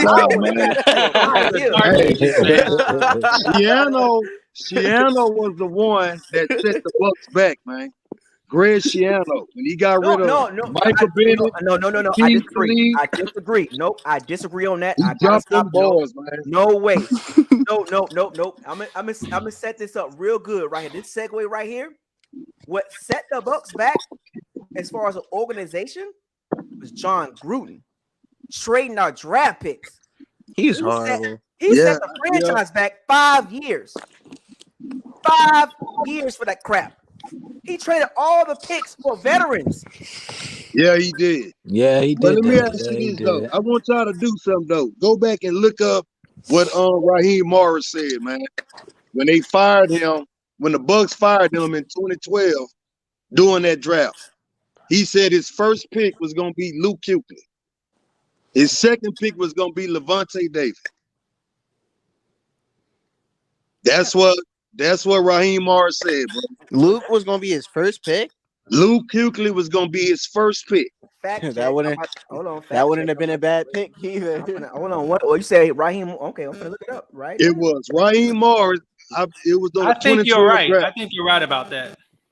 Luke Kuechly was gonna be his first pick. Dude, Luke was. We would have had Luke Kuechly, Levante David, Michael Bennett, Jerry McCoy, plus goodness, Aqib Talib. But when you fire these coaches, man, that was another downfall when it came down. I mean, just let that sink in. Could you imagine Levante and Luke Kuechly both in the middle of the field playing linebacker, middle MLB? It wouldn't be possible. I think he would have been picked up already. Well, yeah. No, we picked up on Levante was Barry first. No, I think Levante was round 2. Yeah, that was second round. Levante in second. We got Levante in the second. Yeah, we would have had Luke Kuechly and plus Levante David. Man, we would have had. No, I'm sorry. What I meant to say is like Luke Kuechly was already picked up, so it would have been impossible. No, I don't think he was. He was drafted after Mark Barron. Mark Barron was 5th, and Luke Kuechly was 7th. Jeez, Mark Barron. Oh, so we got Mark Barron first. I knew that we could have had Kuechly. I digress. I remember when he said that. I didn't even know. I don't know who that is. Is he a bust, Mark Barron? No. What? Barron was 7th, wasn't? Or 6th? He was the bust playing with us, and then he had a little shine with the Rams after. Mark Barron fell off after. He's one of the major busts. Because he was in the wrong position. He was in the wrong position. He was a linebacker playing safety. Alabama. But look who the coach He was like a Darren. He was like a project of Darren James, but it didn't turn out well. A lot of these drafts are. If I'm these new teams, man, I'm not trusting. I'm not drafting no quarterback in these drafts. These I'm not trusting none of these quarterbacks. Like as far as like this year, none of these guys are really jumping out at me. What do y'all think? Well, for the Bucs, that just depends on what happens with Tom Brady. Well, like the quarterback class as a whole, as far as like this year, like it's not. You don't see no more Joe. I think there's some good quarterbacks, yeah. But you'll never know, man. It depends on what team that them dudes go to. They just got to go to the right coaching. So wait a minute. So Mark Barron went 7th, and Luke Kuechly went 9th. No. There you go. We Right? had a chance. That's what I'm saying. We could have got, man. I never forget that. I would never forget that, bro. But that's what we get. We fire coaches, bro. That's what we do. Let me throw this out there. That's crazy, man. Let me throw this out there. Let me throw this out there. And I know Aubrey brought this up earlier, and we got some more people coming into the locker room. My goodness, like good. They trying to come in for real. It's late. I got school tomorrow too. All right. So you about to roll out, Marlon? Because I'm gonna bring somebody else on. Yeah. I'll roll out. Thanks for having me. All right, good talk, Marlon. Thanks, All right, Marlon. See you. All right, y'all have a. All right, let me bring Aubrey in here. So okay, let me throw a little monkey wrench in this, man. The Bucks drafted drafted Devin White with the 5th pick. Josh Allen went after Devin White. And what do the Bucks need right now? We don't need no quarterback. We got Kyle the hitman trashed. No, I'm saying I'm saying I'm talking about pass rusher. We was banking on Jameis though. The Bucks. No, wait. The Bucks chose a pass rusher. I mean, chose a middle linebacker over Josh Allen, the pass rusher. Oh, okay, never mind. The pass rusher. Who knew what Josh Allen was gonna be though? Scouting. What do we need? Hey man, he was scouted pretty good. I'll say that much. Man, coming from Wyoming. No. I'm talking about Josh Allen, the pass rusher from the Jacksonville Jaguars. Oh, yeah. Oh, yeah. We drafted Devin White over the pass rusher. Now look at Josh Allen was available. Because I believe I'm gonna tell you. You know what I'm saying? Because I believe that was when Todd first came, so that's when we switched to the 3-4. So I believe Todd, you know what I'm saying, he preferred a pass rushing linebacker Josh over. Allen played at Kentucky in a 3-4. Oh yeah, you're right. He did.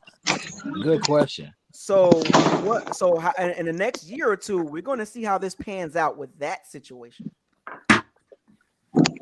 Yeah, but at the same time, when it comes down to it, linebackers is like quarterbacks. They need a good defensive line, man. For them it's about pass rushers, man. You got to have pass rushers. You got to have pass rushers, and I can agree with that. But that's like this year. We should draft a pass rusher. Next year, draft another one. Man, I'm all about the defense though, because I believe defense is more important than what the offensive side of the ball is. That's just me though. I think so. It goes down to Jason Light now. Well, Aubrey talked about this. Aubrey talked about Jason Light. So let's let him. I'm gonna let Aubrey walk with this one. So let's get back to this Jason Light situation, Aubrey. Yeah. What's up, man? Like, let's get a little bit more depth with this now. You said Jason Light is probably like 15 to 20 as far as out of the 32 GMs. You're not a big fan of him. You don't like his picks. He hit or miss. Yeah, man. Roberto Aguayo, Vernon Hargraves.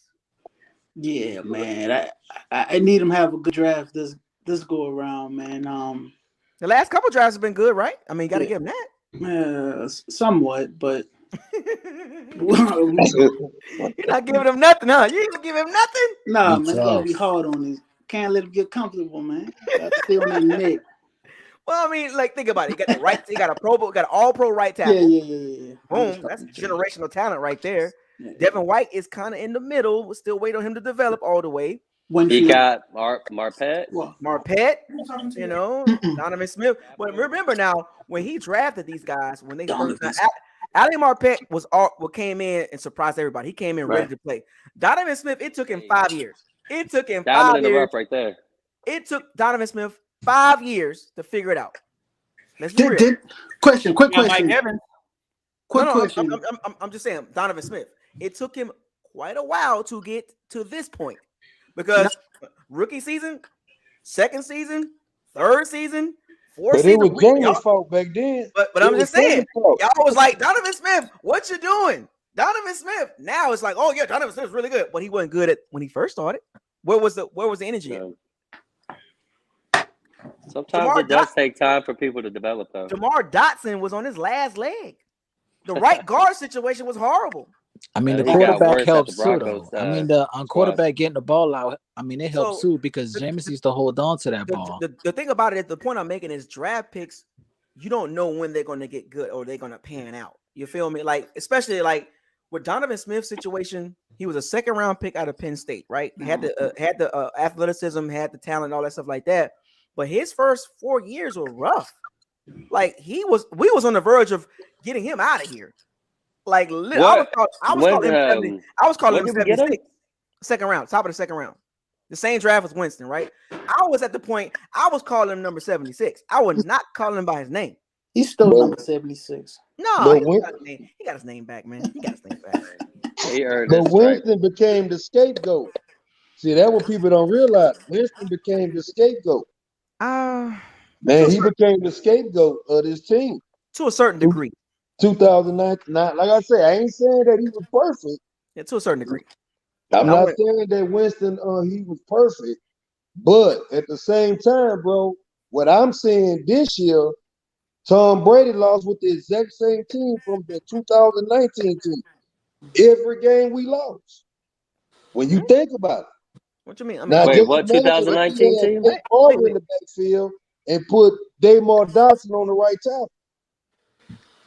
When you think about it, it's so wait, hold on. What's say that again? Like, what's the point? Well, I'm trying to follow you on this one.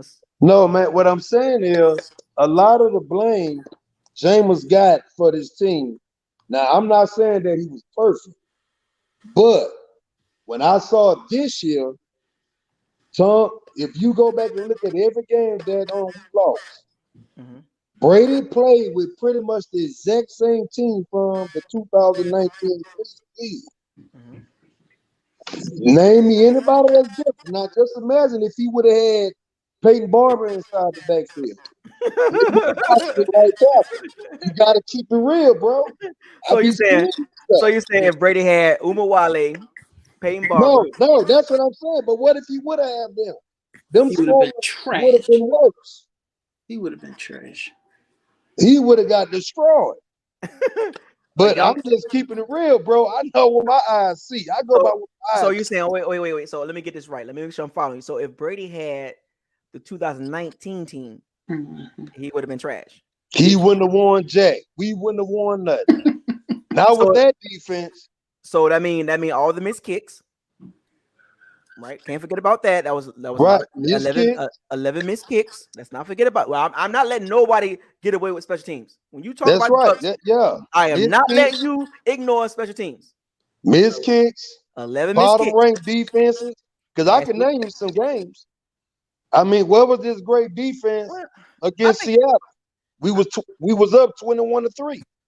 I think he would have still won. I think he would have won some. I think he still would have won. I think he would have won more than 7 games, right? I mean, let's be honest. I mean, I don't know because remember, Evans got hurt. Garvin got hurt. Yeah, them last 3 or 4 games. Right, that's true. But I'm gonna be honest. I would say the Bucs would have won 9 or 10 games with Brady. What about the Giants game? See, that's what I'm saying. Well, that was a loss. That was a missed kick right there. That's game winning miss. I was at the game. That was a game. I wouldn't. Wait, no, we're not doing this. I got PTSD. I got PTSD because of that game. I was literally on the side where he kicked that field goal. I think it was the north end zone. Yeah, north end zone. I was literally looking at the field, like literally looking at the goalpost. I'm like, this is good. And when he missed that kick, the whole stadium was like PTSD.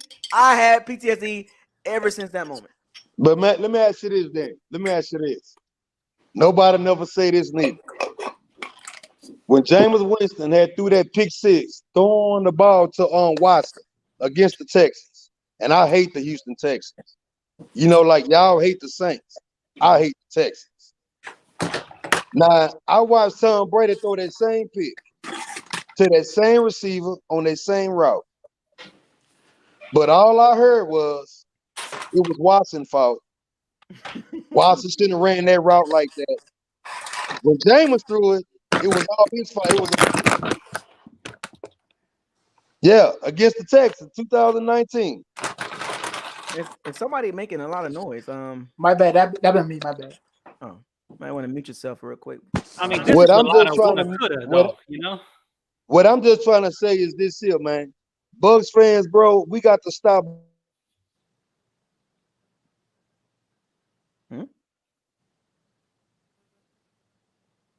We gotta stop what?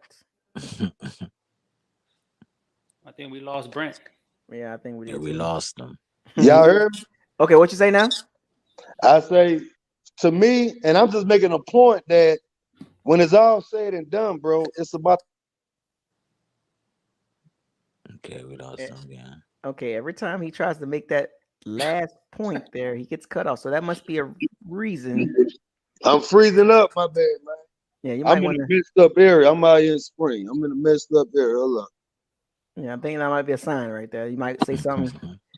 Nah, crazy. nah, bro. I don't talk like that. I don't cuss. Don't do that, man. Okay, what's up? What are you trying to say? I said, I'm just saying that it's time for Bucks fans. We have to stop looking for scapegoats because that's what we've been doing. We try to blame somebody else. You know what I mean? And that's what we've been doing, man. Let's just be honest. Every time when we lose, it's Byron Leftwich fault. Look, When we're we not. lose, it's Paul Bowles fault. Look, the problem is what I do notice is, for one, and this happens when your franchise don't win a lot. When your franchise don't win a lot and you start winning and then you lose, it's like, oh, they don't know. We don't know how to embrace winning with losing as a fan base. Let's just keep it real, because we have experienced so many losing seasons. Now that we're winning and then we lose while we're winning, it's like, oh, look at this. It's almost like spoiled brat. And PTSD. And PTSD, right? And PTSD. There you go. Right. So we got to get used to winning, and even after Brady, to your point, Grant, even after Brady, I hope this keeps going. I really do. Like, and I think that's what it is too. How we're winning, how we, once again, going back to how we built the team, the culture has it switched. Is this real, or is this just for the moment? I know that's the key. Can we keep it going? Let's be real. In reality, Brady will be gone. We can't hold on to him forever. Man, he holding us hostage, man. I don't like it.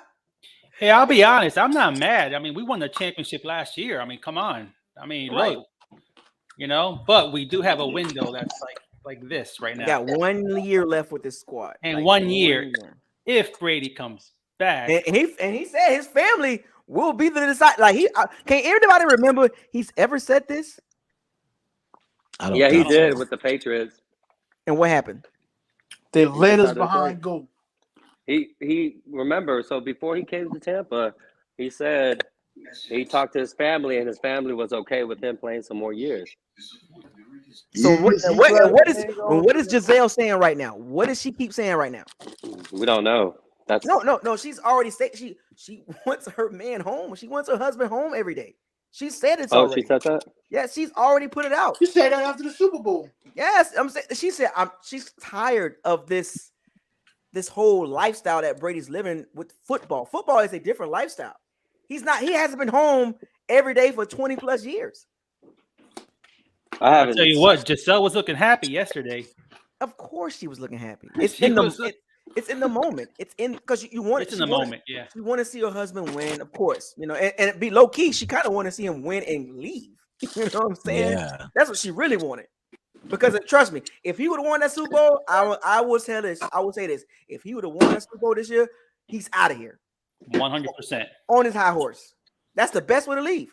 On your high horse. He's out of here. Because what point are you coming for now? What are you doing now? You got all the records now. Right, you got everything. This year, if he doesn't come back, he got all the records. What are you doing now? You're just doing it for shit and giggles. Wasting his time. Thank you. And his family, you got 2 kids. A wife. 3. I'm sorry, my side 3. I'm sorry. 3 kids.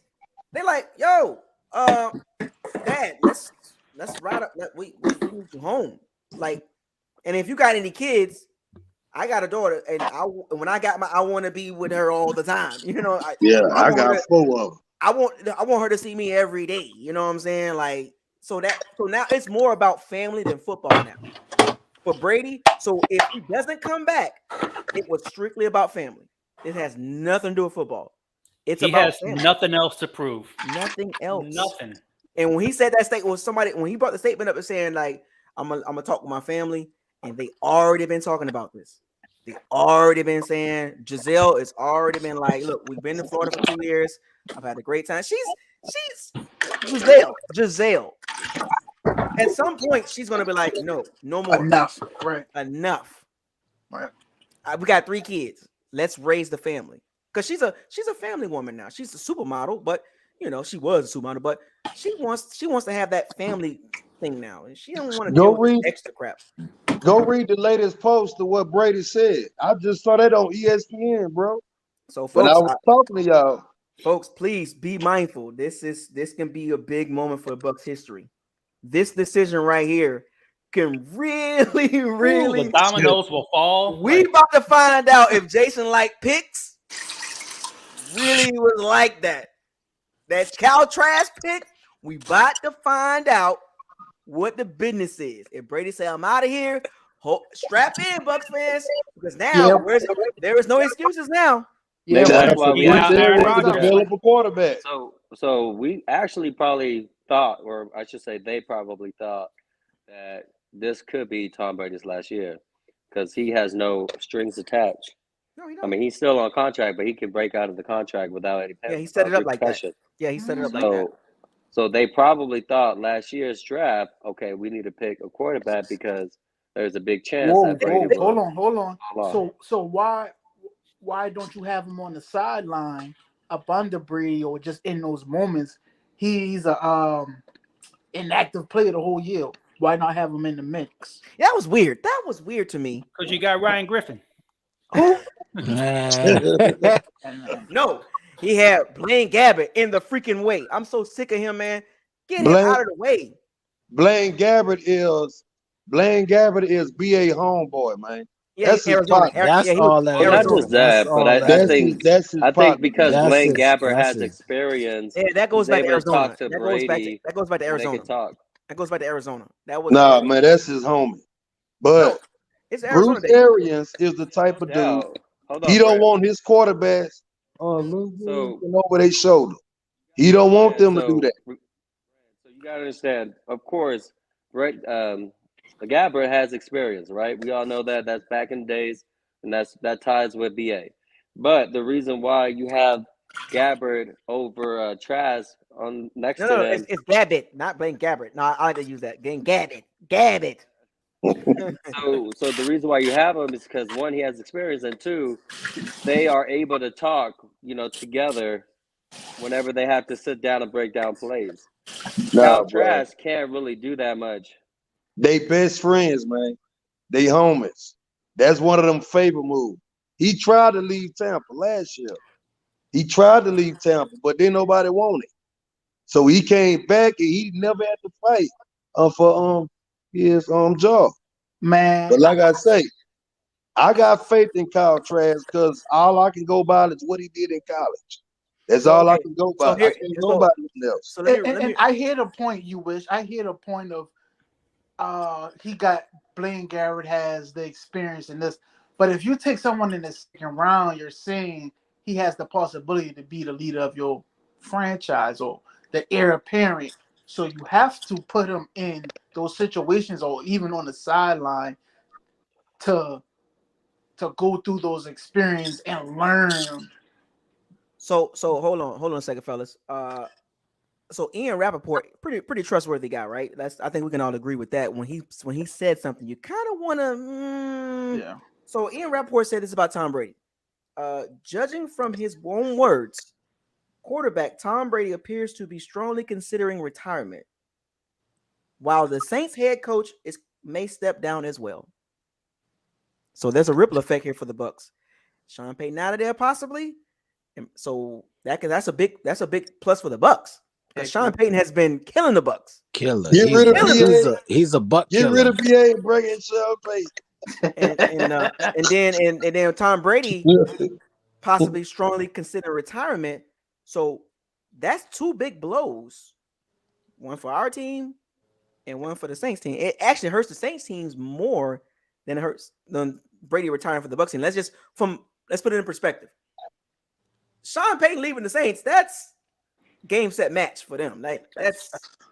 They not top 5 pick. Yeah, it's a wrap. Yeah. That ain't going That's a nowhere, wrap. man. Yeah, That's a wrap for It's them. a wrap, man. We losing Brady. At least we got some better pieces. Yeah, we kind of already we just missing, some D line. And we got the Hall of Famer Kyle Trask.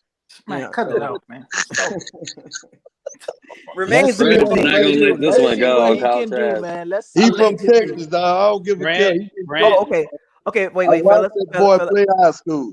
So, gentlemen, we got some more people trying to get in. So, y'all go ahead, man. I'm gonna go. We got 3 more people trying to get in. I want to get these guys in. So, I need 3 of you to maybe. All right, that's man, cool, bro. I'm gonna go ahead and get out. I'm gonna go ahead. I'm gonna catch y'all. All right, appreciate you fellas for joining. I had a great time, man. All right, man. Yeah. Good time. Hey, man, keep dropping them shows though. Drop them shows, bro, because I'm a truck driver. I be needing them out there on the road, bro. I got you, man. All right, homie. You be cool, man. You too. That's like, All right, George. Yeah. All right, so we're gonna bring in Big Buck, Jay, and who else? What up, Big Buck? What up, man? I saw y'all was still on. Yeah, and look, we're closing it out, Hey, man. it's live. Look, it's the I last. just wanted to say what's up. It's the last one, so I'm closing it out with a big bang, man. Hey, it's like this, man. Like, go back to what? Like, I was watching the last few minutes, and you made a couple of good points. You said John Gruden set back the franchise, and I do agree with the picks and the cash and everything. Ridiculous. Believe it or not, they were set back, and then but most people, believe it or not, why do they blame Lovey for setting the organization back? I think he had the right idea what to do, but he didn't pick the right players.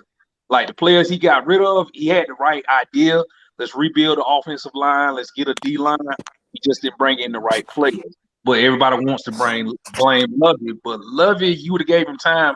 I think he would have got it where they needed to be sustainable. But I don't know about playoff. Well, I don't know about deep playoff runs, but I think he could have been a playoff team. So Lovey had a different philosophy. Run the ball. It wasn't all this. It wasn't all this chucking the ball around and no risky, no biscuit. Dort Cutter's vertical offense. Well, see, he would have shut. Well, see, that's the thing. He would have shut. He would have. He shut Cutter down. He like when Jameis was getting in trouble. He said, "Hey, just run the ball. We're gonna take him out of harm's way." Right. But I do believe Lovey wouldn't have put up with those turnovers that Jameis was accumulating. Right. I believe Lovey would have put a cap on that, or Lovey would be like, "Hey, we're gonna have to move in another." Yeah, he wouldn't have let Jameis just throw all them and say he wouldn't have. Yeah, but that was but remember, if once Lovey picks a quarterback, that's his guy no matter what. I mean, I'm kind of glad we got rid of him. I mean, I think he would have. Chris Conte, he was kind of outdated. But if he just don't say that name, don't say that name, don't say that name. I got PTSD on him too. Oh man, that boy straight trash. Oh my gosh, man. Who? Hey, remember that play, Chris Conte? Remember that play where literally, what was it, Jesse James? Don't say that name. Chris Conte. 23. No, just say 23. He was that bad. 23. That's his Oh, name. damn. 23. He can never. I was in the stadium for that. He can never get his name back on this channel. 23. I was at that game. That boy got still for a month to leave. 23. I saw him play live, and I ain't never seen nobody that's always chasing somebody. Literally. He was starting. He was starting. Dude, I got PSD. You ain't even got to remind me of that. He was starting. How in the freaking world I was glad Keith Tanger took his spot. Put it like that. Hey. Oh, but folks want to act like Bucks been had a defense though. So what now? I said people want to act like the Bucks been had a defense though. No, we ain't had a defense. I mean, you want to be real? I know we ain't had no defense, but people don't say that though. They want to act like we just had this world beat a defense in 2019. The quarterback was holding us back. That was a hell no. I think we gave up Raheem Morris too early. Hey, I want to respond to dude that was before I came on. That's a good point. He said that if we would have had if we would have had Brady in 2019, we would have had the same record. Come on now. I don't think he said. I don't think he said the same record. He was interpreting, saying like, well, how I interpreted it. He was saying that we wouldn't have did. We so wouldn't much have won. better. Right, would have been so much. We wouldn't have been so much better. It would have been like a 9-7. Maybe a 10-6, maybe. But y'all got it would have been so why That's a big difference. But we didn't have Why a would it Kemper been in better? 2019. Y'all, everybody overlooks that. And then look how many double-digit point leads the defense gave up that year. So he said that it was the same team, but he left out Chris Godwin was healthy that year. Well, you got to think, Mike Evans and Chris Godwin didn't play the last month of the season. Yet BA want to be stubborn and still push the ball downfield when you could even throw the 80-yard Cameron Bray, and you refuse to give Ronald Jones the ball over Peyton Barber. And look how long it took him to start Ronald Jones. You made the switch too late when Jones clearly showed you in the first 3 games he was the better back. Look how long it took to make the thing about quarterbacks is did y'all notice how change that line too? Yeah, did y'all notice how Donovan Smith all of a sudden he improved under Brady? Like when you have a quarterback when you have a quarterback that's decisive in his decision making and quick, it makes the old line look better. Let's not forget. First, the line Wait a minute. I am not letting that ride. No way. No way. No. You tried to run that same offense. You were 7-5 and you were struggling. So why? But Donovan Smith. Why he tried. Let me So I mean, can you think you could run the Tom Brady system under Jameis? Like, that's more fit for him. No, you can't, because you can't. That's like trying to run Peyton Manning offense with a non-Peyton Manning person. My point I'm making is when you try to run the no risk and no biscuit with Brady, he threw his highest interception. The same thing, right?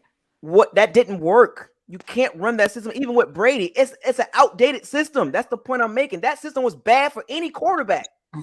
It's bad, period. I don't care how you spin that. The facts are there. The facts are there. You can't negate that. Turnover city, sack city, quarterback hit city. That's not good for no quarterback. Forget just Jameis Winston. Quarterback, period. That's a horrible system. And they switched it. And who could throw that 20-yard deep out without getting a pick six? Consistently.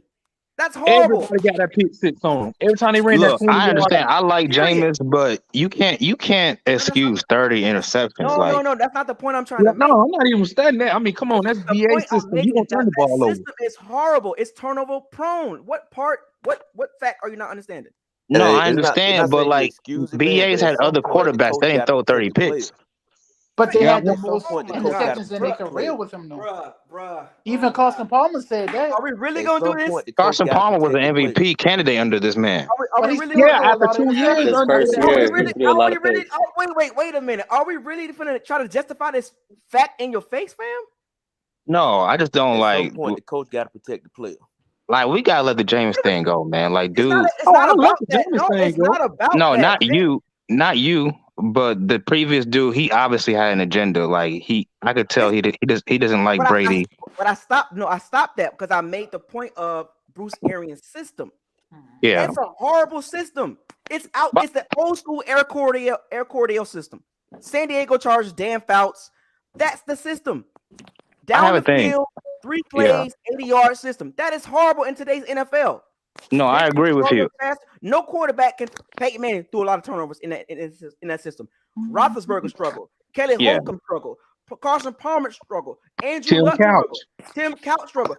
Facts are there. It's not about Winston. It's about that stupid system. You're right. That stupid system. You're right. They changed it because it wasn't working with Brady. 7-5 on the bye. What happened? And Brady was the only quarterback that had enough. You can spin it however you want about Winston, but the facts are there about the system. I can care less about the Winston argument. I can care less about that. I'm talking about that stupid system. Yeah, I agree with you. Like that. Brady was so when you say, my thing is when you have a talented roster like the Bucks Actually, just wait a minute. Talented roster? Fam, we just gave you players that were horrible. no. I'm saying that this roster, as talented as it is, it low key underperforms because of the coaching. Like when you have a talented roster and they don't perform to par, I think it's coaching. So okay, let me ask you this question. He just flipped the subject. So wait a minute. So what has the Bucks struggled with in the last several years? Give me the areas that the Bucks have struggled for the last several years. Special teams. That's one. Secondary. Two. Coaching. Offensive line. Three. Coaching. Running. What are we front doing office. Adjustments. What are we doing here? Still coaching, I guess, but I'm gonna ask a regular question. Look at the answers. Running the football. Look at the answers, fam. What I mean, damn near everything. You said talent. There was talent on the roster, but there were some deficiencies as well. It's an NFL team, so you got to say talent just to be on the pro level. So I eliminate that. We all know that part. Depth, but I'm just yeah, saying, but the Bucks got above average talent. Like look at the Jags. We had talented. Anybody get to the NFL, you're talented. Period. You're part of that 0.0001%. I'm talking about from a perspective of when you say a talented team, fam. The numbers and tape don't lie. I mean, Tom Brady chose the Bucks for a reason. We weren't even the first choice. I'm pretty sure they were the first choice. Who was the first choice? No, read that book that Buddy wrote, the Dynasty Be Feared, Better to Be Feared, that Patriots Dynasty. His first choice was San Francisco, but they backed off.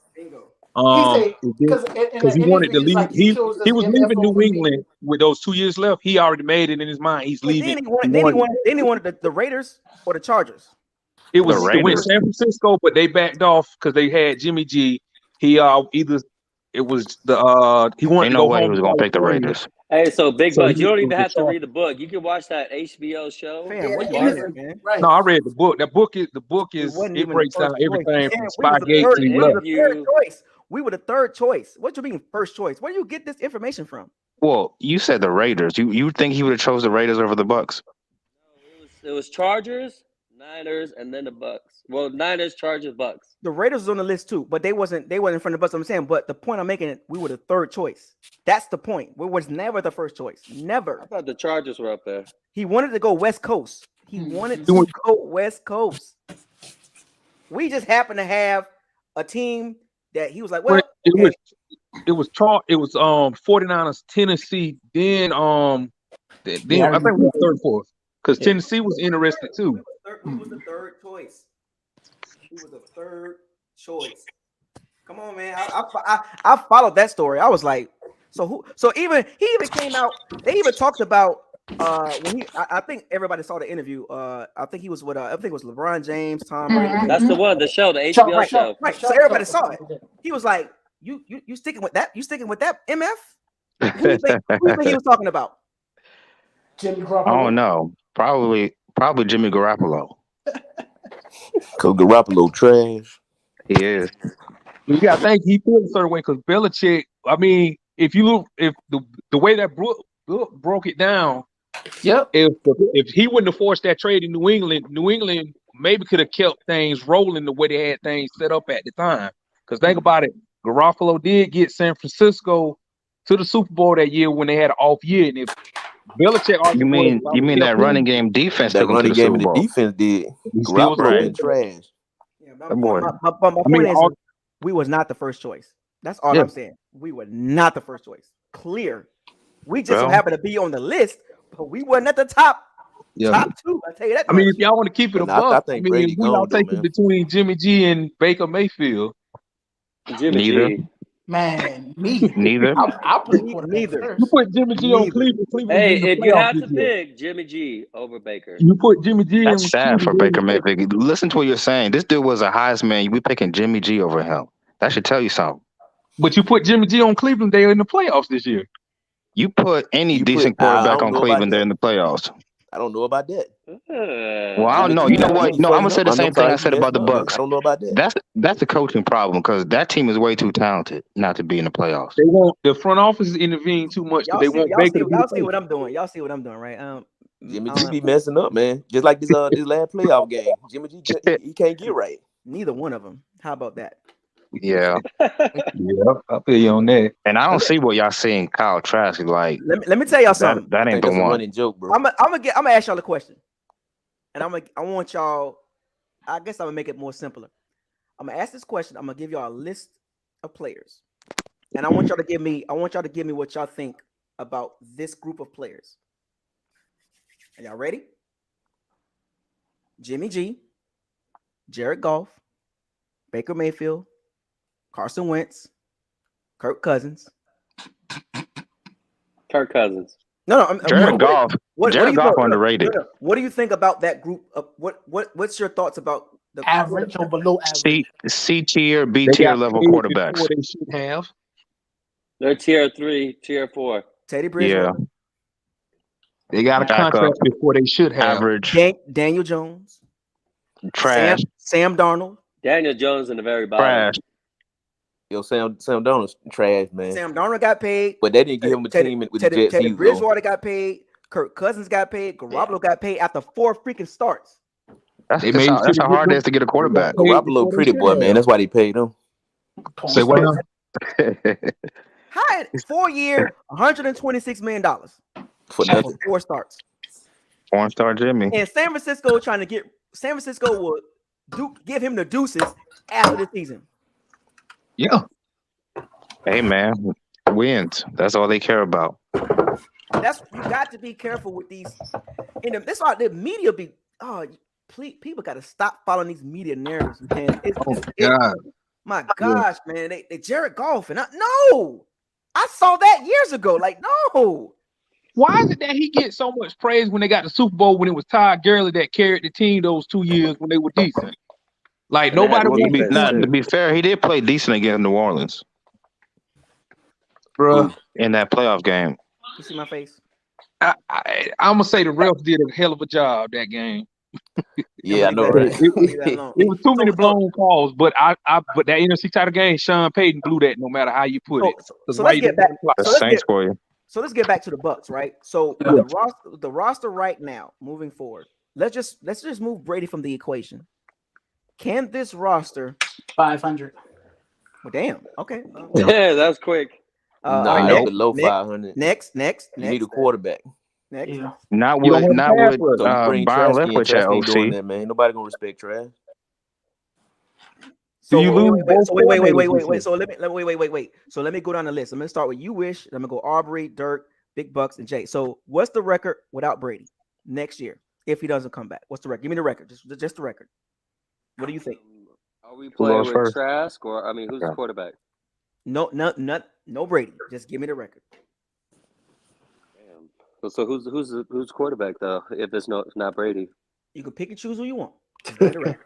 All right. So Russell Wilson. No. He said on the roster. Okay. On the roster. On the roster. Okay. Well, if it's Kyle Trask, then we probably go 9-7 or I don't know. Maybe 9 wins, 8 wins. Okay, Aubrey. 500. I think we about 500, man. Dirt. 7 and 9. I'm telling you right now, you're not gonna get an elite quarterback to come after Brady. They're not trying to follow that lead. All right, Big Bucks. 6 and 11. Jesus Christ. Jay Ellis. 7-10. Damn. All right. So what does that say about the roster? It's not so much the roster, it's the coaching. Have y'all not seen that schedule next year with this roster? We won a division, so you it's gonna be a tough schedule. You know why I asked that? Because you said, well, Jimmy G got the Super Bowl, but if you got a roster, then you can go far, right? I mean, you can't have it both ways now. You can't have it both ways. Coaching. Yeah, but Jimmy G is better than Trask. Coaching. Man, Jimmy G had 80 yards the last game. Yeah, but I mean, the last game was Kyle Shanahan. If the roster's good and the coaching's solid, you can move forward, can you? Hopefully SMB ain't No, here. I get what you're saying, but the roster ain't there, and then we're gonna lose people. But I thought the roster was talented. It is talented. That ain't never been my argument. But the 49ers got the Super Bowl with Jimmy G. The Rams got the Super Bowl with Jared Goff. And that's without Debo too, I think. No, but the difference is we they got Shanahan. Develop talent. They got Shanahan and McVay. That's the difference. So now, wait. So now coaching is the issue. Yes, it's been the issue. they got to the Super Bowl despite Bruce Arians. I don't even know what his job is because he says Byron Leftwich does all the play calling, and we know Todd Bowles runs the defense. Yeah, but if that were the case, the Saints would have been in the playoffs. They didn't have a quarterback. Exactly. That's the point we're trying to make. Yeah, but I'm saying that they got there despite Bruce Arians. Like, that's just my opinion. So basically, the roster. So without Brady, the roster is below 500. I mean, it's hard to tell with Trash not enough footage and not enough experience yet. Nah, but bro. if we did, let's say we had Teddy Bridgewater, we'll definitely be up there. But now we'll have him it'll never be Teddy Bridgewater because Bruce ain't gonna bring him in. You're adding Hey, something. we will bring him in. He's not a BA type of quarterback either. So if you're gonna be realistic, it's gonna have to be a big quarterback. Yeah. It ain't gonna be no Teddy Bridgewater. He wants somebody to throw down the field. Well, let's not forget Teddy Bridgewater maintained the Saints for 5 games straight when Drew Brees was out. Don't let that fool you. That's Sean Payton. They had a good squad with defensively as well. Teddy Bridgewater do not fit well with Bruce Arians. It doesn't work. Like, just from a football perspective, what my eyes tell me, not gonna work. That's in my opinion, though. You know what I'm saying? It's not gonna work. But a veteran quarterback would work. You know, as far as with a big, strong veteran quarterback, you know. Let's see. I'm throw some names out there, right? Let's think about it. Ben Roethlisberger. Oh man, no, his ass retired. Oh, excuse my Lord. You're about to make me retire this chat real quick. My God, Roethlisberger, man, you trying to get terrible. You trying to get us 2 yards in the cloud of dust? Yo, it's a toothache with that name. I'd rather have Baker Mayfield. That dude can't throw the ball more than 10 yards. Yeah, it's over for Ben, man. Now, you seen his arm? You seen his arm? That dude can't even throw 10 yards. It's a wrap. And he the last. Well, other than Rodgers and Brady, they're the last old quarterbacks left, ain't it? Yeah, the league is moving on. The league has moved on, right? It's not normal to pay at this age, more like. But here's the thing. This is how you know the league has been trying to phase out Roethlisberger, Brady, Rodgers, Rivers, Breeze. Somebody mentioned in one of the Bucks groups before the game, the Bucks should be prime time. How is this not possible? Da da da da da da da da. Do you understand why the Chiefs and Bills were the primetime game? True. No, but don't they pick the time slots like before? Like the teams are even. They pick strategic, but strategic though from a rate. It's about numbers, and as you can see, the Buffalo Bills and Chiefs game, glorified scrimmage almost. Top 10, one of the best games I've seen in the last 10 years. So, but now think about this though. They want to see that. They want to see Mahomes and Allen, not Stafford and Brady. They don't want to. You know why? Is because they just keep scoring. They want to see that numbers. That's what brings. It's about. Offense. It comes It's back an to offensive numbers. league. Wouldn't they prefer manufactured drummer, man? Rodgers and Brady in the NFC Championship game though? If it was numbers. We can't say nothing because let me ask y'all something real quick. It ain't happening. You since that game was like a top 10 game the other day with the Chiefs and the Bills. Let me ask y'all this. You remember when we played the Rams in 2019 in LA? Would you consider that like a top 20 game of the last 15 years? No. Or would you just say it should have been a blowout and the defense just let them back in the game? Look, if you got to put up 55 points. Technically, they didn't put up offense did because you got a defensive. What we got 2 different defensive scores that game, if I'm not mistaken. I mean, it's talking about the Rams and Bucks game in 2019. Yeah, because Sue got a fumble on the touchdown. So that's what's that 40? So that's 48. They put up 48. Because Mike Edwards run one back because I know golf threw like 3 picks. It was just Sue. Oh, Sue had the only pick stupid score. So the offense. So okay. Field day for Mike Evans. So 55 points. Oh boy. To beat the Rams, that's a problem. When you got to score that many points, that's a problem with the defense. Mike Smith, Mark Duffner, Mr. I don't believe in sacks.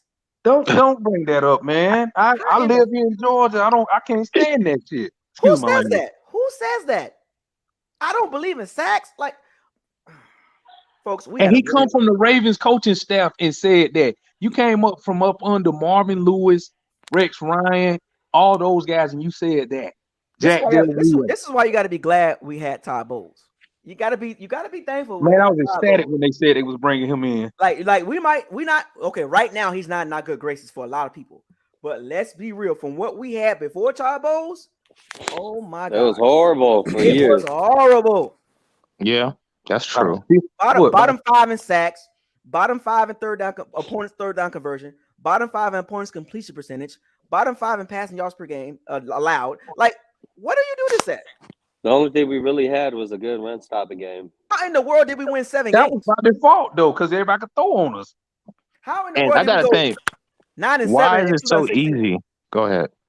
How did we go 9-7 in 2016 with that type of defense?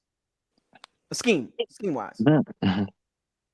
They actually, believe it or not, what Lovey was trying to teach and preach, they actually started doing that. Like Lovey was talking about get off the field on third down and get takeaways. It's like it clicked for them to do what Lovey was preaching, but they claim to say that they simplified the defense or whatever. Like, I'm like, what was so special about his defense? Mike Smith defense. It was just a regular 4-3 alignment and a nickel-based package. Like, what was so simple about that? Simplified about it. Like, it ain't nothing, no complex blitzes or anything. See, here's the thing. Like, here's the thing about the NFL coaching circle, the relationships. Dort Cutter got hired. Mike Smith was a DC. They go back to the Falcons days. We go back further than that, bro. But we literally back to Jacksonville days. So we had the Atlanta Falcons defense for 4 years. They just flipped positions. Instead of Mike Smith being the head coach and Dort Cutter being the OC, it was Dort Cutter. Dort Cutter is the head coach and Mike Smith as the DC. Mm-hmm. And we look like crap. How is that a product on the field? Like, can anybody win with that style of defense? I think that happened because when Mike Smith was head coach, he had Dan Quinn as a defensive. No. Was it Dan Quinn there though? I live in Atlanta. Yeah, because Dan Quinn took over Mike Smith. Mike Smith was rotating defensive coordinators after the 2010 season. He couldn't keep them in there consistently. Now I'll say this though, Mike Smith, the way he came to Atlanta and started out, he was on fire. He had a solid defense. It was okay. But what messed Mike Smith up in Atlanta was the GM. They chose to go offense instead of defense. They wanted to just be aerial all day. Like, you knew it was a route when they had Micah Turner, but you felt like, oh, let's go get Julio when Roddy had a career year, and you wanted to have this aerial attack and forget about running the ball. And you didn't have no pass. Like, your only pass rush was John Abraham, and he was getting up in age, and you refused. And he bought that crap to Tampa. Like, how in the hell? Vernon Hargreaves? Oh my. Oh, yeah. At the end of the day, fellas, what we saw, let's bring it back in full circle. What we saw yesterday was a team with this current roster set up has to have some changes. It has to be some changes. Cannot go into 2022 season with this roster currently constructed. Can't do it because we're going to have the same results. We're going to win some games. We're going to lose some close games. But it's tough. The schedule is tougher now than it was this past 2 seasons. So if there will the cupcake games or the end of the season, those last couple games of the season, those cupcake games, the last 2 seasons, where that is not happening. Starting with your favorite number 80, and he gotta go. 23, he gotta go. Sean Murphy Bunting. It's gonna be a good bit of turnover. I can't stand. Can't tackle in the open field. You can't use him in the slot. So what's his purpose? Because he can't start over Dean or Carlton Davis.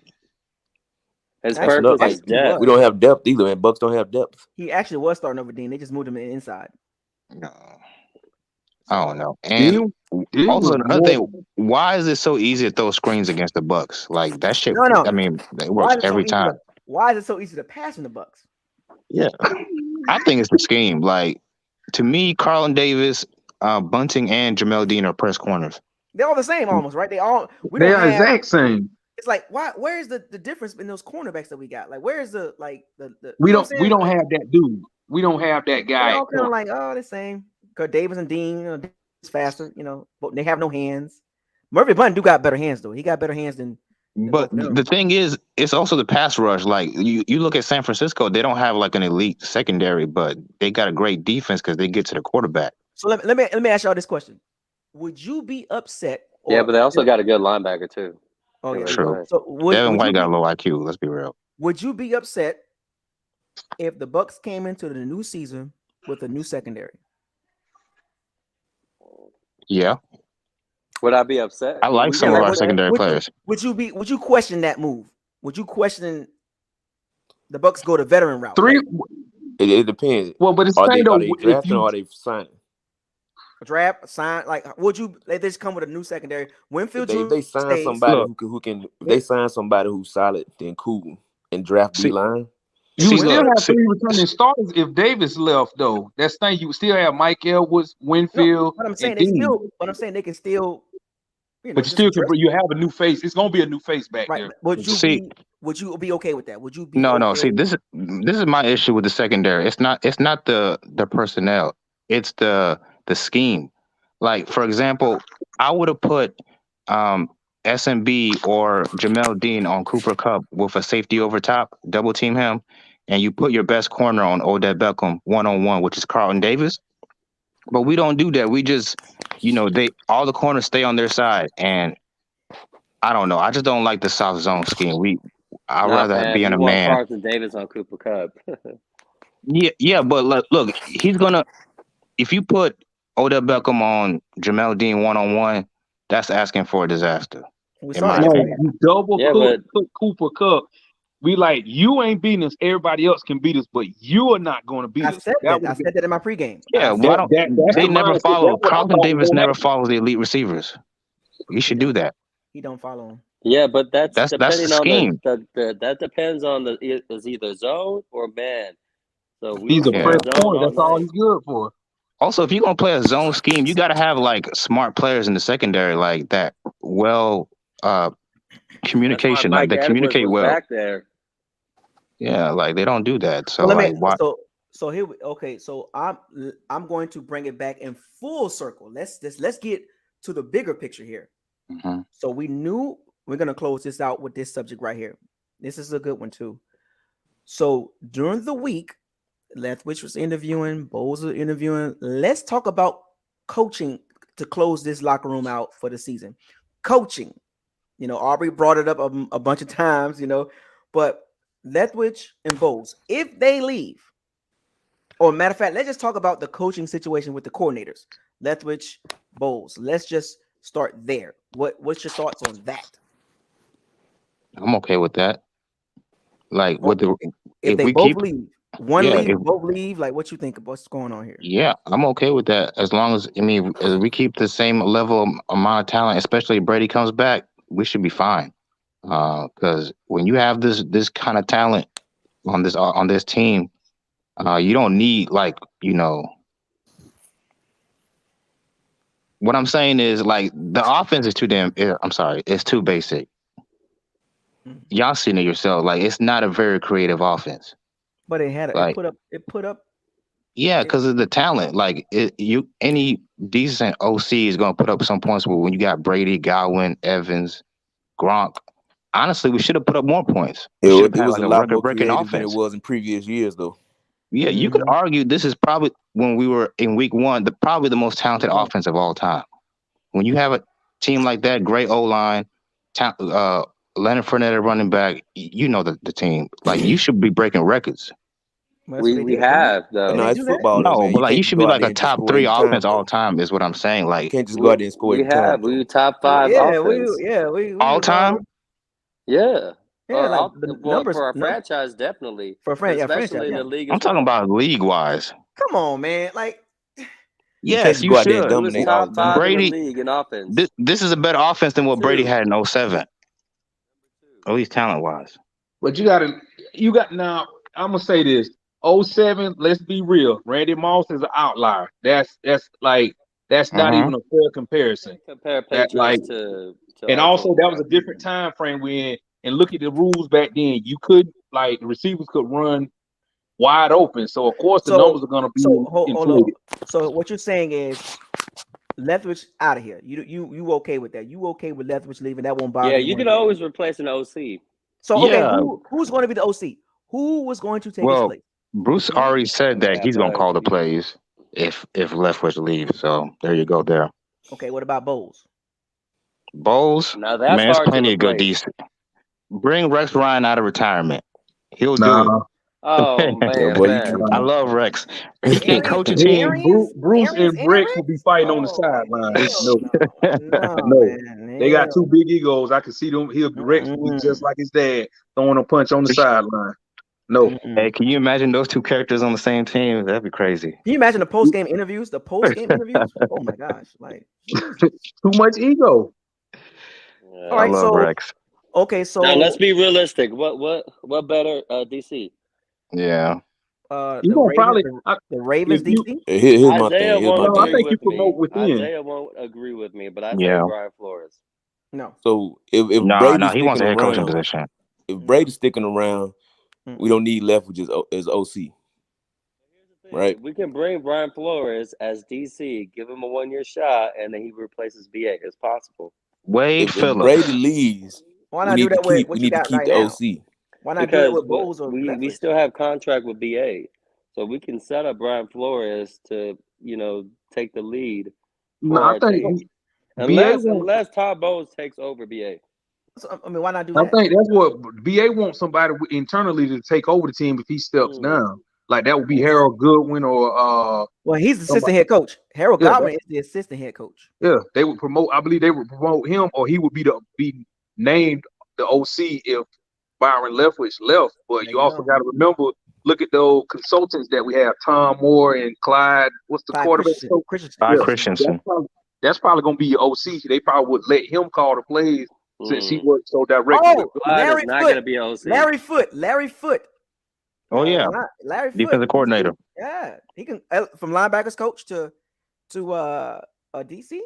I'm surprised Pittsburgh didn't call him to go interview for the DC position. Same scheme, pretty much. Larry Foote played in the 3-4, so that's easy transition. That's wait. If it's gonna be the same scheme, then no, I'm not with that. We need a new scheme. So okay, what scheme do you prefer? 4-3, 3-3-5? I prefer a more man-heavy scheme instead of soft zone. Backs for that. I feel like we do. Jamel Dean is not a what's it called? A zone corner. He's a man corner. He got long arms. He's fast. He's built to press. As long as they run straight down the field, he's a man corner. There you go. As long as they run straight down the field. But all that turning and cutting, he gonna. As soon as they cut a double move, he done. I mean, that's like yeah. Well, that's why it's hard to find a good cornerback. Like same thing with a quarterback, but see that's what I'm saying. With all the turnover, with all the new players you're saying we need, you're gonna have to keep the coaches stable.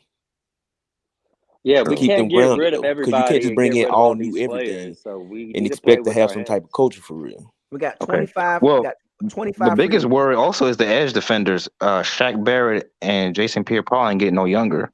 Well, we got look. Yeah, but we going in circles here, though. Yeah, we got to face this. Okay. We got to accept this fact. 25, I believe 25 free agents, right? All 25 not coming back. Oh no. One of these coaches possibly going to be gone. I'm gonna say one is gone. Like Jackson, Byron Leftwich is interviewing the second time with the Jacks. What does that tell you? Going back home. Who's his competition? Doug Peterson and who's the other guy? They better not sign Doug Peterson.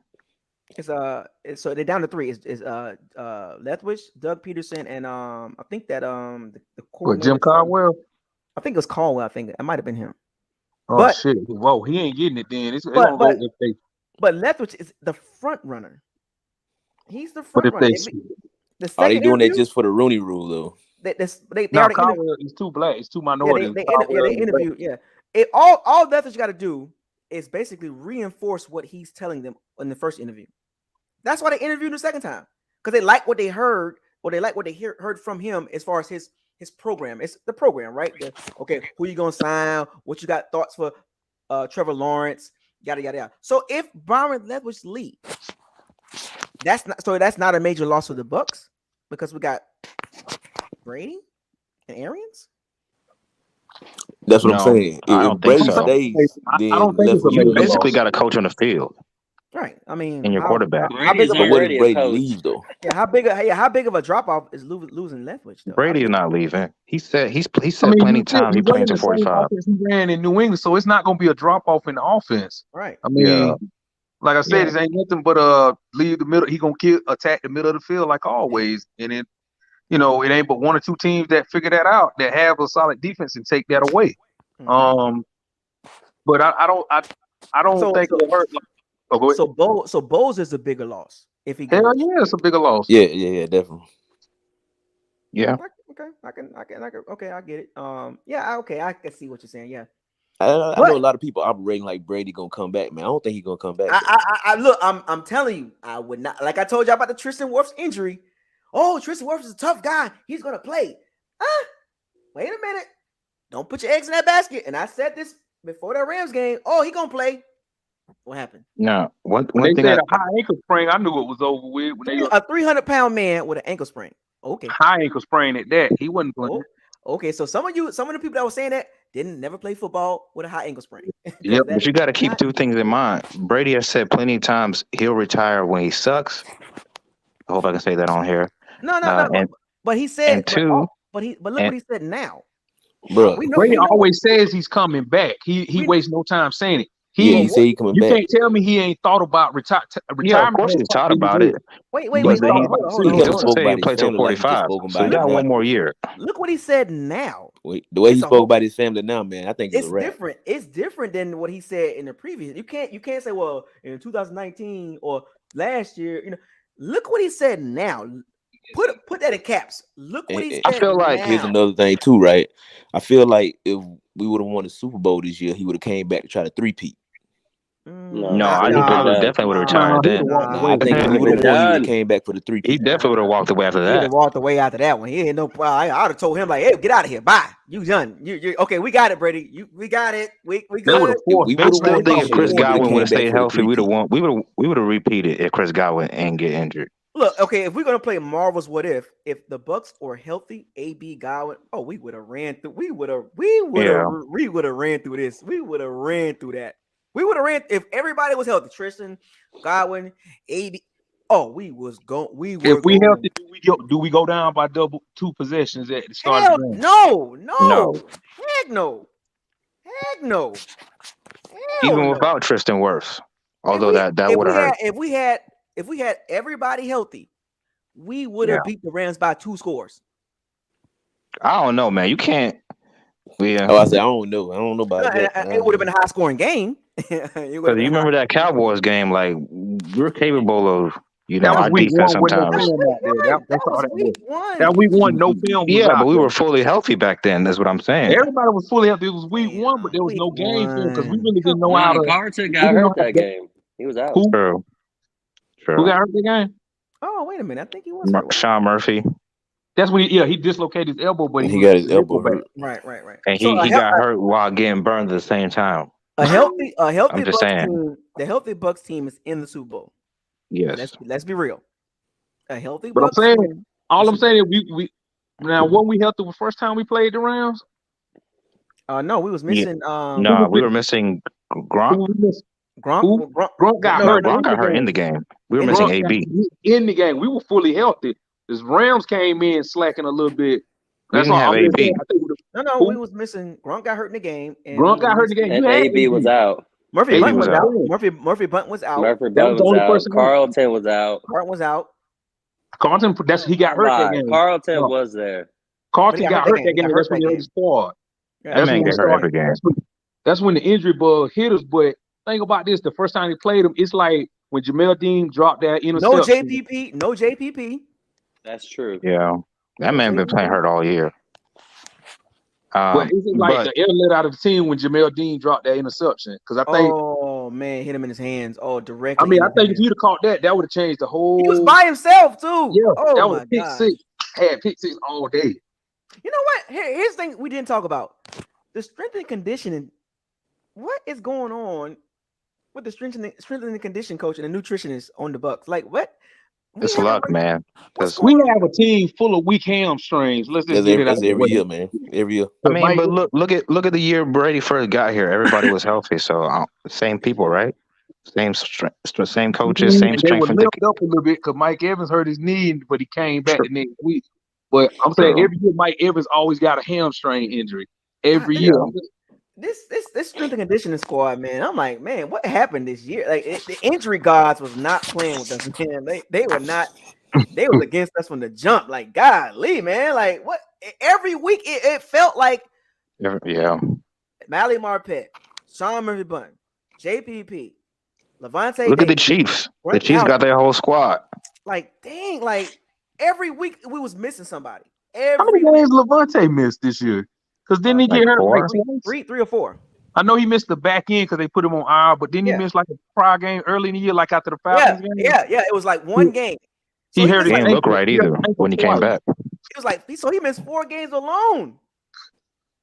Hey, what's y'all thoughts on Devin White? Like, what he can improve on, and if he can improve? Man, look, Devin White's issue is the way he runs. He runs high.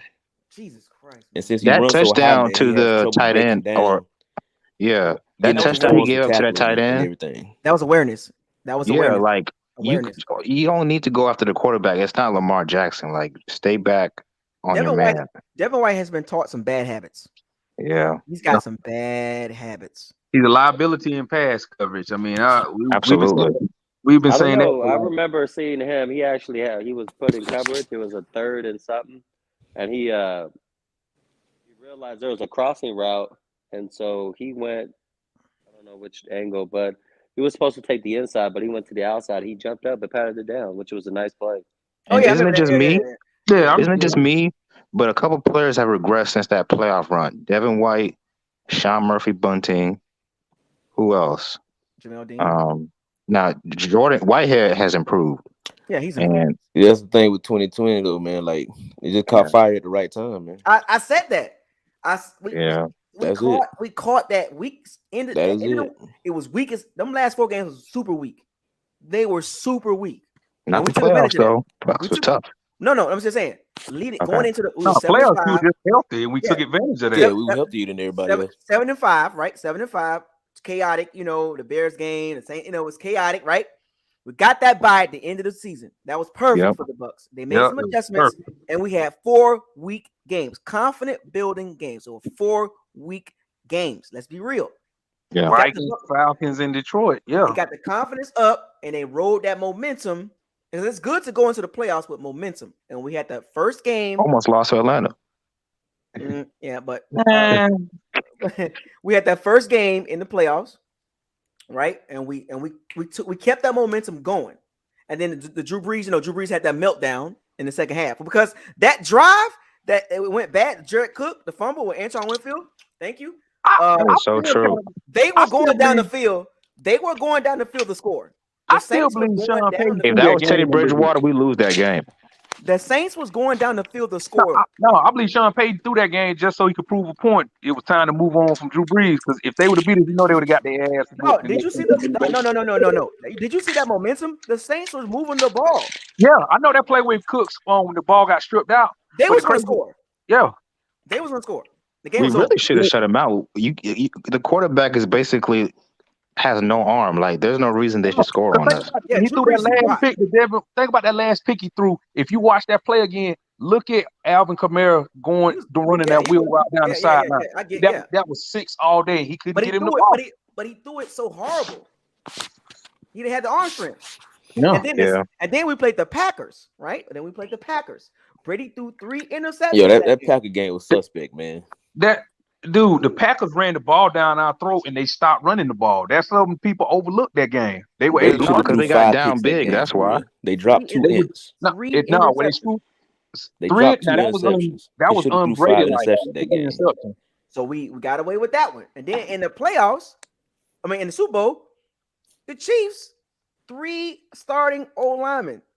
So it was in our favor that year. Everything kind of fell, right where it needed to be. I ain't complaining. and it worked. It worked for us. But then now the roles reverse. There's no sympathy for us now. We ain't getting no sympathy from nobody. Nobody's giving us. Well, the Bucs. They're like ha. Yeah, that's okay. That comes with the territory when you win. Exactly. So Bucs fans, I seen this. They was like, well, we were hurt.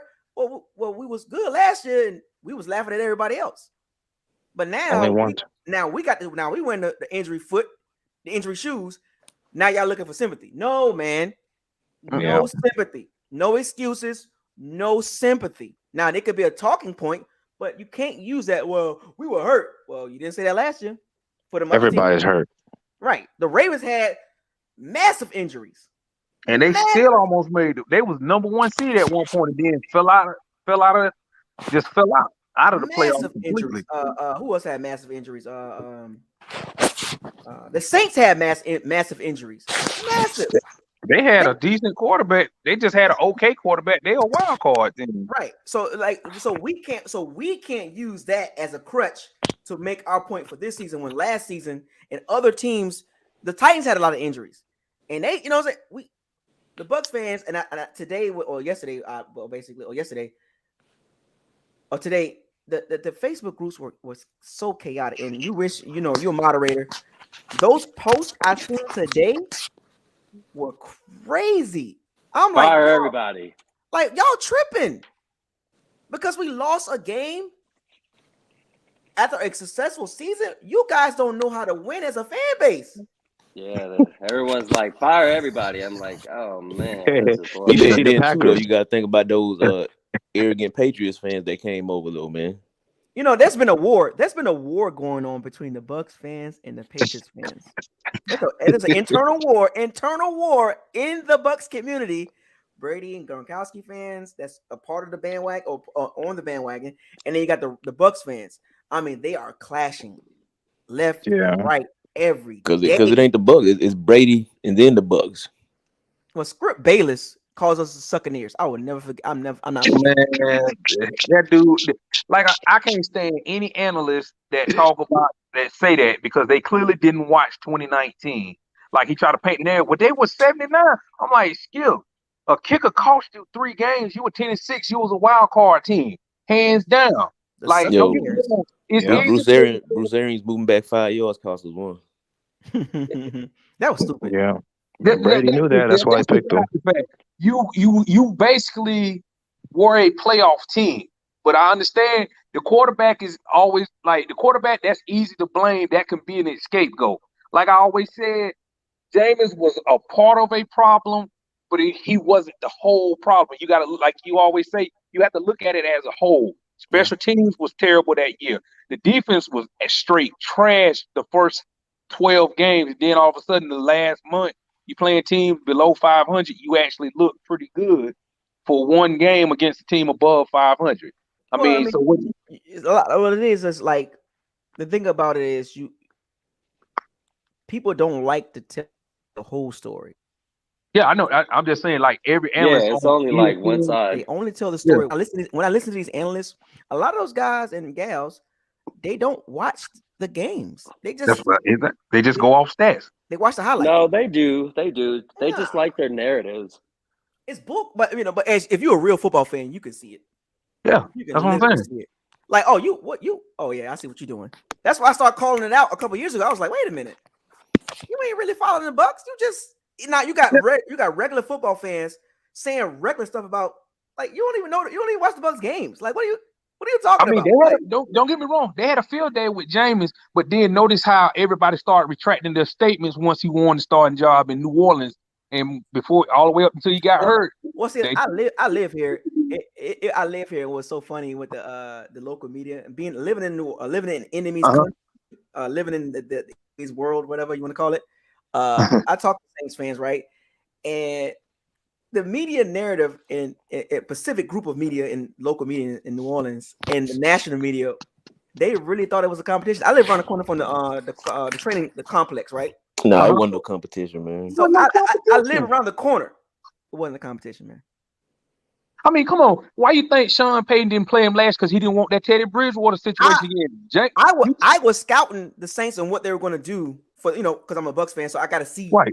I got inside track on what they doing. Like, what? Okay, this is what the Bucs got to do. Okay, cool. Boom, boom, boom, boom. That wasn't a competition. I know what. Sean Payton was just making it sound good. Sean Payton just know he like, hey, I'm gonna keep Jameis' value low so I can keep him around. That's all. I mean, why you think he was smiling when he got hurt? He know he could get him back on for cheap next year. That shows you across the NFL on how narratives are pushed. Yep. Because the more you hear it, the more you believe it. You know what I'm saying? Like a lot of stuff. Like you be like, wait a minute. Okay, I'm gonna roll with that. And then you start doing your own research and watching the games yourself. And that's what I always say. What does your eyes tell you? Don't go about what somebody else saying, what their eyes say, because they might look at something different than you do. You know what I'm saying? Like if they looking at one thing and you see something like, wait a minute, is that the right the Game Pass? You got to look at the Game Pass. Go watch these films from perspective of, okay, he said this. It's okay to listen to what they say, but then you go see what they're saying and you see for yourself. That don't make any sense.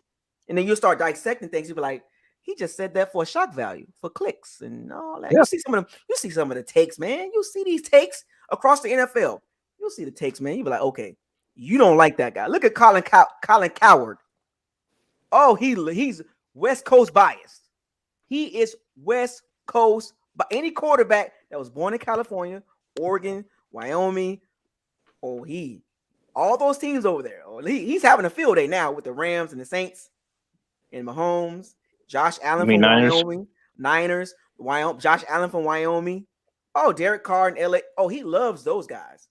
He hates the East Coast and the South. He hates us over here. He don't like to give us credit. He don't. You like Brady? Brady from California. Brady fit the narrative. Aaron Rodgers from California. Oh no, he don't like. Well, I think he does like Rodgers. He does. He's from California. California. So what y'all feel about Derek Carr, man? He's a good quarterback. He's a good quarterback. He's from Texas. He underrated. He's gonna get him another payday. No, Carr, they're from California, if I'm not mistaken. No, he's from Texas. Derek Carr? Oh, yes, he's from Texas. He plays in Las Vegas. Well, he played in Oakland, right? But Derek Carr, to me, my thoughts on him, he's good enough, but not good enough. If that makes sense. Like he can get you, but in critical moments, I'll never forget on 4th down. 4th and goal, he threw the ball away. Yeah. At that moment, I said, goal. Oh, nah. So if Brady left and the Bucs had a chance to get Derek Carr, why not? Jimmy G or Derek Carr? Hell no, Jimmy G, man. Don't give me no. I'll take Derek. I'll take Derek, but in pressure situations, I'm looking at him like, man, don't mess this up, dog. Throw the ball and play. What about that college quarterback from Pitt, Kenny Pickett? Be careful with him. Be careful with him. 1 year wonder. Yeah. Oh no, man. He just has that look. He looks like a quarterback. He's like 6'5", 230. He has that look. Give me Deion Sanders' son.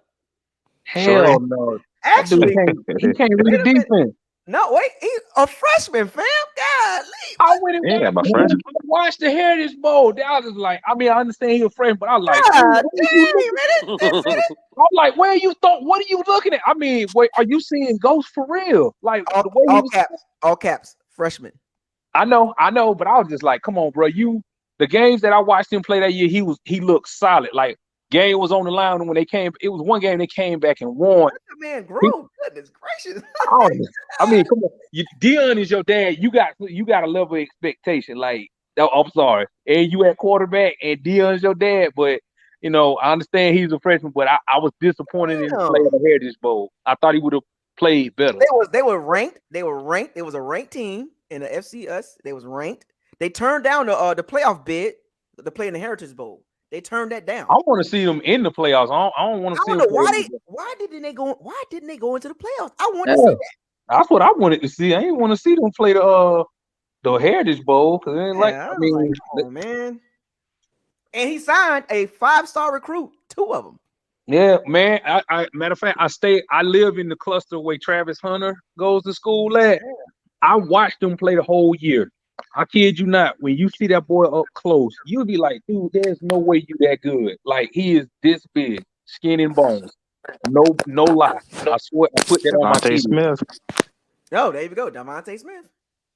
He is skin and bones, but when that dude put that helmet on, that dude is on another level. And he Is played just basketball like, too. He played basketball too. I mean, that dude got football IQ like on the high school level. I've never seen an IQ like that on the high school level.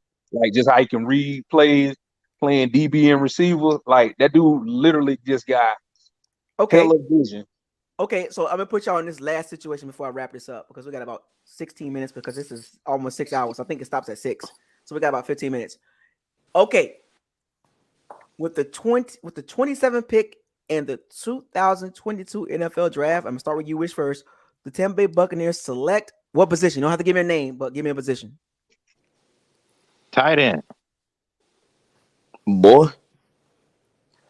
No, I don't want to do another OJ. We'll do. If you don't know the name, you can just give me the like D line, O line, whatever. If you don't know the name, edge. Yeah, edge rusher. Okay, Jay, what you think? Yeah, I was gonna go edge as well. Edge, Dirk. You know what? Yeah, I was gonna say tight end, but edge defender. Can't be tight end, bro. Big Bucks? No, because I feel like if we have like a two tight end monster with Gronk and another one, that's Tom Brady's specialty. Man, Gronk ain't coming back. Yeah, but this is Gronk last year, so we don't know. Nah, Gronk already said it. Look at his tweet.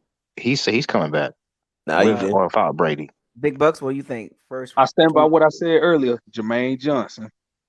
The end.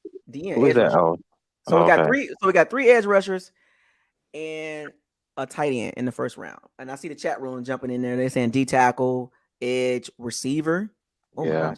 Sue, his name coming back. Yeah. So Jamison Williams, Alabama. After the knee injury.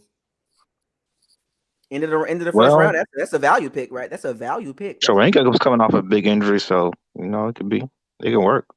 That's a value pick late round 2, and then he could be a steal if you get him, right? I mean, if you're going receiver, so you're saying you're not bringing Godwin back? Well, there's value the down, receiver free agent market is big. Well, that's what I gotta look. I'm gonna look that up too. So I'm gonna do some more videos, specifically about once we start getting to that part of the off season. I'll drop some videos and we'll get on here again and we'll discuss free agency, retirement possibilities. Anything that comes out like that, I'm on here. You know what I'm saying? So, fellas, I thank y'all and I thank everybody for coming into the locker room for this one last end of the season talk about the game. Oh, wait. Isaiah, before you go, who's picking for next week? Oh, my pick for real quick. I'm gonna go the Chiefs, and I think the Rams finally get over the hump against the 49ers. In the Super Bowl, Rams and Chiefs. That's a good Super Bowl. And I got the Chiefs outscoring the Rams. So we got Chiefs and Rams. All right. Joe or Jay? Yo, it's gonna be Chiefs and 49ers in the Super Bowl. Holy Chiefs, 49ers. All right, Big Buck, what about you? I got the Rams and the Chiefs. I think the Chiefs will blow out the Bengals Sunday. I don't even think that's gonna be a game. Don't be shocked if it's like 17-0 in the first quarter because them boys ain't gonna be able to run with them. And what about you, Dirk? I hope it's the Bengals and Rams, but it's probably gonna be Chiefs and Rams. So Chiefs, Rams. All right, I got Bengals and Niners. Oh, I can rock with that. I don't hate either one of those teams. Yeah, because the Bengals already beat the Chiefs. I wouldn't be surprised. And I think they could repeat. And the Bengals ain't got no O-line, though. The Chiefs gonna be mad about that loss. They gonna come up ready to play. That O-line is suspect. Bengals have no pressure. Bengals have no pressure. Bengals ain't got no pressure, but the Chiefs in a scenario where like, okay, you messed up my number 1 seed. I got something for you if I see you again. I'm just saying. I'm not saying the Bengals I got the Chiefs winning. I got the Chiefs winning, but them Bengals are scary. They can be scared, but don't be shocked. I'm just saying. Joe Burrow remind me of Tom Brady. You know how it is. They get like every season or like what we see in NCAA tournament or teams get on the road. They get on that road and it's like, oh man, like oh my gosh, like they keep winning, they keep winning. It's like their destiny, right? It's like. I imagine if Burrow win a Super Bowl his second year. Oh Baker Mayfield. If Burrow wins Super Bowl, Baker Mayfield is done. Completely done. We don't want to hear no excuses, Baker. Man, if Burrow win, man, he gonna be the new Tom Brady, man. Yeah, he got a championship already. College, Super Bowl, second year. Fellas, like we got to be excited, right, for the future of the NFL football. Herbert, Mahomes, Allen, Burrow, Jackson, Watson. Like, man, like I don't know about Watson. I like the new set of quarterbacks. Watson gonna get cleared, man. The new set of quarterbacks is awesome, man. It's gonna be exciting. Next 5 to 7 years, man. It's gonna be the AFC is gonna be a dogfight. NFC though. That's why I'm ready for Tom Brady to retire, man. We need some new blood, man. AFC finna be a dogfight. Jackson, Mahomes, like who come? Man, somebody ain't gonna win. Somebody ain't gonna win the Super Bowl. The most talented one. You didn't even mention the most talented one. Well, Josh Allen, obviously, but I think Trevor Lawrence is low key like top 5 talent in the NFL. He's on a terrible team. He just need the right coach to guide him. That's what I said. Like, you say that for every rookie QB that come in, man. He gonna turn it around. No. Trevor Lawrence is different. Like they just need the right coach. You just need the right coach. Hey, don't sleep on Zach Wilson. He may have a bad year, but don't sleep. He with the Jets, man, so he slept on. Don't sleep on him. Look at his wide receiver core. His wide receiver core is trash, but don't sleep on him. Yeah, EJ Moore. Elijah Moore? Oh, Elijah Moore. Okay, my bad. Corey Davis totally not bad. Forgot about Elijah. But maybe when he lead the Jets, man. Corey. That's gonna be a while. Not bad. And I know, right? Corey is like a tier 3, tier 4 wide receiver. He's not bad. Man, at least he got Elijah Moore. Who does Trevor Lawrence have? Lawrence Chenault. DJ Marvin Jones. Chark. Chark. Like, hey, wait, we ain't doing that. Trevor Lawrence got some weapons. Now, we ain't doing that. I don't know about that, man. Here's my problem. Here's my problem with Trevor James Lawrence. Robinson. Yeah. Here's my problem with Trevor Lawrence. When he made the comment about how he feel about football, is it important? He was like, to me, he came off as like football is not really that important to him, and that bothered me. I don't like that. Yeah, to an extent. I don't like that. He'll give up one day. It's kind of like Aaron Rodgers and Tom Brady. You could tell Aaron Rodgers has interest outside of football. I don't think Tom Brady cares about his football outside of his family. I don't want my franchise quarterback at 22 years old saying, "Well, football, I mean, it's cool, but it's not all. It's not everything." Dude, it is like everything. Andrew Luck, he's gonna leave early. It is everything, Trevor. And let me ask y'all this: Andrew Luck. Do y'all think Kyler Murray leaves in a couple of years to go play baseball? I can see maybe. I'm not a big fan of Kyler Murray. No, I can see it happening. If I don't think he's gonna take the Cardinals nowhere. If it doesn't pan out, I can see it happening. I will say this: Tom Brady did play better than Kyle Murray. He did, of course he did. This year, it's Tom Brady, man. I don't like Kyler Murray's body language when things are going bad. I don't like. He's so beta. He's so. You had it right. Some quarterbacks are front runners. They don't do well when. Did I get it right? Yeah. I don't want to say the word. But you can say it. He's not a leader to me. Like he's just too nonchalant. Like I don't see Chandler Jones or JJ Watt or DeAndre Hopkins listening to him. Like, do you like 5 you know foot tall? what? Listen to you. Did they pay Chandler Jones? Yeah, they did. No, no, they didn't. Oh, for the Bucks. Hey, there you go. Hey, the Bucks can scoop him up. Chandler, yeah. Chandler looking for one last payday. But he's not gonna take a 1-year deal. You hear that, right, Isaiah? Yo, people will only come to the Bucks if Tom Brady is still here. Yep, and that's the truth. I think if Brady for 1 more year, bro. Because that Tom Brady has an ego. He wants that last hurrah where everybody celebrates him because they know he's retiring at the end of this season. I think he wants that. I believe if he comes back, he's gonna announce at the start of the training camp, "This is my last just round." like Kobe. Yep. Look, I think he done, man. I really think he done. I don't think he coming back. Stay tuned. Look, fellas. Stay tuned. That's all I'm gonna say. Stay tuned and keep your eyes and your ears posted across NFL media because the game he went out on, it wasn't. I got a question. Whether it was scripted or not, man. I got a question. It was exciting. It was too hard to script these things. How long do you think the decision's gonna take? Is he gonna drag it out, or are we gonna know? kind of soon. He's gonna drag it out. Drag it out, man. No, Tom Brady is not Brett Favre. He's not a diva. If he gonna retire, he'll announce it like so. Tom Brady is a diva, but he got to stick to his persona. I don't think he's gonna drag it out. I wouldn't say drag it out, but he's going to definitely take some time to make the decision. Definitely after the Super Bowl. Like I think they'll give him all the way up until to the draft, to know what his plans are. Like, hey, you want to retire? You want to come? I think so. The first day of the all season is March 16th, I believe, and it's like March. That's the first new league year. Yeah. Right, first new league year. So we should know something. What do you think? I mean, I think you give him more time than that. I think you give him all the way up until the draft. I think he already know, man. He just gonna put out a simple little tweet saying he done or something. It ain't like he gonna show up the OTAs. This dude is so addicted to football, he really don't know. But what throws me off is when the family thing. Now, family, man. He mentioned that through a rich. No take from that. But he is just so addicted, man. Because he got a son that's what, 15 now. This is the first time. This is the first time I can really say. That's why I said 55-45 Brady come back, but that's 45% chance he leaving. It's high. It felt different, man. It felt different when he said it. When he said that, that's what made me say 55-45 he stays. Because if he didn't say anything about the family, I'm gonna let my family decide. I would have said 95-5 he come back. But when he said that, if Tom Brady would have said in the post-game interview after the Rams game, that I'm gonna check with my family, that would have been a wrap. Yeah, but he still said it. He still said it though. But it was outside of the I get it, but he still. I'm gonna check with my family first, and I'm going to see what Giselle and my kids want. He put them obviously in front of football. That's why I said he still can. I think he's gonna come back. But I think his son is at the age where he still wants to see his dad play football because he's not. I mean, what, the oldest one? His son is up there. I think it's. He's about to be in high school. You want your dad to He's be still with in high man. school. He got 3 He's sons. about to be in high school.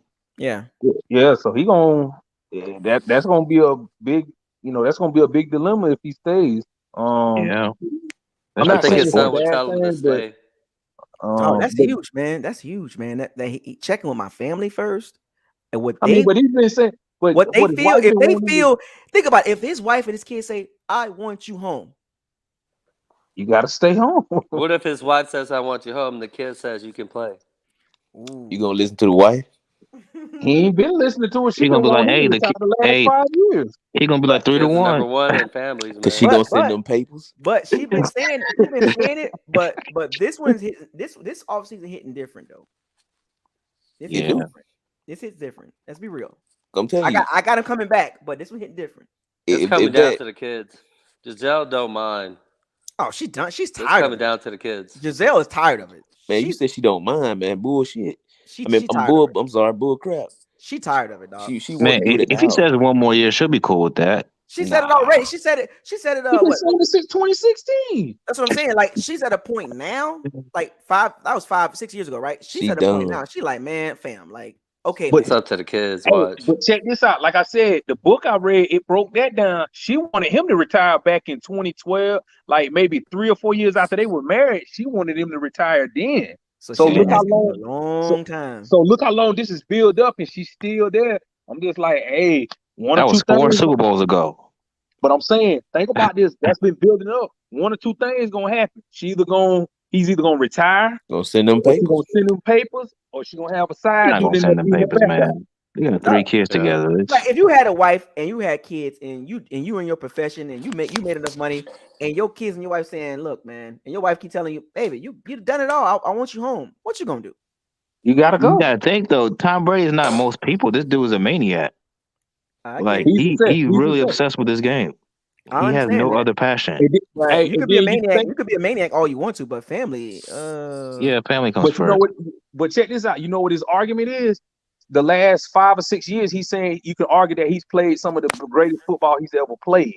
Like, look at his numbers and everything. And that's what he's here. And this is why I got him coming back. He did say until 45, or he kind of, So Man in the Arena, his interviews on Man in the Arena says that as long as I'm better than most of these quarterbacks, I'm gonna keep playing.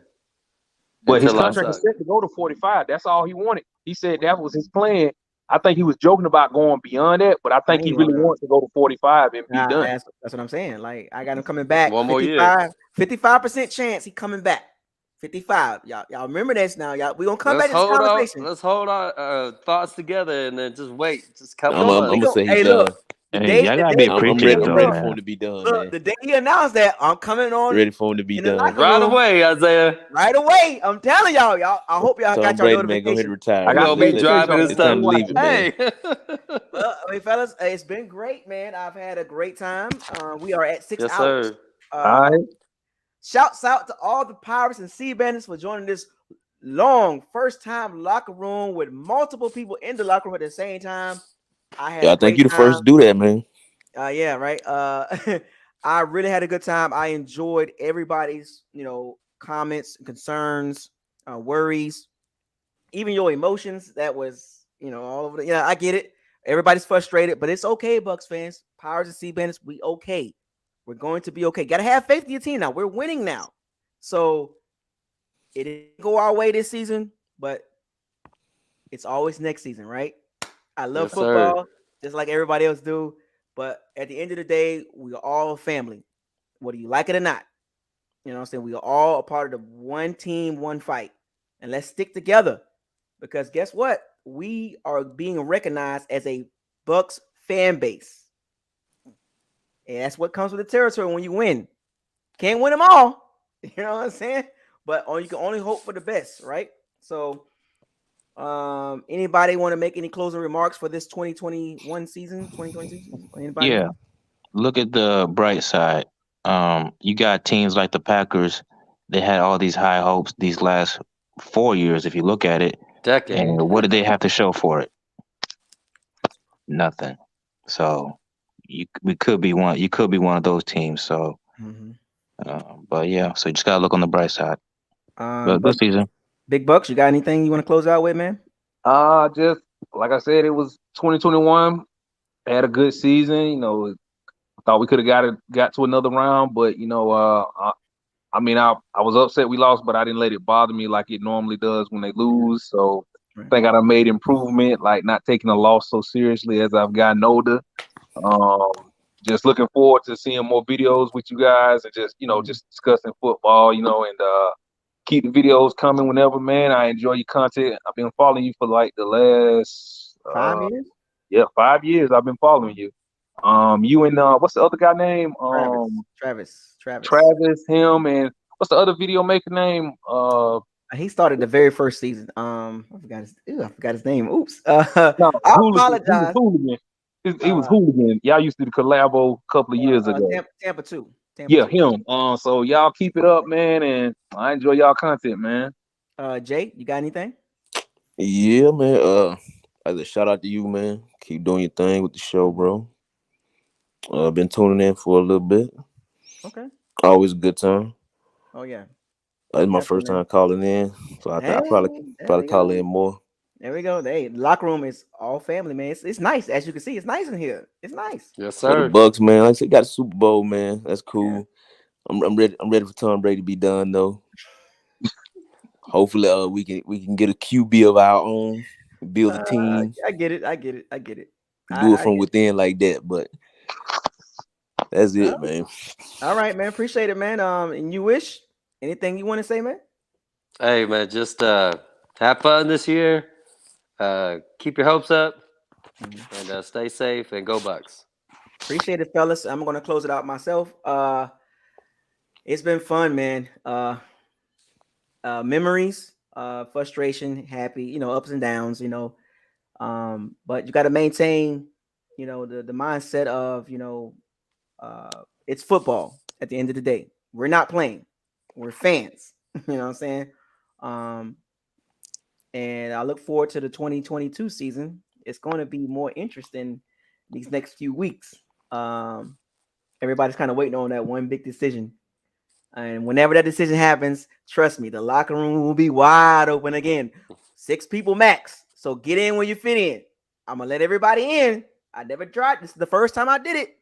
So look forward to this moving forward. We're going to have a lot of people trying to get in the locker room moving forward. So y'all be ready with y'all comments and concerns, and I'll be ready to answer questions. So with that being said, subscribe, like, comment, share on all the videos. Make sure you hit the notification bell icon to notify you on all new videos that's posted on this channel. Shouts out to all the Pirates and Sea Bandits. We all family. I love you guys. Thank you for supporting this channel for the whole season. I can't wait to see y'all again soon. With that being said, I want y'all to fire those cannons, seize the day, raise the flag, hashtag no risky, no biscuit, hashtag facts over feelings, hashtag bombs away, hashtag Bucks fans, please stay humble. All right? All right. Y'all have a great night. Ladies, y'all. I'll take it easy.